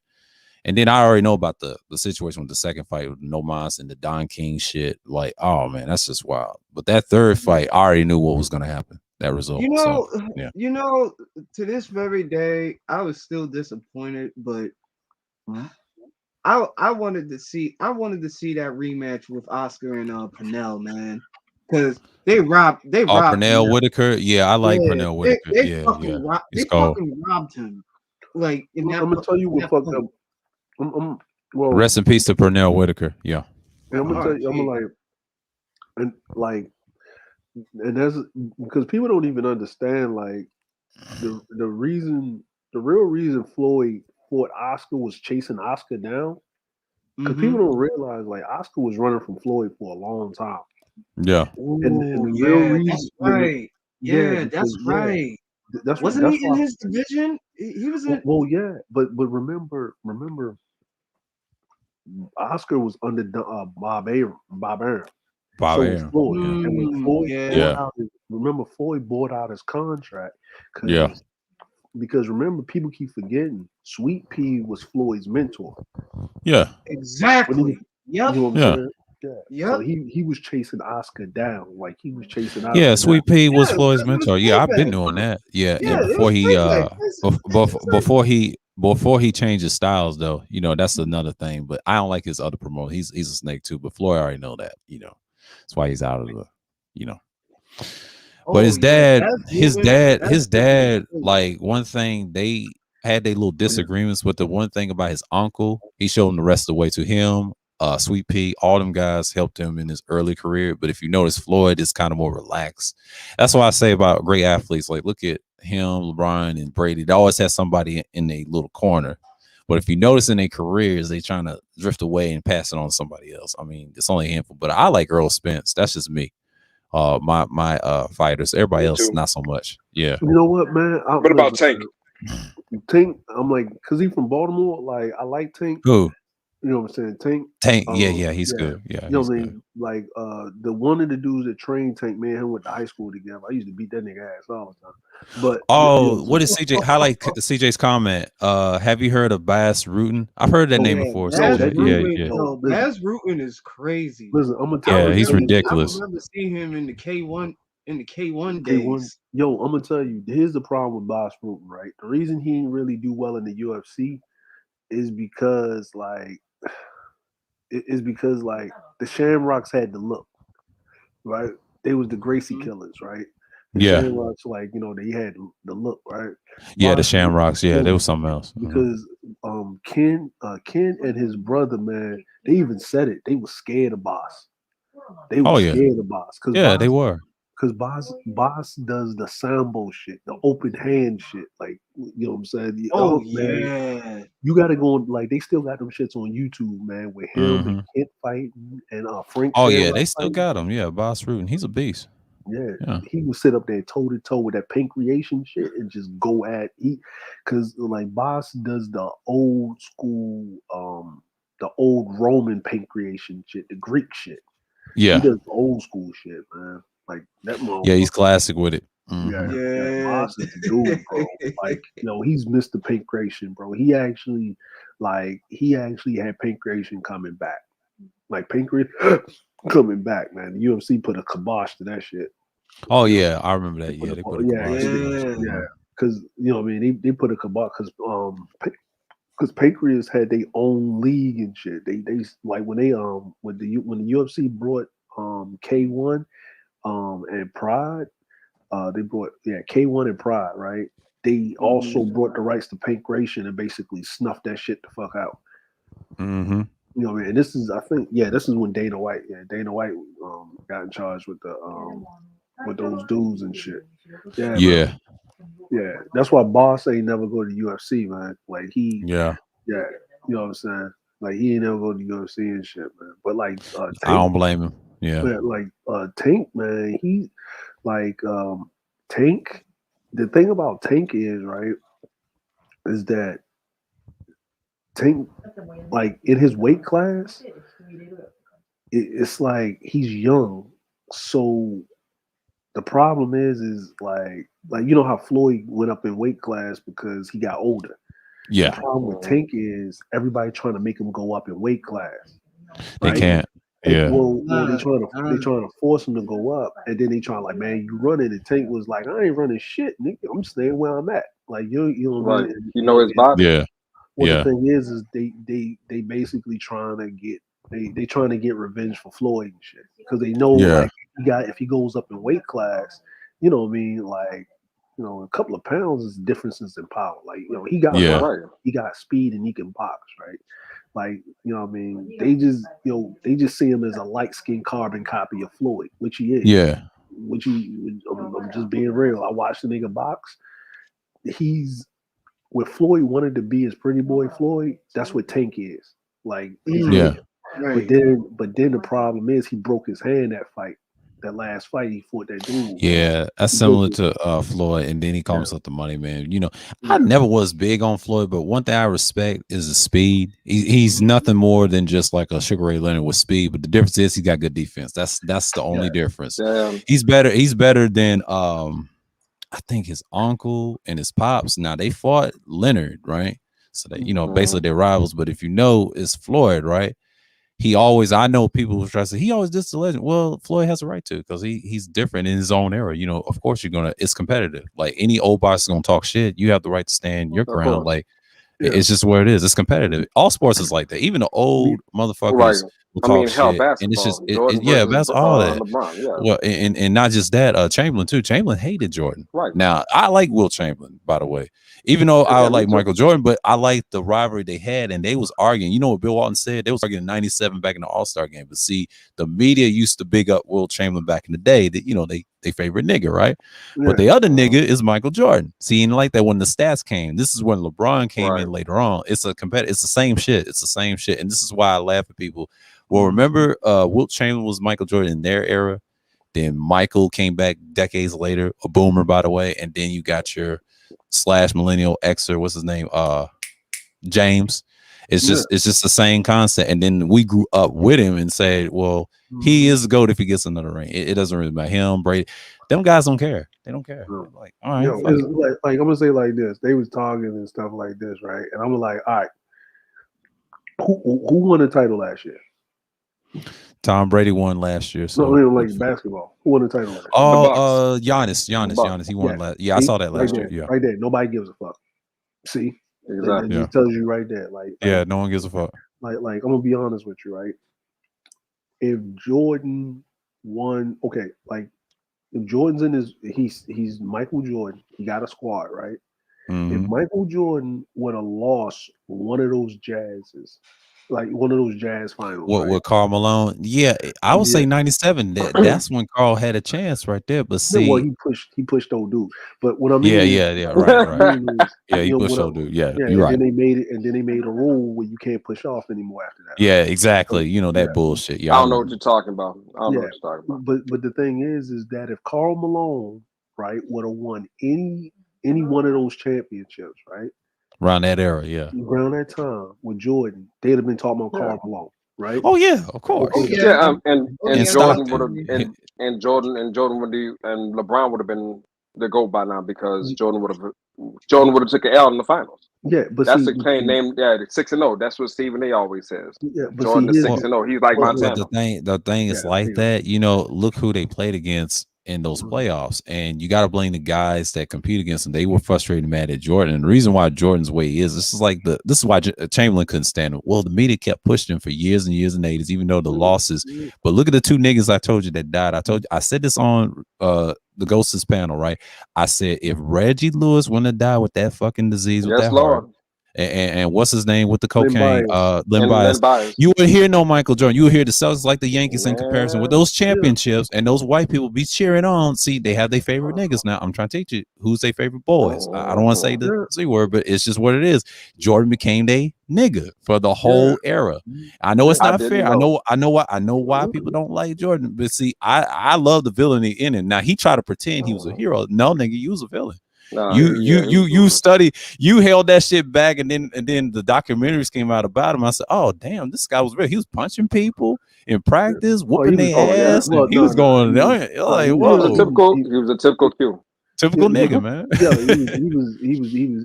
he was punching niggas like Steve Kerr and shit that right. And Bill Walton and Winnington.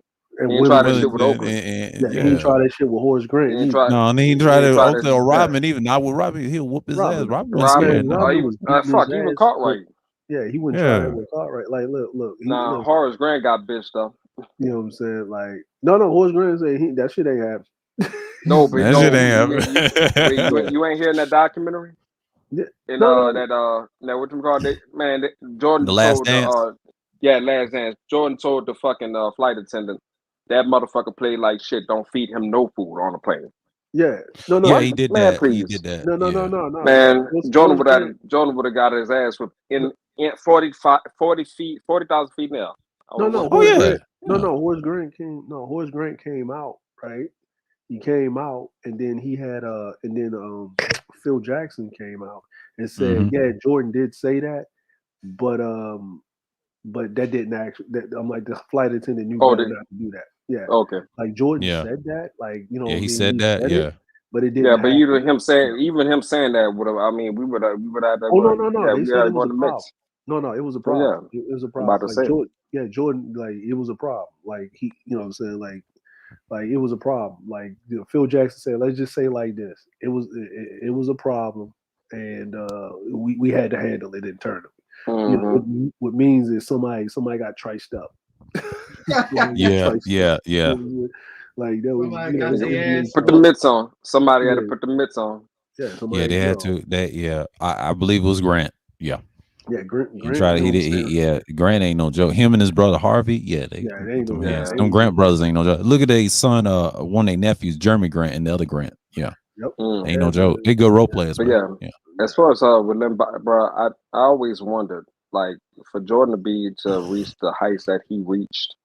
I Yeah, man. wonder, like, I mean, in the pros, I was like, damn, what the Yeah. hell? Like, Dean Smith couldn't have just held him back because that's a running joke. But Yeah. when it was because Lim Bias was down the Yeah. street in Maryland. Yeah. Like, Yeah. he But was like Yeah, no, ACC Player of the Year Lim while Bias Jordan used was to out. check him in college. If you watch some old tapes, he Man, checked Jordan and then see his dumb ass got high off that cocaine and died. See, the Celtics had a team. It was him and yeah, Reggie Lewis. I know Lawrence. he's from the area where, in the area in yeah, Baltimore and Dunbar. That yeah, nigga was the next second coming. But see, yeah. if So was Bias Lil died Bias. and if they kept Reggie Lewis, if he wouldn't have died with that disease, all Reggie would have been the man. It would have been Reggie, it'd been somebody else, Karl Malone, and all them guys. Cause see, Bird, remember, he was on the decline. See, Bird wanted Lewis and Bias to run the team. And here's the thing, kind of like the Yankees, like they did with those championships. That's how Right. Boston is based off. All them Northeastern teams, this. And me and my father had this conversation this morning. We talked about the teams, right? Big city. They love that big shit. City. They love that shit. Yeah, they love that Yeah. shit. And you know what I told him about the Lakers? And it's good for When the league. Kobe came, I saw Laker jerseys for overseas. I said, what the fuck they know about Kobe in Japan and everywhere else? I was like, what the fuck? I saw that on TV years ago. I was like, God damn, all them jerseys. And then after his death, same shit. And I tell people, Lakers one of them is exciting franchises like everybody else, except for these boring teams. I try to tell third word. The reason the Yankees and the Celtics and Bulls are boring because those are bland teams. And you got fans that love bland shit. I'm sorry. They love, like, what they say? What'd you say, Dre? They love circles? Yeah, that's what Yeah, they fans love do. circles, Yeah, they man. love that shit. They love those same old colors. Like the Cowboys. Same shit. Just take the Man, those bullshit out of it. Confederate Yeah, all that uniforms. shit. Yeah, man. Yeah, It's just man. what it is. Yeah, man. Because I'm like, if you think about it, right? If you think about it like this, right? Is that like Jordan and to be perfectly honest with you, is that like what happened to Magic I'll be Bird, back, right? Kevin. Yeah, Magic Bird. What I mean, the Pistons got old, right? And it was up for that time, right? So yeah, Jordan got his thing, because he had the coach, he had his Robin the whole time, which was Scottie Pippen. And people say what they want about Scottie, but the Bulls were still competitive. That 2 years that Jordan Oh was, yeah, like Scottie was that the year best that player he in dunked basketball. on Ewing in the Yeah, playoffs. Yeah, yeah, like Scottie was the best he was player in still that. Yeah. basketball. You know what I mean? When Jordan wasn't around, right?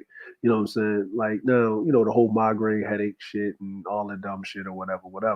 And this is where what I mean. This is and this is where Jordan's competitive nature, all that other shit. Um, what I mean, like let you know that yeah, he's a good basketball player. He's a great basketball player, but far as team wise, right? Far as what I mean, like he never carried nobody to the finals by his fucking self.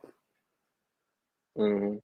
Allen Iverson carried the goddamn motherfucker the 76ers to the finals by himself. Facts. Dr. J carried them to the finals by himself, right?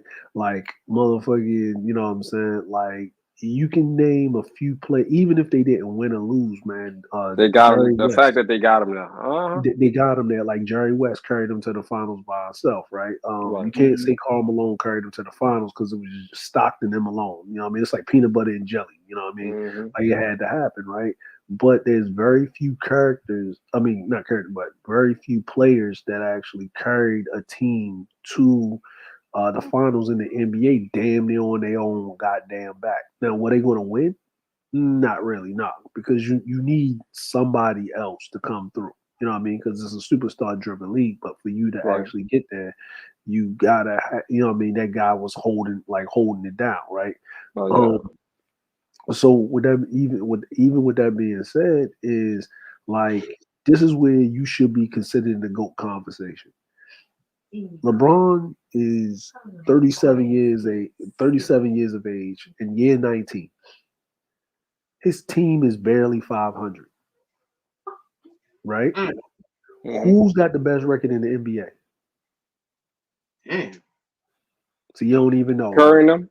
Curry and the Suns. Golden State. Yeah, the Golden State and the Suns, right? Like Draymond Green, I didn't even know Draymond Green was out with an injury. Klay Thompson is back, but I think he's back already, right? You know what I mean? And all of that, right? Kyrie finally came back. Brooklyn is doing okay. KD is out, right? Okay. But when you look in the sports news, they're talking about fucking Westbrook getting sat down. If LeBron retires the day of tomorrow, the NBA ratings will go in the toilet. Oh yeah. The sports media, sports talk media will go into the toilet. That is your greatness right there. That's GOAT status. Mm-hmm. Like you single-handedly for 2 Who decades. dropped sales? Yeah. Single-handedly for 2 decades, you know what I mean? Well, you know what I'm saying? Carrying a league on your back. On your damn back. Yeah. How much money this dude brought into the NBA? Yeah.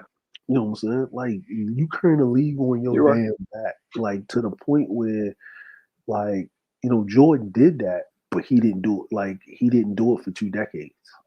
He didn't do it for 2 decades. And I mean, LeBron, you know, I got to give LeBron this, even though we grew up with Jordan. LeBron came out was anointed in high school. Yeah, he's lived with that pressure since a child. Oh yeah, he had the juice. That's the one thing I got to get is Dylan. I mean, that's the most impressive thing I've ever seen. The fact that he's had that pressure since he was a sophomore in high school, and you ain't got this boy. This boy ain't had no children out of marriage. You know what I'm saying? Well, like he has kept that image. Well, he did because remember. Oh, he did. I don't even know. I'm sorry. No, because he wasn't married to his wife. He wasn't because Bronny and Bryce were already like. Bronny was like, I think he was like 8, like when he went to Miami, right? When he won his first championship, that's when he got married in Miami. Oh shit! I did. Okay. Yeah. Like when he was leaving. Yeah. Because when he was leaving, Miami, Pat Riley let out the news. Well, when he was thinking about leaving Miami, right? And then Pat Riley let out the news that his wife was pregnant with his daughter. And that's what, and D Wade even said, yo, that's really what pushed Braun to leave. Because he didn't want people, and he didn't want that news to come out of Pat Riley's mouth. Because he even said he was already pissed off that Pat Riley sucking his ass down there because he thought Pat Riley was going to coach him. Because Braun went to Miami because of D Wade, and he thought Pat Riley was going to coach him. And because he was actually really going to go to San Antonio. If the shit didn't go down, yeah. If he said if the shit didn't go down, imagine LeBron in San Antonio with Pop, with Duncan and Ginobili and Parker and Steven Jack. That's called cheating. Nigga. And fuck Durant going to the Warriors. That would have been, please. Yeah, and then think about it like this, right? Think about it like this. And then they do that what's that shit, man? The fucking maintenance or whatever the fuck they do where he don't let LeBron wouldn't even had all of the miles, like them miles on his body, the minutes they Yeah, talking in, bro. I know we see them. Yeah, you would have sat him. Yeah, and then they would have still got Kawhi. They still had Kawhi, bro. So he wouldn't even had to play defense. He'd have been the point guard. It'd have been like Magic Johnson, bro, and Tim Duncan would have been the second coming of like Kareem, nigga. It'd have been Showtime Lakers down that. It'd have been Showtime Spurs down that motherfucker, bro. In a small market city, yeah. No, NT, we don't want that combo. No. You know what I'm saying? Like, it would have been crazy, man. But that would have, yeah. We're not gonna bring that up to him. Yeah. But the other thing is, man, I'm feeling that like you know what I'm saying? I'm just looking at the NBA. Like, people's like, man, why did he get Westbrook and Curry? What, man? Because he's doing shit just to prove that he can just do it, right? Like, it's like, yo, if I get Westbrook and I win a championship with Westbrook, y'all gotta shut the fuck up. Exactly. Like, if I do this magic trick, y'all gotta shut the fuck up. Like, yo, I'm gonna get 30. I'm gonna get more points. We talked about this Dre over at One G's. I think we did. Yeah. He was like, yo, I'm gonna get more points than Kareem. Right. He already got what? He's the first player to have 30,000 points. Was it 10,000 rebounds, 9,000 assists, or 10,000? No, it's 9,000 rebounds. Yeah, he's the only player that did that shit. So people like, man, he's stat padded. No, it's not stat padding. It's legacy building, nigga. At year 19. It's legacy building. I don't tell you this. I don't tell you why they say that. Yeah, you can say that. You know, I won't be balanced on this. You can be that. But it is legacy building. It's both. Here's the thing. He don't really care. You think LeBron gives a fuck of what these idiots say? Now he's been in his villain bag right now. Now I appreciate his honesty now. Like, you can tell by the way he talks in interviews now. He said, man, I don't give a fuck. Him and Brett, fuck out. Right. You know what I mean? And that's that Hall of Fame shit. Look, once you're in the Hall of Fame, they don't really care. You already supposed to stat. Let me tell you something. All sports support stat pad that sells tickets for these offensive bot ass fans. I love my supporters. Fuck these troll sheep ass fans trying to say, man, I love my player to win. No, that's a hero talk. We villains over here, goddamn it. We do this shit. Come on, man. Yo, and what that really is. Yo, I tell him, Captain. Yeah, man. And I'm gonna tell you what it really is. I'm gonna tell you what it really is. Y'all gotta look at the long-term petty, right? Yeah. Think about it like this. Kevin Durant ran over there and joined up with Kyrie, right? Okay. If LeBron bring Westbrook in, he did. Oh yeah. Right. He got AD's old my knees hurt broke ass. He got a championship, right? He was actually with fiberglass. Yo, listen, and Dre, he's close. 36,348. Karl Malone has 928 on the 36 mark. He's getting there. He's getting there. So 38,387. That's the longest. That's gonna be a tough one, but it's gonna take him all season. If he keeps doing what he's doing, yeah, he good. Like, and like he'll play a 20. Listen, he'll play a 21st season just to like to shut people up. Yeah, like you can't say Kobe better than me, nigga. Like, yo, right. That point, yeah.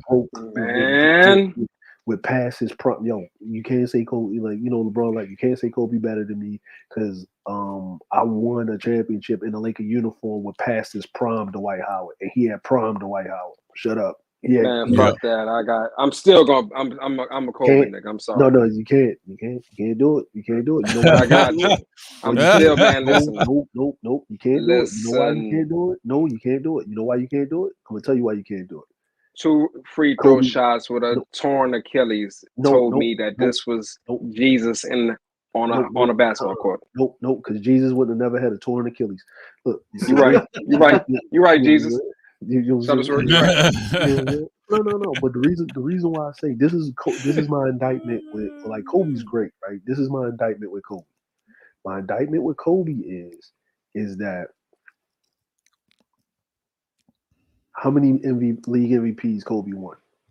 Man, Kobe could have won. Man, Kobe could have won MVP every year. No, he couldn't. Nash stole one. No. They gave Nash that bullshit. No. That was actually Shaq's. Those were Okay, Shaq's. that was the Yeah. one. So That was no. I mean, the one that Nash stole.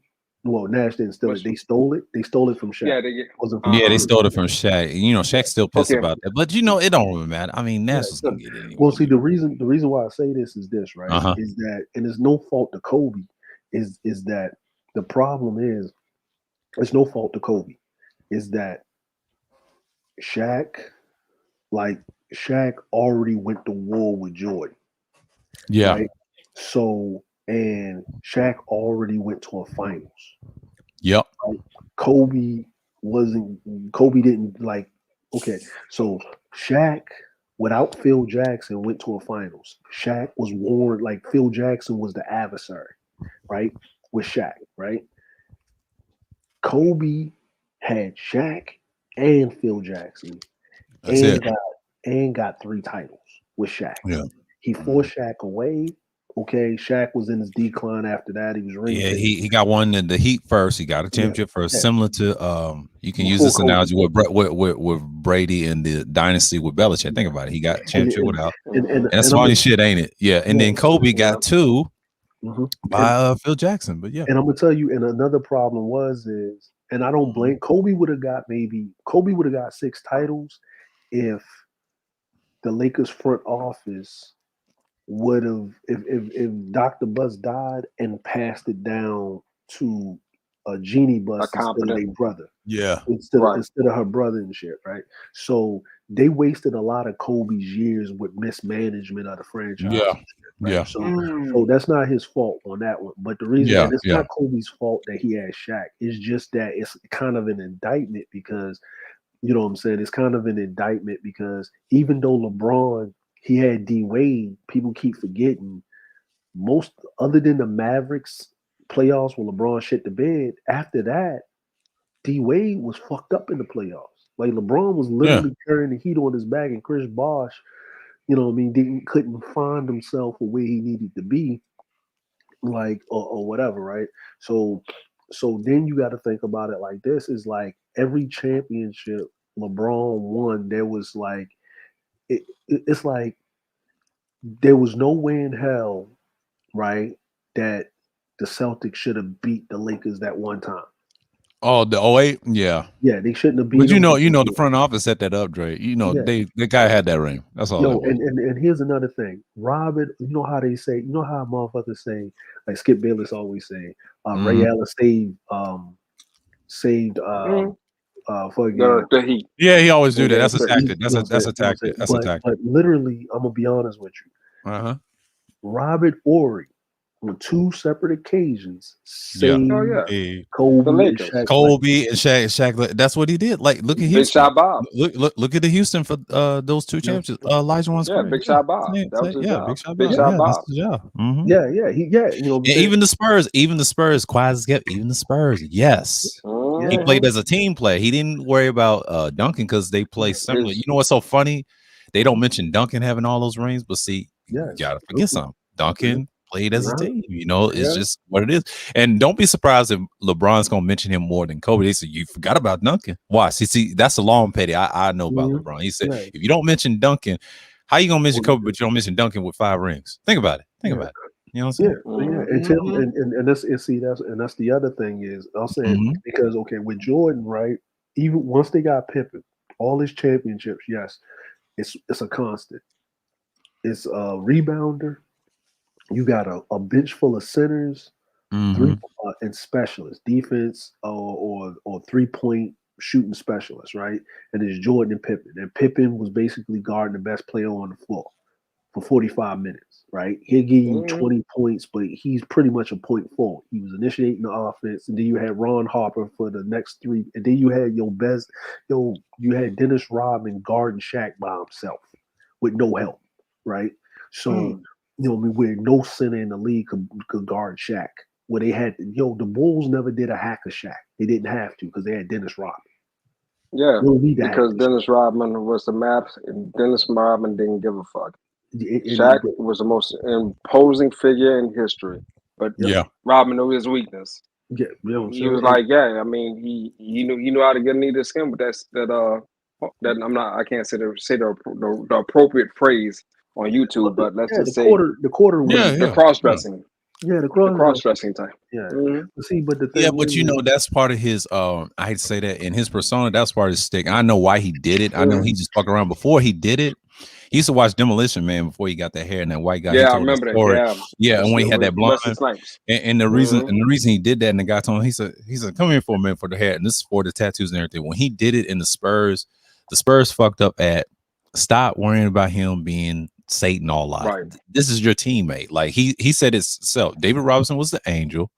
He was the devil. And Dennis Rodman didn't care. He didn't give a fuck. He just kept going and kept playing and playing. And look, he got tired of Spurs and they did him dirty. And guess what? Michael and Phil and the ownership said, you know what? We got Dennis. But see, they realized what he did in Detroit. And Michael said, I don't want this shit. I want this nigga right here.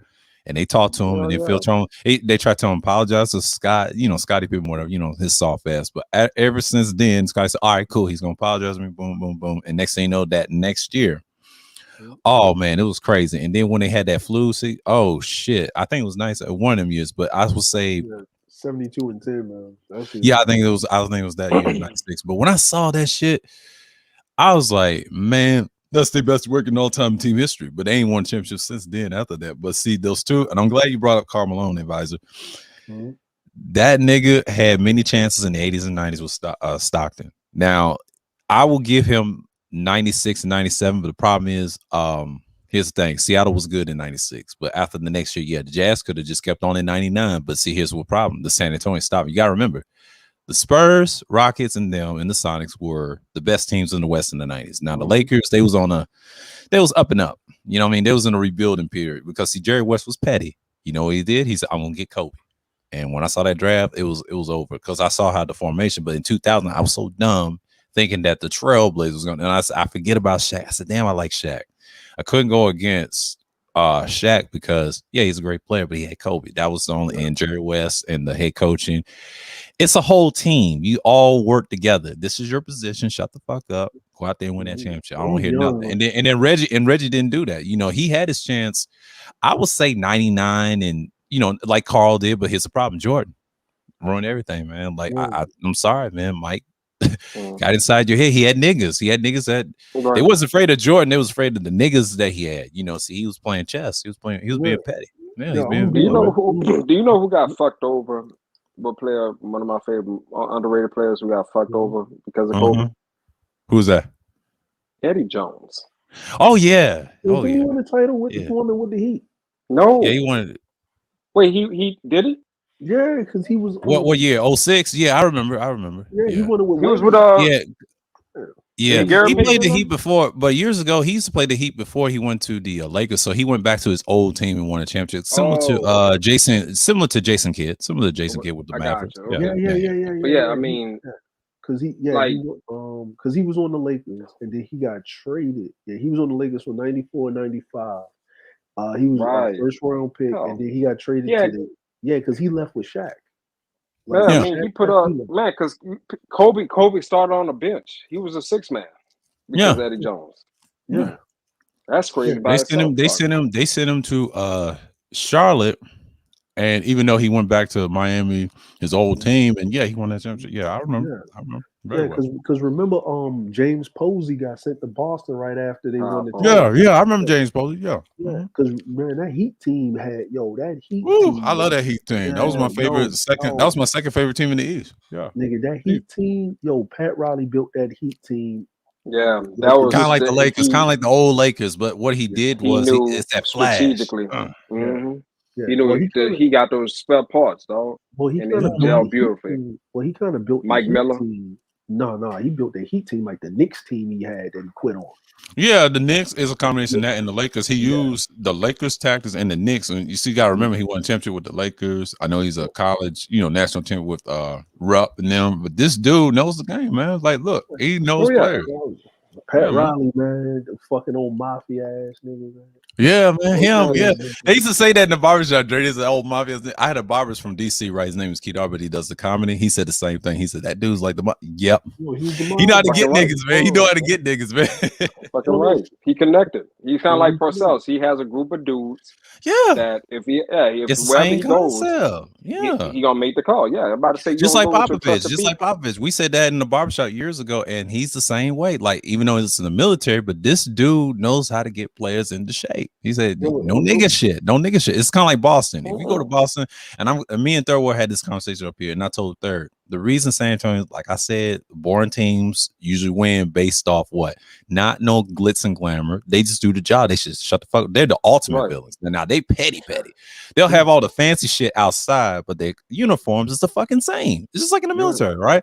You gotta understand, they out for blood. Okay, they want to touch you. Like in the old NBA, my dad said back in the day, they would have, it's for blood, but nowadays it's finesse, but still it's the same spirit that they have. You know what I mean? Because there's a reason why people hate the Celtics so much than the Lakers, because Lakers is exciting fun. Yeah, it's a lot of people hate the Lakers because Shaq, Kobe, they play around a lot. But the Celtics, the most hatred I've noticed in the NBA, they hate them so much. Yeah, those championships, you can't hate. I mean, Bill Russell, think about it. Larry Bird, all them, man. Man, it ain't the championships, nigga. It's Boston, nigga. It's just Boston. It's just Boston. Nigga. It's just Boston. Yeah, the city too. I agree with that. It's that and all that shit. But I tell people, man, they say, man, I can't stand Boston. And even if they win the championship, the Red Sox, that's a whole nother. Motherfuckers let the Yankees. And the Bruins, they gave them hell too. Yeah, them Bruins fans is just barbaric. And I tell people, man, the hockey sticks acting crazy. So, I get you. But you know, here's the crazy part, man, is that is that if you look at if you look at it, and that's why I say like if let's say the Orlando Magic would have paid Shaq his money. Right? He would have stayed. He would have stayed, and Kobe would have only had fucking 2 titles. Yeah, I agree with that. You know what I'm saying? Because they would have got Penny and Shaq would have got a title. They would have. Hands down, I agreed, right? Yeah. You know what I'm saying? See, that's what I'm saying, man. Like, if you think about it, like they paid Penny, right? They paid Penny. They didn't pay Shaq, even though Shaq went. That's where they fucked up. That's where they fucked up. And then look at history. Same thing. They did the same thing to Dwight, and Dwight took same repeat. Orlando, I like the Magic. They're flashy, they're exciting, but my issue is they can't win a championship. You can't trust teams like that. What division they in with the Hornets? Same shit. Miami's the better team out of that division. I'm sorry. I mean, Atlanta's on the tail end. But you know what's so funny? It'd be so funny if Atlanta won a championship over the Magic. I'm just saying the Magic would have got mad. They said, how'd Atlanta get a championship? Remember, they pay niggas, okay? They pay certain niggas if they want to be stars. They ain't gonna follow your pattern. They're gonna ask Pat Riley. They say, how'd you do it? They say, here we did. We're gonna pay this nigga. If he's good, he's great and everything. We know he has value. And look, they got the agents. Like, come on, man. Most of your businesses in tech, they're gonna come see you. You know what I mean? But if Orlando quit being trifling, but DC's the same way. They don't want to pay their fucking players as well, And look, fall in Orlando way. See, I already know Atlanta's gonna have to follow the path of Miami. They were like, damn, how they get all those championships? They pay their players. Look at what LeBron did. See, they trying to. Everybody's trying to do the same thing, and LeBron kind of nudge all these teams. I said, who I'm gonna follow, Orlando or Miami? When most people say in the locker room, they say, man, I'm following Miami. Fuck this shit. Yo, hold on. Sorry to cut y'all off. I'm about to go drop down. I gotta go take care of something, y'all. Okay, Harris. Appreciate you, man. All right. Yeah, appreciate it. We have good conversation like this. I mean, I'm glad we got to get off that Agent G clown and I mean, it was quite entertaining. The advisor had to get his shit off. I don't blame him. Hey, I don't blame him. Go ahead, get your shot. No, but yeah, he I was looking at I'm just looking at the NBA, right? And I'm just sitting up here and they was like, what is it? Man, I need to catch on some games after this football shit. God damn. Like I was up there checking it out and I was looking at they was talking about Westbrook and shit and all this other shit. And I was like, and then Max Kellerman said some shit. Yeah. What do you say?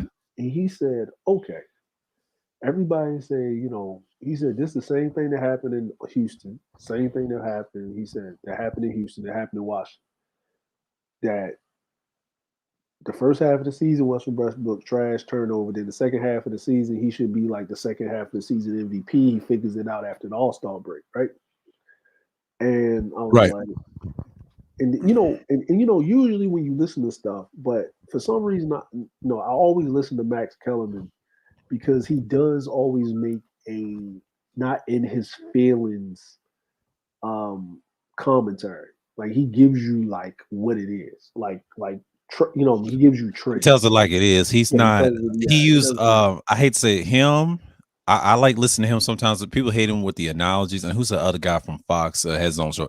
Colin Colin Cowherd. Yeah. Yeah. He loves LeBron. This nigga will tell you what he's gonna do. Yep. Even though they're the same sign, by the way, he's a Jan cap and LeBron's December cap. There's a difference, but the thing is, both of them is petty shit.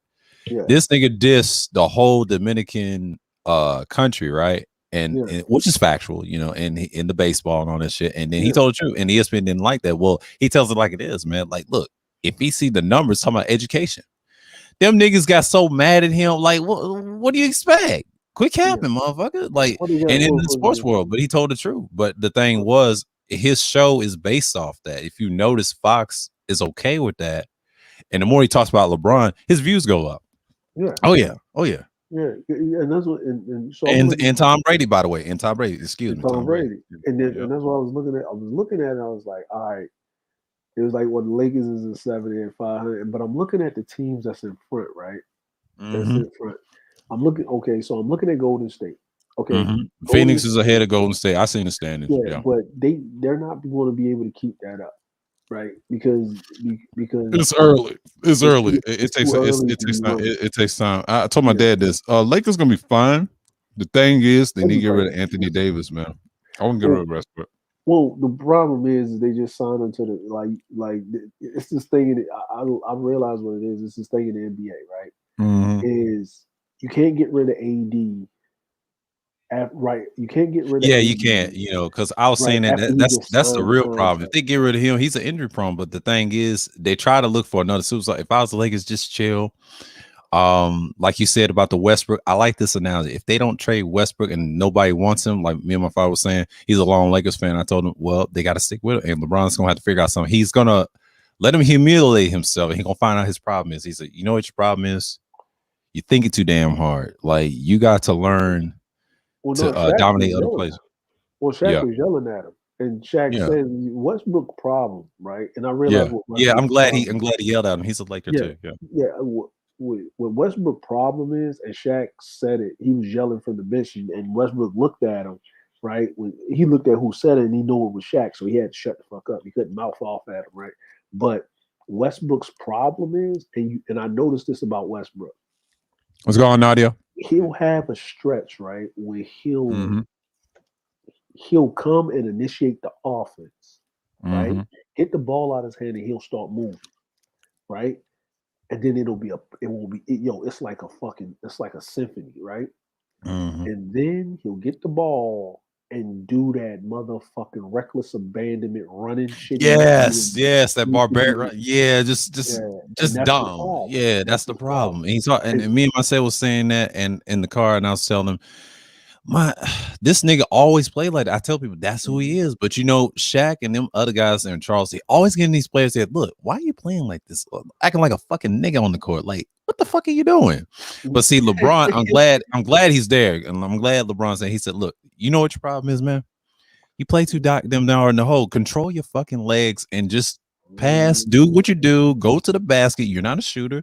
Just hit the mid-range and move on. Just do it quiet. Like just be that nigga and just calm down. Like you don't have to play for 100 miles an hour like a fucking cheetah. You gotta have that. You gotta have that what you call that kill rate with the tiger. You gotta be that. You big as a tiger, not no fucking cheetah. Like come on, nigga. Well, the thing is the reason why that shit worked for him in OKC is because he had a Kevin Durant. So that's it. You can't do that with LeBron. You got to calm down, and you're big like that. Come on, you got to control your legs, pass it right. That torque. He has to understand you can't run like a fucking cheetah with LeBron. You and LeBron do the same thing. The difference is you got to use that size and punk these little guards. Like throw Steph Curry, use your size, and just like how Embiid figured it out. He said, "Man, I got to stop being goofy out here and start shooting threes." And he got to the basket. I applaud that nigga. Like, hey, boom, boom. My dad was trying to tell him, get in that fucking hole, man. Like Philly, they told him, I said, look, nigga, we getting rid of Ben Simmons. You better get in that fucking paint. That's where you get your points is, man. Come on, man. And that's what I'm saying is with like and LeBron and that's the thing is when I see Russell Westbrook do it, and I said, okay, this is his problem. Yeah, He's used to playing like even when Kevin Durant left, he had Mm-hmm. Paul George, right? Mm-hmm. So you Same got shit. somebody that can spread the floor. You got somebody that can spread the floor because you can't leave Paul George open, right? You just can't back off of. So now the problem is that LeBron is not going to be running around unless it's necessary, right? Unless it's necessary, he's controlled. But you know what's though funny? The reason why I say the games are similar, LeBron's a taller version of all those guys, and Wilt. See, that's like Wilt Chamberlain and Oscar Robertson on the same team. Here's the problem with that. You got a true legendary. I don't want to say stat pattern. That's what people call him. Yes, it's true. But here's the thing: legacy stat pattern champion. Like this dude embodies what modern basketball is today. Westbrook's got to look at that as like, how can I be like that? And LeBron had to pull him to the side. You don't have to play too hard. Just, you know what Brady does? He breaks down the defense. You know they're gonna be stupid, right? And I think what's his name? That died, the fat guy that fired him in Fox. You know that TV show that Windhorse or whatever his name. Or something like that. Yeah. Jason Whitlock. Jason Whitlock. He said this about Brady. He said, they so stupid, they manipulate the defense and he throws it over here and they think he's over there. And that's what Brady does. It's like LeBron. Like they break down teams and see, this is why people are so dumb and don't understand. When you break them down and learn how to stay calm and shit and then keep scoring and people get mad, they say, why you get all the points? Well, LeBron figured I don't have to run too fast. I can finesse your ass. It then punch you in your mouth and it's over. You know, look, Westbrook haven't learned that. He ain't used to guys like LeBron breaking people down like a fucking syllable, man. He has to learn to quit running like a fucking cheetah. And I use the tiger analogy. You got to be mean like a tiger. Just you got to have a kill streak. You got to learn to do it when it's necessary and beat people up. That's all you got to do. The rest wouldn't care. They said, "Fuck it, that's Westbrook. That's a nigga." I don't know, you know. And then the other thing is about Westbrook. This is the first time he's actually on a team. What's going on, Slayer? All hell, Gray Skull. He's on a team with a group of. He's on a team with a superstar that's taking all of the fucking media punishment. Because Kevin Durant wouldn't be talking. He'd just sit there and let Russell Westbrook talk and maybe answer a question. Paul George ain't like what thought provoking fucking post game interviews or sound bites you got from Paul George other than Pandemic P in the goddamn playoffs, right? Like you know what I'm saying? Like you know what I mean? Like so. There's a lot of. I'm like if he figures it out. The one thing I know about Jeannie Buss is she ain't trying to get rid of no star players. No. She would rather have a star player fucking up and taking the team than trade for him, get him, and then let him go. Because you notice something. I'm glad you said that. That's why they can't trade Westbrook. Palinka agreed to it, and James agreed to it. But here's the thing: knowing LeBron's history, if he gets a guy like that, see, he ain't Wade. No, he's not Wade. He gonna get inside his head. Remember, KD treat you like shit. Yep. That's gonna light up a light bulb, and he be like, "Yeah, play it this way." Yeah, and then the don't get emotional, man. Just take this shit and let it ride, man. And then the other thing is fucking what's his name? Like, because you know KD's with Kyrie, right? But if LeBron wins a title with Westbrook before KD wins a title with Harden and Kyrie, KD got to sit the fuck down somewhere. I mean, KD doesn't really care, but KD's going to be looked like a fool, like a fool because you went to Golden State and everybody know that it's payback. It's payback. You went to a team and you could have beat on OKC. It's really his fault. I always blame KD. I'm not Westbrook. Westbrook is the same. I knew this when he got drafted. Like I understand how he plays. He's always gonna play that. LeBron knows how to fix, but I don't know what it is about LeBron. He fixed players like guys like that, make them into dime pieces. I'm like, what the fuck? But that's LeBron. That's what he does. He breaks you down to a syllable. Like, look at it my way. You see this shit over here? Take that fucking hole to the basket, rebound the shit, give it to me. I give it to you. Relax your fingers. That shit will fall through, and they be shooting threes like it ain't nothing. I'm like, what the fuck? You know, people, like think about it like this. Remember, they started doing the All-Star game, and then the top two they got the in the votes. They was the captains, right? And And remember LeBron? Remember LeBron picked Westbrook, right? Yeah, I remember that. And he didn't pick James Harden. He picked Westbrook, right? Yeah, I know. I noticed that. Yeah, he's Yeah, okay with Westbrook, but see, he does that on purpose to piss certain people off. I'm glad he didn't pick Harden. Yeah, but see, Yeah. but then realize, but think about it like this, right? Ain't that the All-Star game that Russell Westbrook won the damn MVP at the All-Star game? Oh yeah, I remember that. Yeah, And yes sir. remember Yes they were sir. making fun of James Harden, and Charles Barkley was like, "Oh, the dribbler." The dribble. He was saying dribble. I remember that. Yeah, dribble. James Harden was pissed, boy, but it was facts. That's all that But nigga it's was facts. doing. I mean, you trash, man. You can't win no championship act like that with your fucked up ass beard. I'm like Santa Claus, man. Come on, man. You worse than a hangry man in them. Like, come on, nigga. No, the angry man need to figure out what James Harden be putting in his beard because this shit. Right. The petty dude. Yo, that is James Harden beard. His beard is looking pretty bright. But you know what Gino said off air? He said that beard looks like death. He said that in the hideout. He said that looks like death. No, that nigga angry man beard look like old Brillo pads, nigga. Rusty Brillo Brillo pads of death. You know them dollar store hard ass fucking toilet brushes, bro. Them red ones and shit, nigga, with the the wire brushes, nigga, that scratch up your toilet bowl, bro. Shit. That nigga angry man beard look like them plastic fucking rat tail combs, nigga. That shit was dry and crispy, bro. That nigga beard color like the color of like crispy bacon, nigga. Crispy bacon, nigga. It's bacon! You know what I'm saying? That nigga beard look like motherfucking pork skins, nigga. Like, you know the pork skins with the fucking hot sauce on them, nigga? Yeah. Nigga beard the color pickled pork feet, nigga, pig feet. Yeah. Nigga. I'm glad you told me about Saru and got mad and you told me that the white boy, but that same white boy was in my chat in that Sunday Madness number 2 because he saw Trey and everybody, of course, Agent G and all them windmilling, right?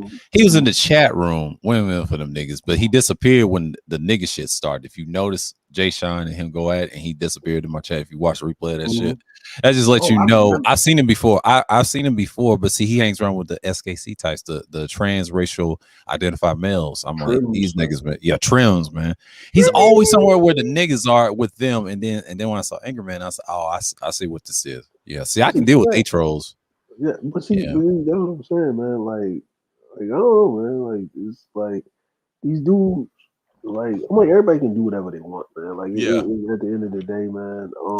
But like what I'm trying to figure out, man, is like it don't make sense, right? Because this is the thing I ain't get. This thing I ain't get.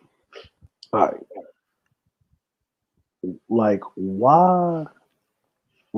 why is Big J beefing with Wacky? That's let me tell you something over the peer shit. I know Wacky was telling them like she came at him before, like I think a couple years back, and I remember that too. And they had like a little scuffle, on this shit. But I think he addressed it, and he said, "I'm done addressing it." But he trying to say he was beefing Wacky, and I think Art Banaka did a stream, and I saw and I skywatched the shit, and I understand what he was trying to do. And then Big J had a whole mess the other night with Auntie and Rue, right? If you saw his last stream, it was 8 hours, right? If you watched the beginning, and then you saw Verbal on there, right? That nigga dipped off the panel, and people try to say, and I said something. Y'all know what I said in the hideout, what I thought about that stream, and it was like, I said the C word. I said it's cowardly, but and that just shows you right there. And then you just proved Wacky's point.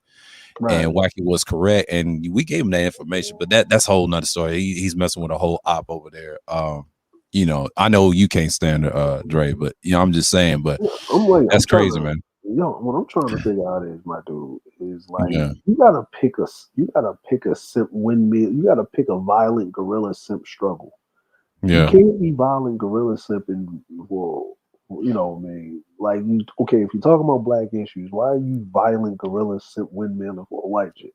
Yeah, that's what I'm saying. It's stupid. You got to it pick a don't make side like that. But see, I'm glad David Johnson pulled his card over Ant's, and Ant pulled his card too, and he did what he did. You know what Wacky said on his stream? I think he has it up or not. He said, he did what he did, and I agree with what Ant did. And I'm glad Ant had that stream because that shows you. And then David, they've been saying that since 2 years since I came in these newer spaces.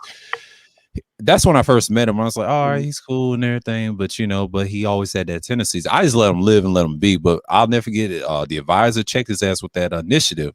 He was talking all that spicy shit, and then you told him come on and hit the link. I was there in that chat too, and then Cerulli was up there. That Cerulli was up there, and they said, "What's the problem? What's the issue?" That nigga got quiet as a church mouse boy, and then the last time he didn't say nothing. He was on the panel with you, right? Over Sheila's, right? And I was up there too. I was like, damn, I thought this is going about to pop out. I said, get some chimp straps. Right? I was saying in the chat, right? And nothing happened. Then he addressed it finally and just went on his way. Yeah, that's why I let him live, man. He's like, well, I was saying, was they trying to co-opt you? I was like, bro, come on, bro. Ain't nobody trying to co-opt shit, bro. Like, stop. I ain't co-opting shit. Well, see, the whole thing is, man, and this is what I says, like, I appreciate, man, I understand Wacky had to address it, and then he said that's the last time he's addressing it, he's moving on. And you know what I'm saying, and Wacky, my bad. Somebody said it that he beefed with, he just beefed with all the dudes for no reason. I'm like, there's no reason that he does it.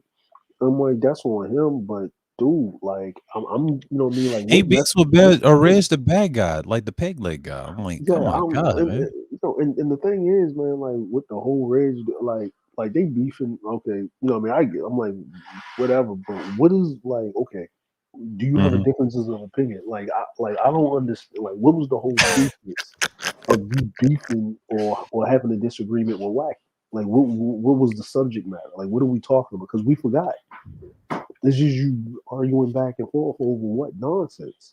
Like at the end of the day, what are we talking about? Like what is pertinent? Like and after y'all have this discord or y'all have this debate or this disagreement, like is this like going to do anything? Is there is it going to mold? Goddamn thing. And then you just want to it ain't gonna do nothing. But see, Wacky was interrupted by verbal. He can't stand verbal. Those chicks, right? That was the issue. And then not only that, it was the peer. He had problems with peer before. He timed out. I showed you the screenshots and what it was about. And he said the co-host should have did his job. And see, that triggered Big J, by the way. He was pissed. That was his close buddy, right? And you know how the white pussy gets you enamored and shit. And that right there triggered him.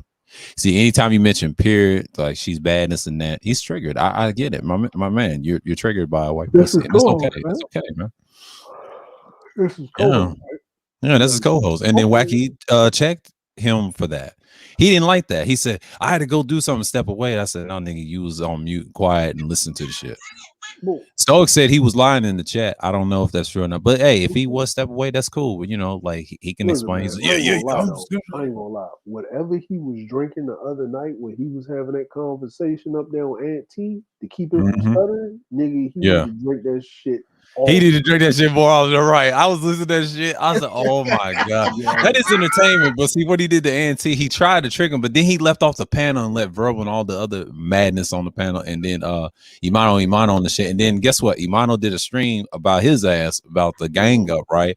It was mad about, the verbal shit. I'm like, well, that's what you get when you go over to Big J's. Of course he's going to defend them. Like they was talking shit in the chat. I laughed at the chat how sorry they are, but they just proved their point, man. We don't fuck with them like that. See, and this is why I don't fuck with them. And this is why that's why over here in the spear, it's hold your own nuts. Hold your own shit. Because that's the cop out with the whole. Oh, y'all niggas ganged up on me. No, you need to hold your own nuts. Hold your own nuts. This is not a team sport. It's 1-on-1. Like, you know what I'm saying? It's 1-on-1, bro. This is not group fighting, bro. This isn't like motherfucking. This isn't fucking like Attack on Titan, bro. Like this is just, you know what I mean. This is not what's those games like? This is not game banging. This is not Saints Row and Grand Theft Auto. No, but you know what the main protagonist does as a villain? He does everything by himself. They got missions. You got to do it by yourself, and your gang dies early. Think about it. You know, you're by yourself, nigga. What you gonna do? 1-on-1 with a bunch of dudes. Yeah. But see, that's what I mean. That's what I mean is that he's like, you know what I mean? It's like you see what the ploy is, you see what the play is. Shout out to Wacky, man, for, you know what I mean, standing on the square, because, I know shout why out to Wacky. Wacky for that. Yeah. I He's down understand. on the square. You know what I mean? I understand. Like, I get why Wacky, you know what I mean? Like, Wacky's talking about a subject matter. So, you know what I mean? He's going to stand on it. But the thing On his is principles. yeah, he's talking about a principle that he has. So, you respect that. Like, you can agree and disagree on it or whatever. Yeah, just respect his principle. I always had. And I think 2 years ago he did that in his channel. He said, and he don't allow no nigga shit. And he let you know, look, just come correct. He'll time you when your time is up. And he sticks to the points, and he does 1 to 2 hour streams. Sometimes he'll 3 or whatever. If it's a good 4 hour stream, I was on a 4 hour stream one time, and it was structured right. Like I said, my top 3 that does structured pounds, he's up there. It was Gold Professor.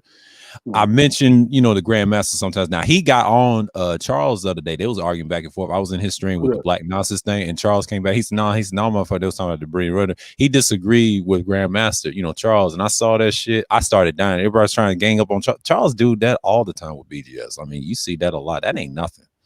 Oh, yeah, Charles stands on his shit. Yeah, that ain't nothing. On this shit too, man. Like, it's people be thinking. Like, people be thinking, like, a lot of times, like, yeah, Charles agrees with BGS with stuff, but sometimes people don't listen. They don't listen. Now, he disagrees with him. He tells you, like, I have no issue with him disagreeing with BGS. Like, this is why he stands on his shit. It's just the other niggas, like, they want to be yes boys. Like I saw the other day, like, over his panel yesterday, they was talking about the British, and he told him, be quiet. He said, hey, stick to the subject matter. Don't, I know it's a hot topic. And he tried to tell Bay, talking about a bitter truth. He tried to tell him, chill, and he checked Black Uru too. Yeah. He got quiet. And I started laughing because, see, people don't really listen to what they be saying. And what I do on his channel, on both channels, I observe where they going to go with the conversation. Like Black I'm saying. Uru dude, the dude that used to go to, like, Africa and shit. Yeah, that's that Chicago nigga. He's cool with Roger now. With the hammer and all that shit. He used to go. It was Black Uru, the dude that used to go, like, he used to go to Africa. Yeah. He be over at Arson and say he go to Africa. Because I remember O'Shea and him was, like, real cool and stuff like that. Yeah, I've been on the panel with him last year over at Rogers, and I think it's just 2 years ago. He's decent on panels, but in the chat room, he's the same. It ain't nothing. Okay. So, because I remember he used to do all the, if that's the same dude, like, it's the same older dude. Yeah, he's a Gen X, the same older dude. Yeah, he used to show those videos of him in Africa talking to the people, doing interviews and stuff like that. So that's when all that go back to Africa, Pan-Africanism. That shit. Yeah. Until niggas start going back to Africa and realize niggas, niggas were stepping in open sewers and shit. But and Mike V showed you the good and the bad parts when he tried. He always said this not all the partners like that, but what he told me? He told me that in our Brain Trust. He said, sir, if you ever went in those little conferences things, they, the tech stuff, and they talked about that in the Brain Trust. I was messing with them 2 years ago, and they said the same thing. And Black Uru was on panels talking about it. He'd be everywhere. Roger Report, Art, and sometimes BGS. Not all the times he'll be on his panels like that, but he does when Edward's around. Edward came later on the panels. He didn't come early in the stream. You know what happened? BGS made him stay on topic, but he's tired of that bullshit. See what he's doing. My stream's right. Shit out that he always about women and derailing the conversation. Yeah. He had to stop that shit. You know what he did? If you watch that stream, he kept it short. He said, "This is too early in the morning." He said, "Y'all can't over talk each other. Pick a number." And you know what he's doing, right? All the streams we used to do, and all the things in the the fall and the winter. He's copying what I'm doing. See, he's trying to get back on the shit, and I know what he does. And then his other channel, I don't know if he got hit or suspended, whatever, He said, you know what? Let me do it on the Gnostics channel. Yeah, I was in there, and I did show y'all the screenshot with Lil TP. He had another account called The Bearded White Side. He's in his feelings about that. I try to tell you talk about his beard. Oh, my God. This nigga is hurt, bro. Little TP, well. Yeah, I forgot that nigga existed. Yeah, I know, but he had another account called Bearded Whiteside. If you look at that, that's him. That's his other account. Yeah, Yeah, I Yeah, forgot. with the pink B, with the pink B. If you see the pink B, you know what I'm talking about. And he said something about BJS. He said, y'all all rainbow on the panel. I was like, this nigga, here we go. He's mad because you know what he did to the man on the panel on Arts. That's what he was referring to. He said that in the chat when he was known as, Jerome over there, right? And he said, I'm clipping this. This shit is just ridiculous, Yeah, Yeah, but but I try to tell him, look, they've always had that type of talk, man. Like, Kuda tried to defend that shit. Kuda, you gotta understand, I don't care if he's from LA or not. That's just some sick talk. I understand what Grandmaster's doing, but see, the man fell for it. He said, why are you thinking about it? He kept screaming and put it on his head, man. I said, man, you done fucked up. You a crash dummy, bro. We use that nigga as a crash dummy over here, but you notice he ain't coming around. And I try to say, Gino, just use him as you can before he exposed. Like you said, advisor, what, 4 to 6 months and how long he's gonna rage in these spaces? Well, we're seeing it. It's on time. Merry Christmas. Merry Christmas. Merry Christmas, nigga. Like, I don't know, man. Just the year of the tiger. Yeah, because I'm just waiting on that for the Monday's beef, right? Because it's like you said, it's like a YouTube, like a regular week, like a YouTube week is broken up into like 2 parts during a regular week, like Monday through Wednesday beef or Thursday beef, and it's the Friday through Sunday beef or Thursday through Sunday beef, right? Which is the big one. You know what I'm saying? It ain't, what I mean? Ain't nothing really happening, bro. Like it's like, like ain't nothing really happening. You know what I mean? Yeah. They like, what I mean, everything is, I'm like, it's happening, but it's just situational.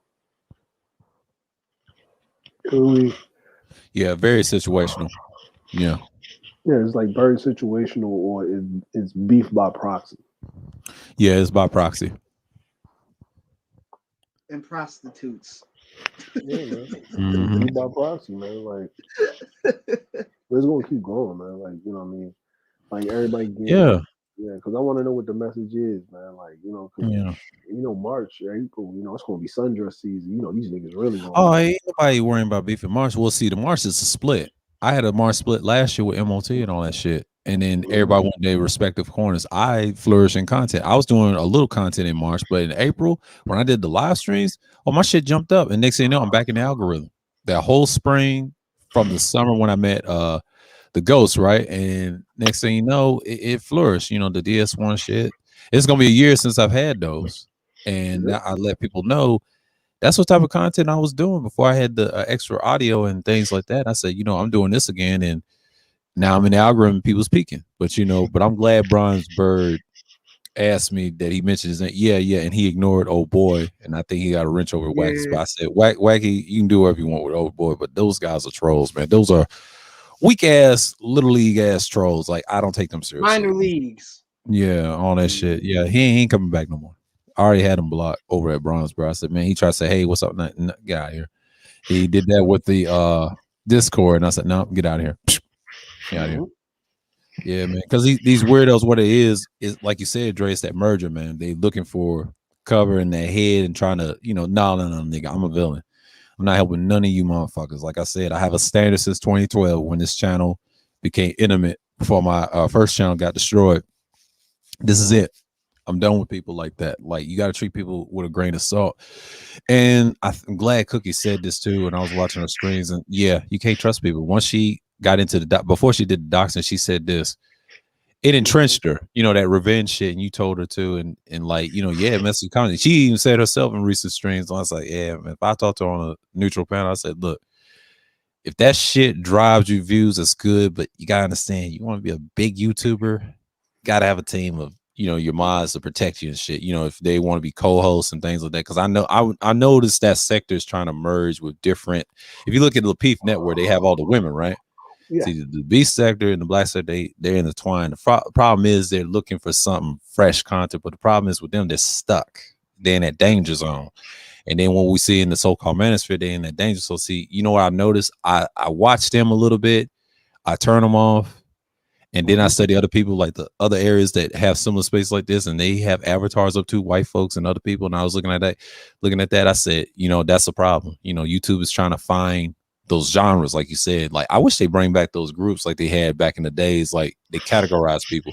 They ain't gonna do that. They trying to find a market for that, you know. And that's the whole thing, man. Yeah, man. That's the whole thing, man. Yeah, you too, man. But yo, I'm gonna get off here, bro. Yeah. You know what I'm saying? Hail Grayskull in the Palace of Petty. You know what I'm saying? Oh, Yeah. hell, great skull. Yeah, I gotta stream the next hour, so you know how it is. Yeah, man. You know what I'm saying? Well, yeah, I'll probably do a stream, the comeback stream. You know what I'm saying? Probably next week. You know what I mean? Probably Okay. next Yeah. week, y'all. Yeah. You know what I'm saying? Yeah. Next week I'm trying to. I will say I'm off on that next Sunday. So yeah, I'm off. So I ain't really doing much because I won't do it like I did the first week I was off in January. So yeah. Yeah, man. All right, y'all. I'll be in the clouds, in the clouds. And remember, you too can grow a beard if you have a Play-Doh. Oh hell, Great Skull! Oh hell, Great Skull! Oh hell, Great Skull! That was the petty advisor. Yeah. Yeah, man. Dr. Doom himself, the advisor. Dr. Doom, man. Dr. Doom. Wow. Yeah, man. It is 5 hours and 16 minutes. God damn. I'm on a Great conversation. Yeah, they gave you the okay, man. Them bots gave you the okay. That's a good thing. Not a bad thing. So, you know, I'm on my dynamic right now on the panel with you because I didn't know what was going on because I didn't want to hook up my condensers today. I said, you know what? Let me try this mic out. I said, man, this is excellent. I'm gonna use this on the stream that I'm about to start at 2:30. So yeah, man. Yeah. Oh yeah. All hail to the motherfucking Gray Skull. All hail Gray Skull. All hail Gray Skull. Yeah, man. Yeah. This you understand me? Gray Skull. Yeah. You can keep on watching. Keep on watching. I know you watching. Oh, he's a hater. We know that. Yeah. Cause I got to do it. Don't be mad. You didn't peep that what I just did. You got to do it. You got to do it. Don't be Did mad. I rhyme? Did I rhyme, yo? Don't be mad. I'm just being petty. I don't give a fuck about that nigga. Fuck that nigga. But still fuck you to this day. I'm for him. Don't be mad. He wasn't shooting with us in the gym. That's still fuck you. Yeah, that's still fuck you. Yeah. All that disrespect over at in the Visors channel. No, it's still a fuck you, nigga. All day, nigga. You stepped on the wrong territory and you fought with the wrong villains. Yeah. It's still a fuck you over here. Yeah, you gonna get this trolling. You ain't about them hands, boy. Fuck out of here. You're a century old about to be in the graveyard, man. Get out of here. These old niggas, man. Like I laugh at these niggas. I don't take these niggas seriously, man. They're jokes, man. They deserve to get clowned and roasted. And it's no need. I don't take them serious. No, you need to go off yourself and go sit down. That hoes don't fuck with you like that, bro. Fuck out of here. Fuck his channel and fuck him. Period. Ain't no peace. Fuck him. Well, always gonna be a motherfuck you, and he's gonna get a violent roast. I don't care if Fitnelli's on the panel. Fuck him. Fuck you. And it's like that. It's like that. I'm still a villain. And that's the way it is. Boy, that's the way it is. Boy, you big-headed niggas. Yeah, we're gonna use his old lingo against y'all. Y'all some big-headed niggas. He's the only big-headed motherfucker I see with a fucked up blockhead has with the two braids too tight, look like fucking noodles, man. Get out of here, bitch. Struggle ramen. like chop suey in this bitch. Fuck out of here, man. Yeah, let me get the low main style. Yeah, man. Like these niggas is clowns, bro. Like all they do is bitch and complain about the same old shit. They do the same shit what these tricks do. They're pussies, man. Like a lot of these dudes clown them, man. Like nobody likes that motherfucker and nobody likes the other nigga. But yeah, man. Crack is whack. Yes, sir, advisor. Yes, sir. Crack is whack. You smoke it, don't you? Yeah. You smoke crack, don't you? Yeah. You smoke crack, don't you? It's always the villain's fear. It's always the villain's fear. Oh, hell, Gray Skull, I'm clipping. Chak, Jack, yeah. chak, chill. Do you understand me? Gray Skull. Chak, Yeah. chak, Bunch of chill. goofballs. You niggas a bunch of goofballs. Here's the thing, goats are not humans. Amen. And they're definitely not full-grown women.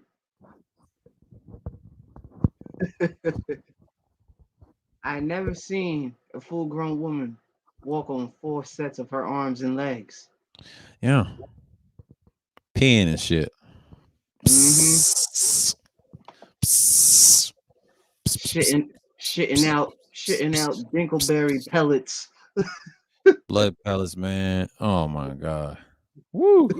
Shit. But the game's at 3. What? The game's at 3:00. God damn. Shit. The Buccaneers and the Rams. God damn, man. Oh boy.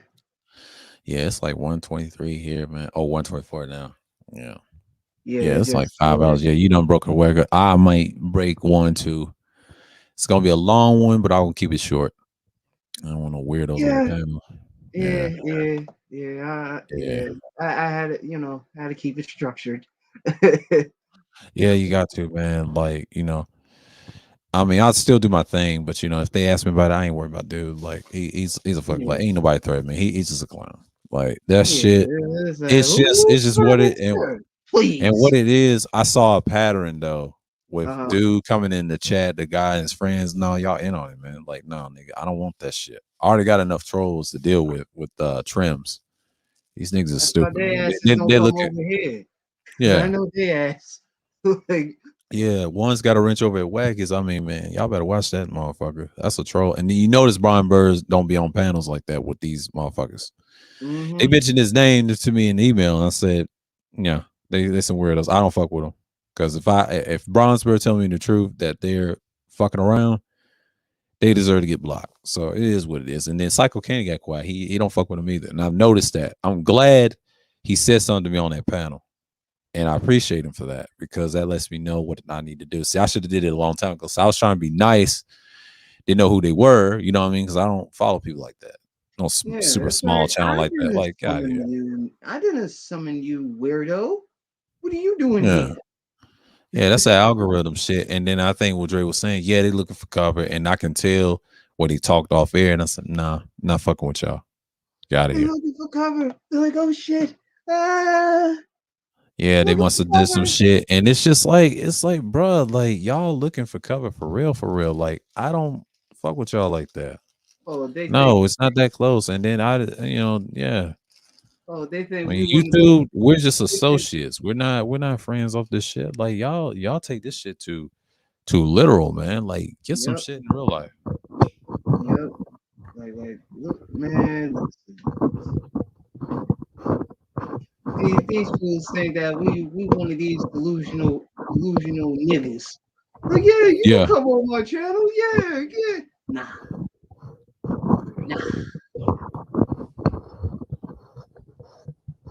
See, I don't like niggas like you. Yeah. They cause more problems. Definitely do. And I know where they stand at. It's just like, come on, bro. Like, y'all niggas are weird. Yeah, they weird anyway. Accept it and move on. Accept it, move the fuck on, and have a nice day. Have a nice day. Check. Hit the road. Check. Don't come back. No, me, more. Hit the road. Yeah. Check. Don't come back. Hit no the road, more. Jack. Like the late and great Ray Charles would say. Yeah.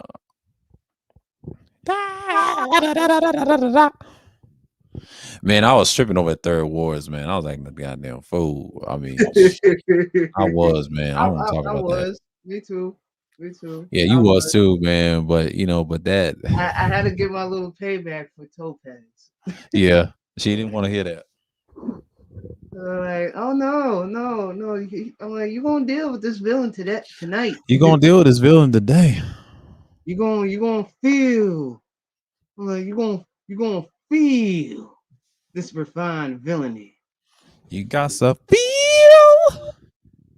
You gotta feel this refined villainy. Like shit, don't be scared now. Yeah, man. Mm. Well, yeah, Auntie, he loves the fuckery, man. Like, I ain't mad. Like, a lot of people get mad. They say, Auntie got a lot of fuckery. He always got bitches coming on panels. But that's his channel. Like, look, That's I the have no channel. issue. Auntie's gonna be Auntie. Like, and then Big J was getting mad. Well, you participated. Y'all want them Dummy. views, man. That's just what it is. Like, you know, and Yeah, then you one of your. David pulled his card once again. This is a repeat of how he did with that little game. We understand that little game, man. Yeah, He's their I've been on whooping his boy. panels a bunch of times. You know, Ant's gonna do his thing. If he wants to do the person, yeah, let him do his shit. I'm not mad. Do your thing. He's the whooping boy. He's their whooping boy. Yeah. Yeah, Big J know better. He don't come over here because we gave him that information, and apparently you're going down south, but we let him live because Yeah, we know the truth. he He forgot knows that. the truth, but he ain't got the truth. I tell people that he ain't got the truth. Just because you got the information, but yeah, Dre sent it to you. But I got some more information on that as well. He sent me way more. Dre was contacting me way more than y'all guys. He contacted us, but he gave me the extra information. I said, "Oh shit!" So I've been talking about it. I was that channel. I was that go between. You know what I mean? Niggas Yep. ain't them niggas ain't doing nothing, man. Like, you know, I just They let ain't him do doing his shit. thing. But you know what? B just did challenge him and check him. He said, "Hey, man." He just, hey, you know. Oh, good afternoon, esteemed Ultimate One son, Toya. What up, Toya? What up? The formerly known as the tutorer. I got something special. I got something special for the bottom spear. Get to work. Make some content. Stop being a bitch. That's my motto. We are ACS. Take that Antagonists, looking like a man, boy. contrarians, and spectators. We are what we are. ACS. Say it with me. ACS. Say it with me. S S ACS. Say it S. with me. ACS. Say it with me. ACS. Great Hold your own skull. nuts. Yeah. HYON. There you go. Hold your own nuts. Hold your own nuts, y'all. Hold your own Hold your nuts. own nuts. I see Hold y'all your own niggas. nuts. I see y'all niggas are prepping your sundresses for the next 2 months. Yeah. Your sundresses, sunflower dresses. Yeah.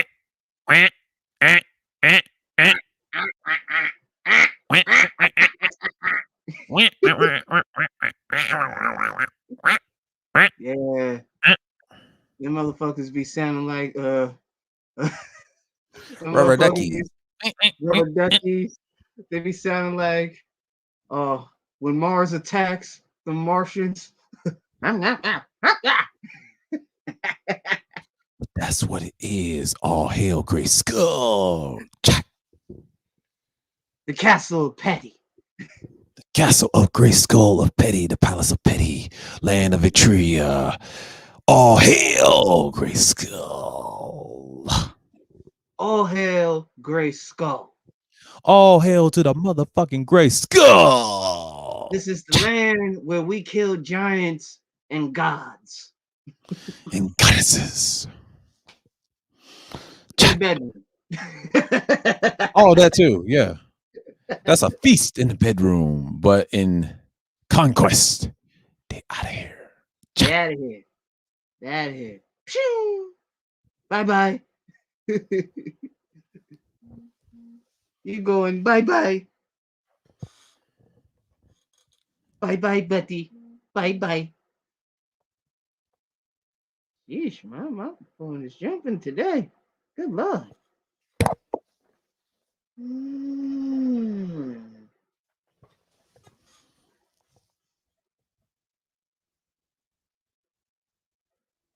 Mm.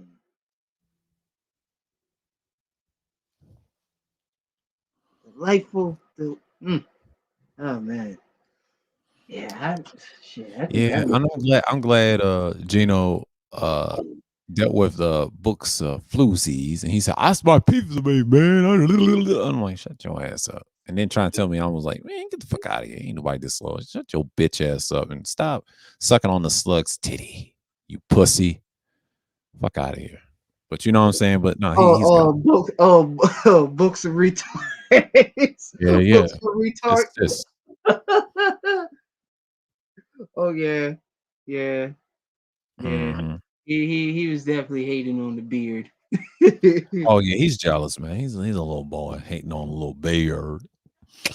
Like But the bearded white side, oh my god, that's his little count, little TP. oh, Well, that beard he's getting like, on his oh, feelings. The beard has where do touched you his find? feelings. Hold on. Where do you find little big Nate in my beard? Huh? Uh-oh. Huh? Uh-oh. If you did, he probably cut your throat. I cut your throat. I'm done. I cut your throat. I cut your throat. Oh damn, nigga. Where the fuck did you come from? I'm done. I'm done. Look at someone's Sound like a wrestling promo. You know, sound like a wrestling promo. This dude is off, man. I'm done. I'm done. I am done. I slit your throat. He's like, cut your throat. I was like, God damn, Nate, come on, man. He was telling that to D Darrell. I said, oh man, this dude is emotional, man. Damn, nigga, he's like, now in front of the children. In front of the children. I cut your throat. Oh shit, man. I cut your throat. I cut it. Oh shit! You gotta forgive us, Toya. It's Petty Sunday. It's Sunday Madness is always petty. That's why I named it Sunday Madness. It was the chill spot at night, but I had to change it. I had to retire it. Call it Sunday Madness. You see the skies of death. I had to come with the skies, and I can't use my villain picture yet. That's at the night. That's what I conquest with power. All hail Gray Skull. Jack. Yeah. Jack. Cheer. Oh, we appreciate that, Toya. Thank you. Oh, we appreciate that. Thank you. Yes, we can't be a band of villains, you know, kicking chairs and ruffling feathers. That's what we do, man. I love being an antagonist to people. I love being contrarian to certain individuals. I don't give a fuck because I spectate what the shit goes on. I'm a huge spectator when it comes to sports, logic, polytricks, and bullshit. And the bullshit. Oh shit. Bullshit arises. Bullshit arises.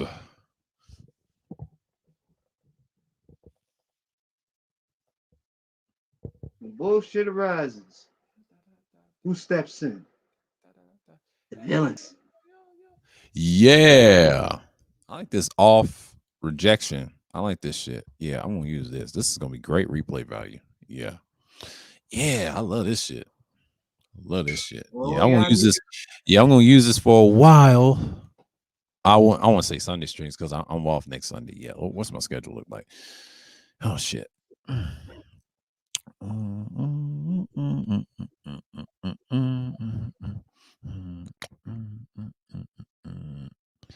have to skip that. Let me see. Let me see what we look like here. Schedule. Let's see what the schedule look like. Look at all these angry ducks and Martians. Look at them. Let's see. Look at them. Oh, I got some. Okay. I said egalitarianism. Okay. I got something on the I got an idea. I have an idea in February. Yeah, February 1st. Yeah, I got an idea. Hold on. This is gonna piss a lot of people off. Okay, Oh, okay. we're gonna raise some hell next month. We Yeah, we're gonna gonna raise some raise hell hell next next month. month. Dun, dun, dun, dun, dun, dun, Jesus. Oh yeah. What up, Wacky?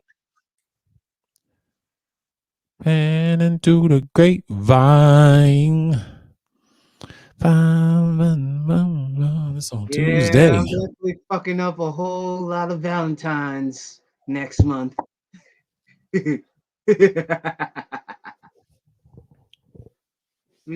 We're gonna be taking care of business. In the business. Taking care of business. And we're gonna cause a whole lot of hell for Valentine's. So y'all might not wanna, you know, disappear, next month. Oh yeah. Oh yeah. I'm fuck y'all Valentine's up this year. Yeah. Oh, I'm gonna be super petty. Yes, sir. Yes, sir. Oh, and Yes, sir. Yes, sir. let's not forget that punk ass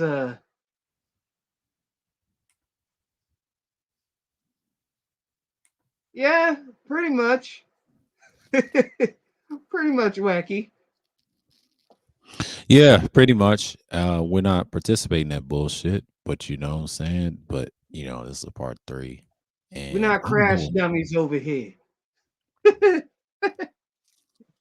me see something. Ain't none of that going on over here. Yeah. New broadcast. What I'm gonna talk about Wednesday. Yeah, I'm gonna do something. Y'all niggas a bunch of Nimrods. We ain't doing that shit. Yeah. And Arc is gonna do a part 2 on that. So, as the drunk villain spirit captain would say, fuck you and your cause. Yep. I hope your cause piss in your cup and make you drink it. Now get the cutting. Get the cut. Check. Stop it. Stop it. We gonna stop it. We gonna stop it. Ain't no do. Yeah, it's basically Bronzeberg told me what this weirdo was doing. It was a weirdo. Big weirdo. Hanging with them He's a weird. weirdo. Oh, Hanging out with them weird. use a hoe. Oh, use a hoe. Da, da, da, da. He's a hoe. He's a ho. He's a ho Ho, ho. ho, ho. Merry Christmas. Shit. Fuck is going on with these niggas?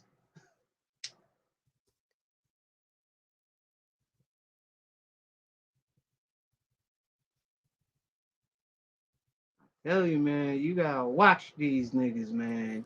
You gotta watch them. They be on Can't some trust them bullshit. new niggas that be coming over here. Yeah, man. They looking for cover, and I'm not gonna do that and participate. No, they out here doing dirty work. Like, no, we ain't professional. Like, get out of here with that bullshit. Man, fuck Don't out do of that. here. Yeah, I knew what it was. No, get out of here. I'm not in the mood to fight people. Shit, fight your own battles, bro. Stop being a slut. Yeah, Go fight your battles. stop being a cum slut. Check. Come bucket. Oh, this is gonna be Bill Dandy. Yeah, You've all been that sipping on paperwork. that purple stuff far too long. I had to come back February 1st. Think we have to smack these niggas in the back with a Yeah, folded chair. yeah, I man. feel ECW. ECW. Juan G's the man of Philadelphia. From Philadelphia's. Someone's gonna get hit. Someone's gonna get hit with a folded chair. Yeah. Ain't gonna be pretty. Someone will definitely get strangled with some iron chains. What's wrong? What's wrong? What's wrong? What's wrong, small hands? Oh shit. Why don't you use your little plaits? Like Pootie Yeah, like Pootie Tang, small hands, fucking clown. Oh boy, it was trippy. He said it's like that because I yanked his wrench. Who's co-signing that nigga? Yeah, like, what's wrong? You know what I'm talking about. You know what I'm talking about. RPA. That's should I say DPA. I'm calling DPA, Mr. DPA wannabe. Fuck out of here. What's wrong, You don't fuck with the villains out here. We're the villain sphere, god damn it. Like I said, ACS. Nah, nobody. Now, court justice, he got his own problems. Yeah. Oh, he's been done. Like, what's going on? Huh? Taking on that big shit. What's going on? Now you feel that pressure of that iron chain around your neck. But you know, I'm glad Dre said something earlier about these dudes, man, and Angry Man, everybody else. I'm just like, I don't give a fuck. Y'all do what you do, but you know what's so funny? I'm surprised Big J is going to links to go at Wacky, man. But you know, it ain't no beef. I mean, he like you said, it ain't no YouTube beef. It doesn't exist. These dudes, they're not really about that, man. Like I laugh at these dudes, and I'm like, Big J, yeah, all this drama, but that anti shit was kind of funny. Wherever he was drinking, I agree with the visor. Where he was drinking, that's some wild shit. He need to drink that more often. I'm not hating on him, but everybody kept saying you're gonna have a blood aneurysm.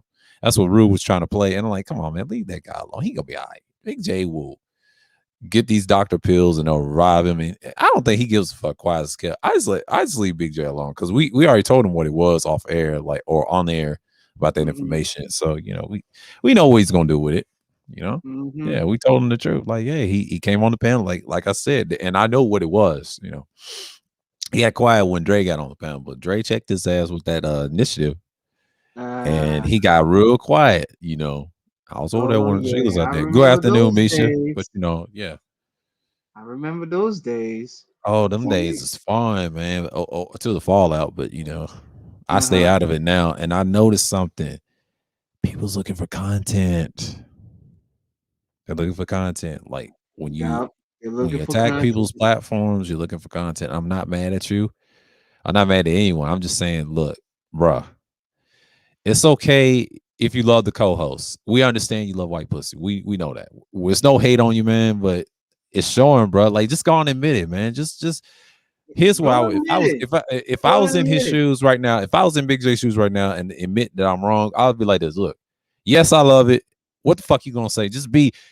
He ain't a villain, but if he's a villain about it, if he's a true villain, like he says, you got to stand on that shit, bro. You got to acknowledge that shit and just move forward, man. Just move forward. It's okay. Like, ain't nobody hating on you. Be careful. Fuck around. White pussy love. Bob at your ass. Snip, snip. Yeah, it's just like I said, man. Like, if you love white pussy, that's good for you, man. I'm not hating. Go ahead and just admit it. Don't front online. Like, it's okay, man. If you cool in real world life, yeah, holla at her. Don't listen to Warren, man. Don't listen to Warren trying to say you ain't gonna get nothing. No, just shut him up. Like, if I was him in this position, I'd tell him shut him up. Yeah. What the fuck you gonna do now, niggas? But knowing him, he tries to say, no, I'm humble. And then I saw that stream and I say, come on, Big J. See, I know he wanted them views. I ain't blaming him. I'm like, hey, you want the numbers? Go ahead. I don't care about them. That's you, nigga.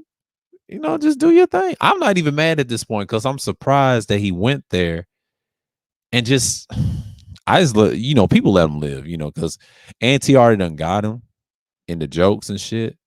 But I'm not mad what's happening. I see these, I ain't gonna say fallouts, wherever it is, but it's just what it is. I mean, it's cool. But Art Banaka was trying to piece it up or some shit.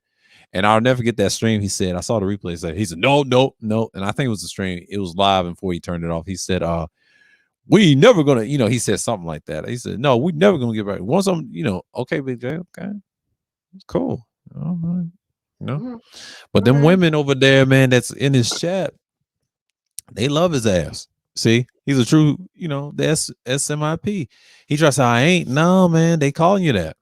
He said, these dudes hate. Now I was like, no, it's the truth. And this is why David's gonna say what he said. Like, people gonna pull your card, man. They gonna pull his card. The trolling, let the trolling begin. I'm like, I told him, can he handle it? Yeah. This is what he wanted. You wanted to I'm not mad. I'm not mad. I'm not mad at what he does. I don't care. Like, y'all can clown him, whatever. Big J's all right to me because I know who he is. He won't admit it. Just go on and admit it. Just one time on ANTs. I see you because when you come to ANT, this is when you tell you secrets. See, if you ever notice on his channel, he won't tell his secrets until he gets on other panels and we see him and we let him live. You know what I mean?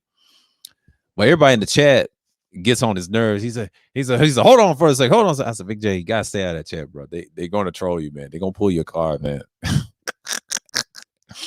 it's so funny. It's so funny. But Noob be trolling the shit out of the boy, man. He be trolling the shit out of the boy. He said, look at him. Emotional. Well, good morning, Misha. Mm-hmm. Tell all his secrets. Yeah, on ANTs, man. And I'm not mad at ANT. I think his channel's all right, man. It ain't bad. It's just, it's crazy. But you start telling on yourself on panels, my nigga, you should have had that alcohol over ANTs and whooped David and all them. Where was that spirit? I saw that shit over Root Dev and ANT. I was like, I ain't never seen Big J like that. Big J, you need to use that more often, nigga. Nigga, you need to use that. You need to use that so bad because I feel like that's your arsenal. The shit you be doing, that ain't working. You should have used that on BGS and got drunk and said, fuck it. He's like, I'm always sober. Yeah, your secrets. Yeah, man. You be telling on yourself, man. See, I listen what y'all say. I don't get mad and argue with you. I listen what you say. I'm not mad. Like, I understand. I'm spectating. Where's it gonna go with this? He said, I already got Rich. I ain't even worried about Rich. He told that to Auntie, he shut him the fuck up. And then Auntie said, all right. And then Auntie tried to pull his card. You see, he don't want to go to Auntie and get his card pulled. But when he goes to his and everywhere else, yeah, he's, they protect him. I respect it. But when you go outside of your echo chamber, ooh, Lord, see, I can go anywhere. I ain't got no problem. Chats, panels, whatever. I just ain't gonna argue with you. I'm just gonna ignore you and drown you out. Yeah, because I do what I do, man. Because I just let y'all kill each other, and then after you get off the panel, I'm still gonna talk my ish in this character form of all hell, Gray Skull. Jack. I'm just gonna be trolling you on camera. I'm like, yeah, people troll you on camera. I troll you from long distance in the chat room, panels. I made Fit Nelly get off that damn panel. I told him, man, you wrong about that George Floyd shit. Yeah, man, I say some shit. They already got me blocked. I'm gonna unblock this fool. Cause he ain't trolling me no more. Oh, somebody can grow a beard. He ain't got no beard. Well, Fasting told him about that beard. He said, my beard is real. He said, oh, time to go. He got his ass. Man. God damn, boy. Jeronki. Lord have mercy.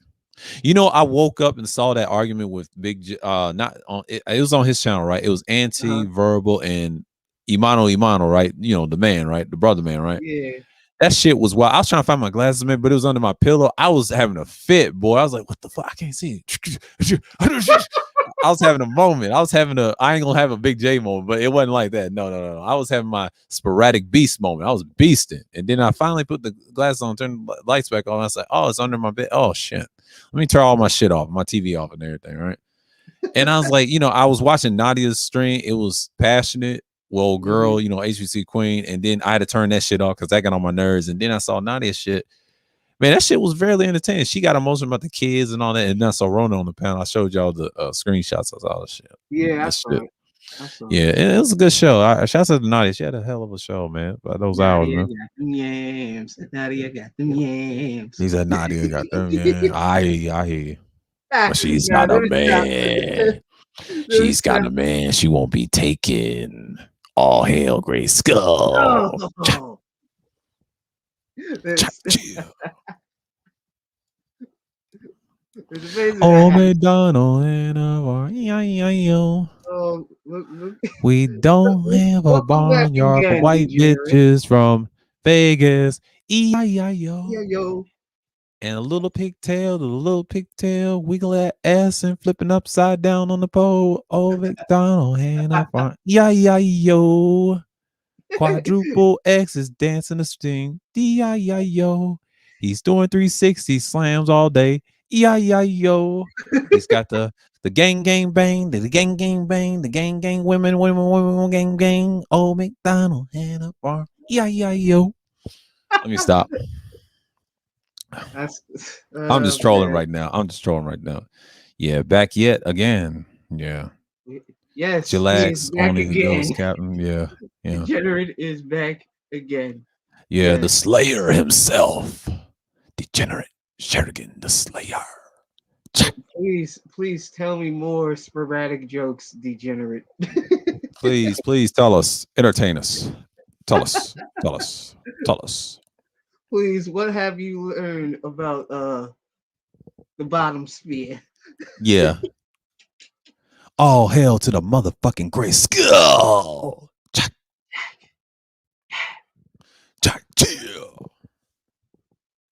My God.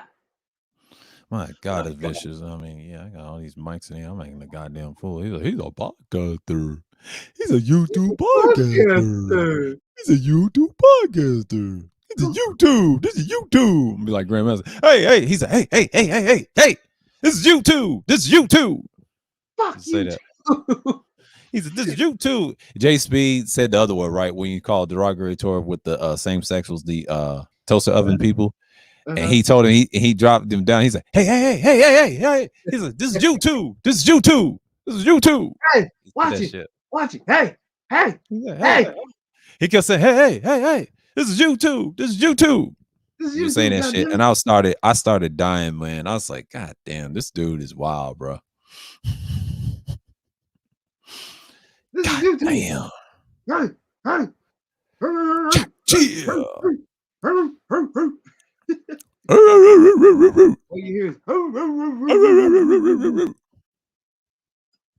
Great skull.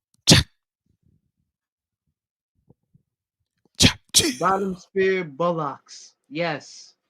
A bunch of bullocks.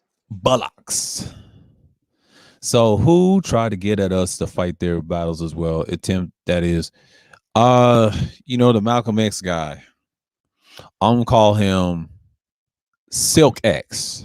Silk X thought he was slippery, man. These Canadian trolls. It's a Canadian trolls, right? He's dealing right. I don't buy that shit. It's a little bullshit that he had to deal with. Yeah, this dude. I spared him last year because you know how it is. Like all right. But I didn't want that audience because I saw this coming when he started coming around. I know he's cool with Wolf and everybody, but Bronzebeard never speak to him in the chat. I noticed that, or mentioned him on the panel. And I said to myself, this is weird. Yeah, you know him, but he don't respond to the Lions dude. And I said, you know what? Let me check these dudes out. Channels are trash. I know they're small channels. I know they're trying, but y'all ain't talking about nothing. Yeah, they're part of the wrestling group, but I don't care about that shit. I left wrestling in 2007. That shit's dead, bro. And then, what's so interesting? He hang with a guy, but he didn't know he trolled in docs. I was like, well, that's what you get. When you hang with trolls that actually do the shit and you participated and it got you must have said something about argument. And see, this is why I don't fuck with people like that. Stop arguing with people.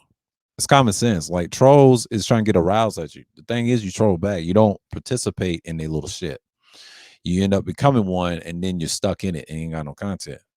That's what this was about. And he wanted me to save that. I'm not saving your content. Fuck you. Like if I see you getting blocked, bro. I ain't intimidated by that. Fuck him. I already know Nigga, what it is, man. little This roast is your cover.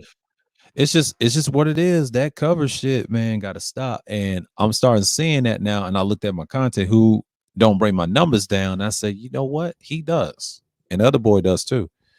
I ain't like that Sunday Madness on the tail end of it. I mean, it was decent. I mean, it's a class with DS1, and I put it in the heavy hitter list too. But because it was a good discussion in the beginning, but the end of it, I'm like, I already know what it was about. I ain't helping y'all. Nah, because I didn't go into detail because I already knew I had to cut him off at Discord, Twitter, and all that shit. I shouldn't have went that far with him because I thought he was, legit, but he wasn't. Fuck out of here with that shit. I already got him blocked on 2 things, but I'm not fucking with dude like that. Nah, no, nah, here. Because I already knew what it was, man. Like we cool over here. It's just him particular. It's always looking for something. If I see him again, I'm blocking him, man. Don't come on my shit. See him again, I'm gonna roast his ass. Yeah, but he ain't. No, I blocked him from the chat and everything. No, he ain't coming back. I'll make sure that. Look from the distance, bro. Like go over there somewhere else. I'm not the channel for that. I ain't got time for that bullshit. Because if I see you in the back, you out of there. That's it. It's only one time. I don't deal with people that can't fight their own battles. At least I do. I earn this shit. Nigga, you ain't earned nothing, and this is why I understand why Bronzebird ignored them. I know what he was talking about now. I think he said this pounds ago in the spring. I don't know if he was cool with him. But see, I'm trying to, I want a conversation with him about it. I can't do it on his channel because they ass will be over there. Think about it. Mm-hmm. Yeah, it's best to be on my channel. It's like, man, like, what's the deal with them weirdos, man? Like, I don't even fuck with them like that. That's crazy, man. That's just crazy. Or I can deal with him in 1Gs, but these dudes is weird, bro. Like every time I see him over at Wackers, they're trying to say my name. Like, I don't know you, bro. Mm. He don't even have a long conversation. It's brief. You got to give me a full conversation we can talk. So yeah, man, like they ain't coming back because all that does it ruins my content. So I'm staying on what it is. Oh, the white ones. That's the problem. That's what Art was trying to block, and I don't want to deal with that shit long term. You can't hang with idiots like that. No, I don't fuck with your circle like that. It's not it's all. And he was trying to go with that pro black shit. No, dude, that shit's dead. That shit died in 2011 with me. That's why I created this second channel. Just move away from that. So I've always been adversarial with the conscious community. Always have been. Look at my track record on this channel. I don't argue with people on this shit. We did it in the comment sessions and we just smashed them. I ain't caring. Like or dislike, I still maintain. Still got subscribers. Hey man, like I've been doing content. I ain't got time to argue with you. That's what y'all do. I don't do that shit. They love that shit. They're enamored with the bullshit. But see what their problem is, they ain't got no confidence. None. Yeah, man. Y'all don't even worry about it. If I see him in the back, he's gone, man. He's gone. I'm doing him like that Cage guy. Yeah, man. I don't give a fuck about that. Fuck them niggas. I don't care if you backstage, get the fuck out of here. Like, see that shit. And I'm not helping you. I'm telling you, fuck off. Like when I say fuck off, I mean fuck off. And once I block you, I will not acknowledge you again because I'm gonna roast your ass. Yeah, you're gonna be prepared for that. I'll roast your ass, bro. Yeah, I'll roast your ass. Cause I ain't got time. I ain't got time for that bullshit. Cause I already know what they on, man. See, I study trolling. I used to do that back in when I had that Moco Space account with my girlfriend, and I had 2. And I told you all this story, and I kind of stopped that shit in my late 20s. I understand deploy. I can handle them. I blocked several of them, bots and all. You think I don't block big YouTubers? No, there's no need. But them weak motherfuckers block me. I respect that. They just showed their hand. I don't fuck with them like that. Side nigga blocked me years ago. I was roasting his ass in the chat room. I mean, the comment section. Like I said, man, these dudes is weird, man. They've been bitches since birth, bro. Like I told you, this shit is so funny. You can laugh at these niggas to oblivion, man. Like they have nothing to offer. Yeah, we on that 6-hour mark, baby. Yeah. Yeah. Think it's about time I shut that shit down. But Yeah. ladies and gentlemen, thank you for tuning in on this fine ghost petty festival of this fine Sunday. I am the drunk villain spirit captain, Oni the Captain, Ghost, Sir of Grey Skull. and we are signing off saying stay villainous and hold your own nuts. That's right. Yeah. ACS. All hail Grey Skull. Peace. And we out. And we out.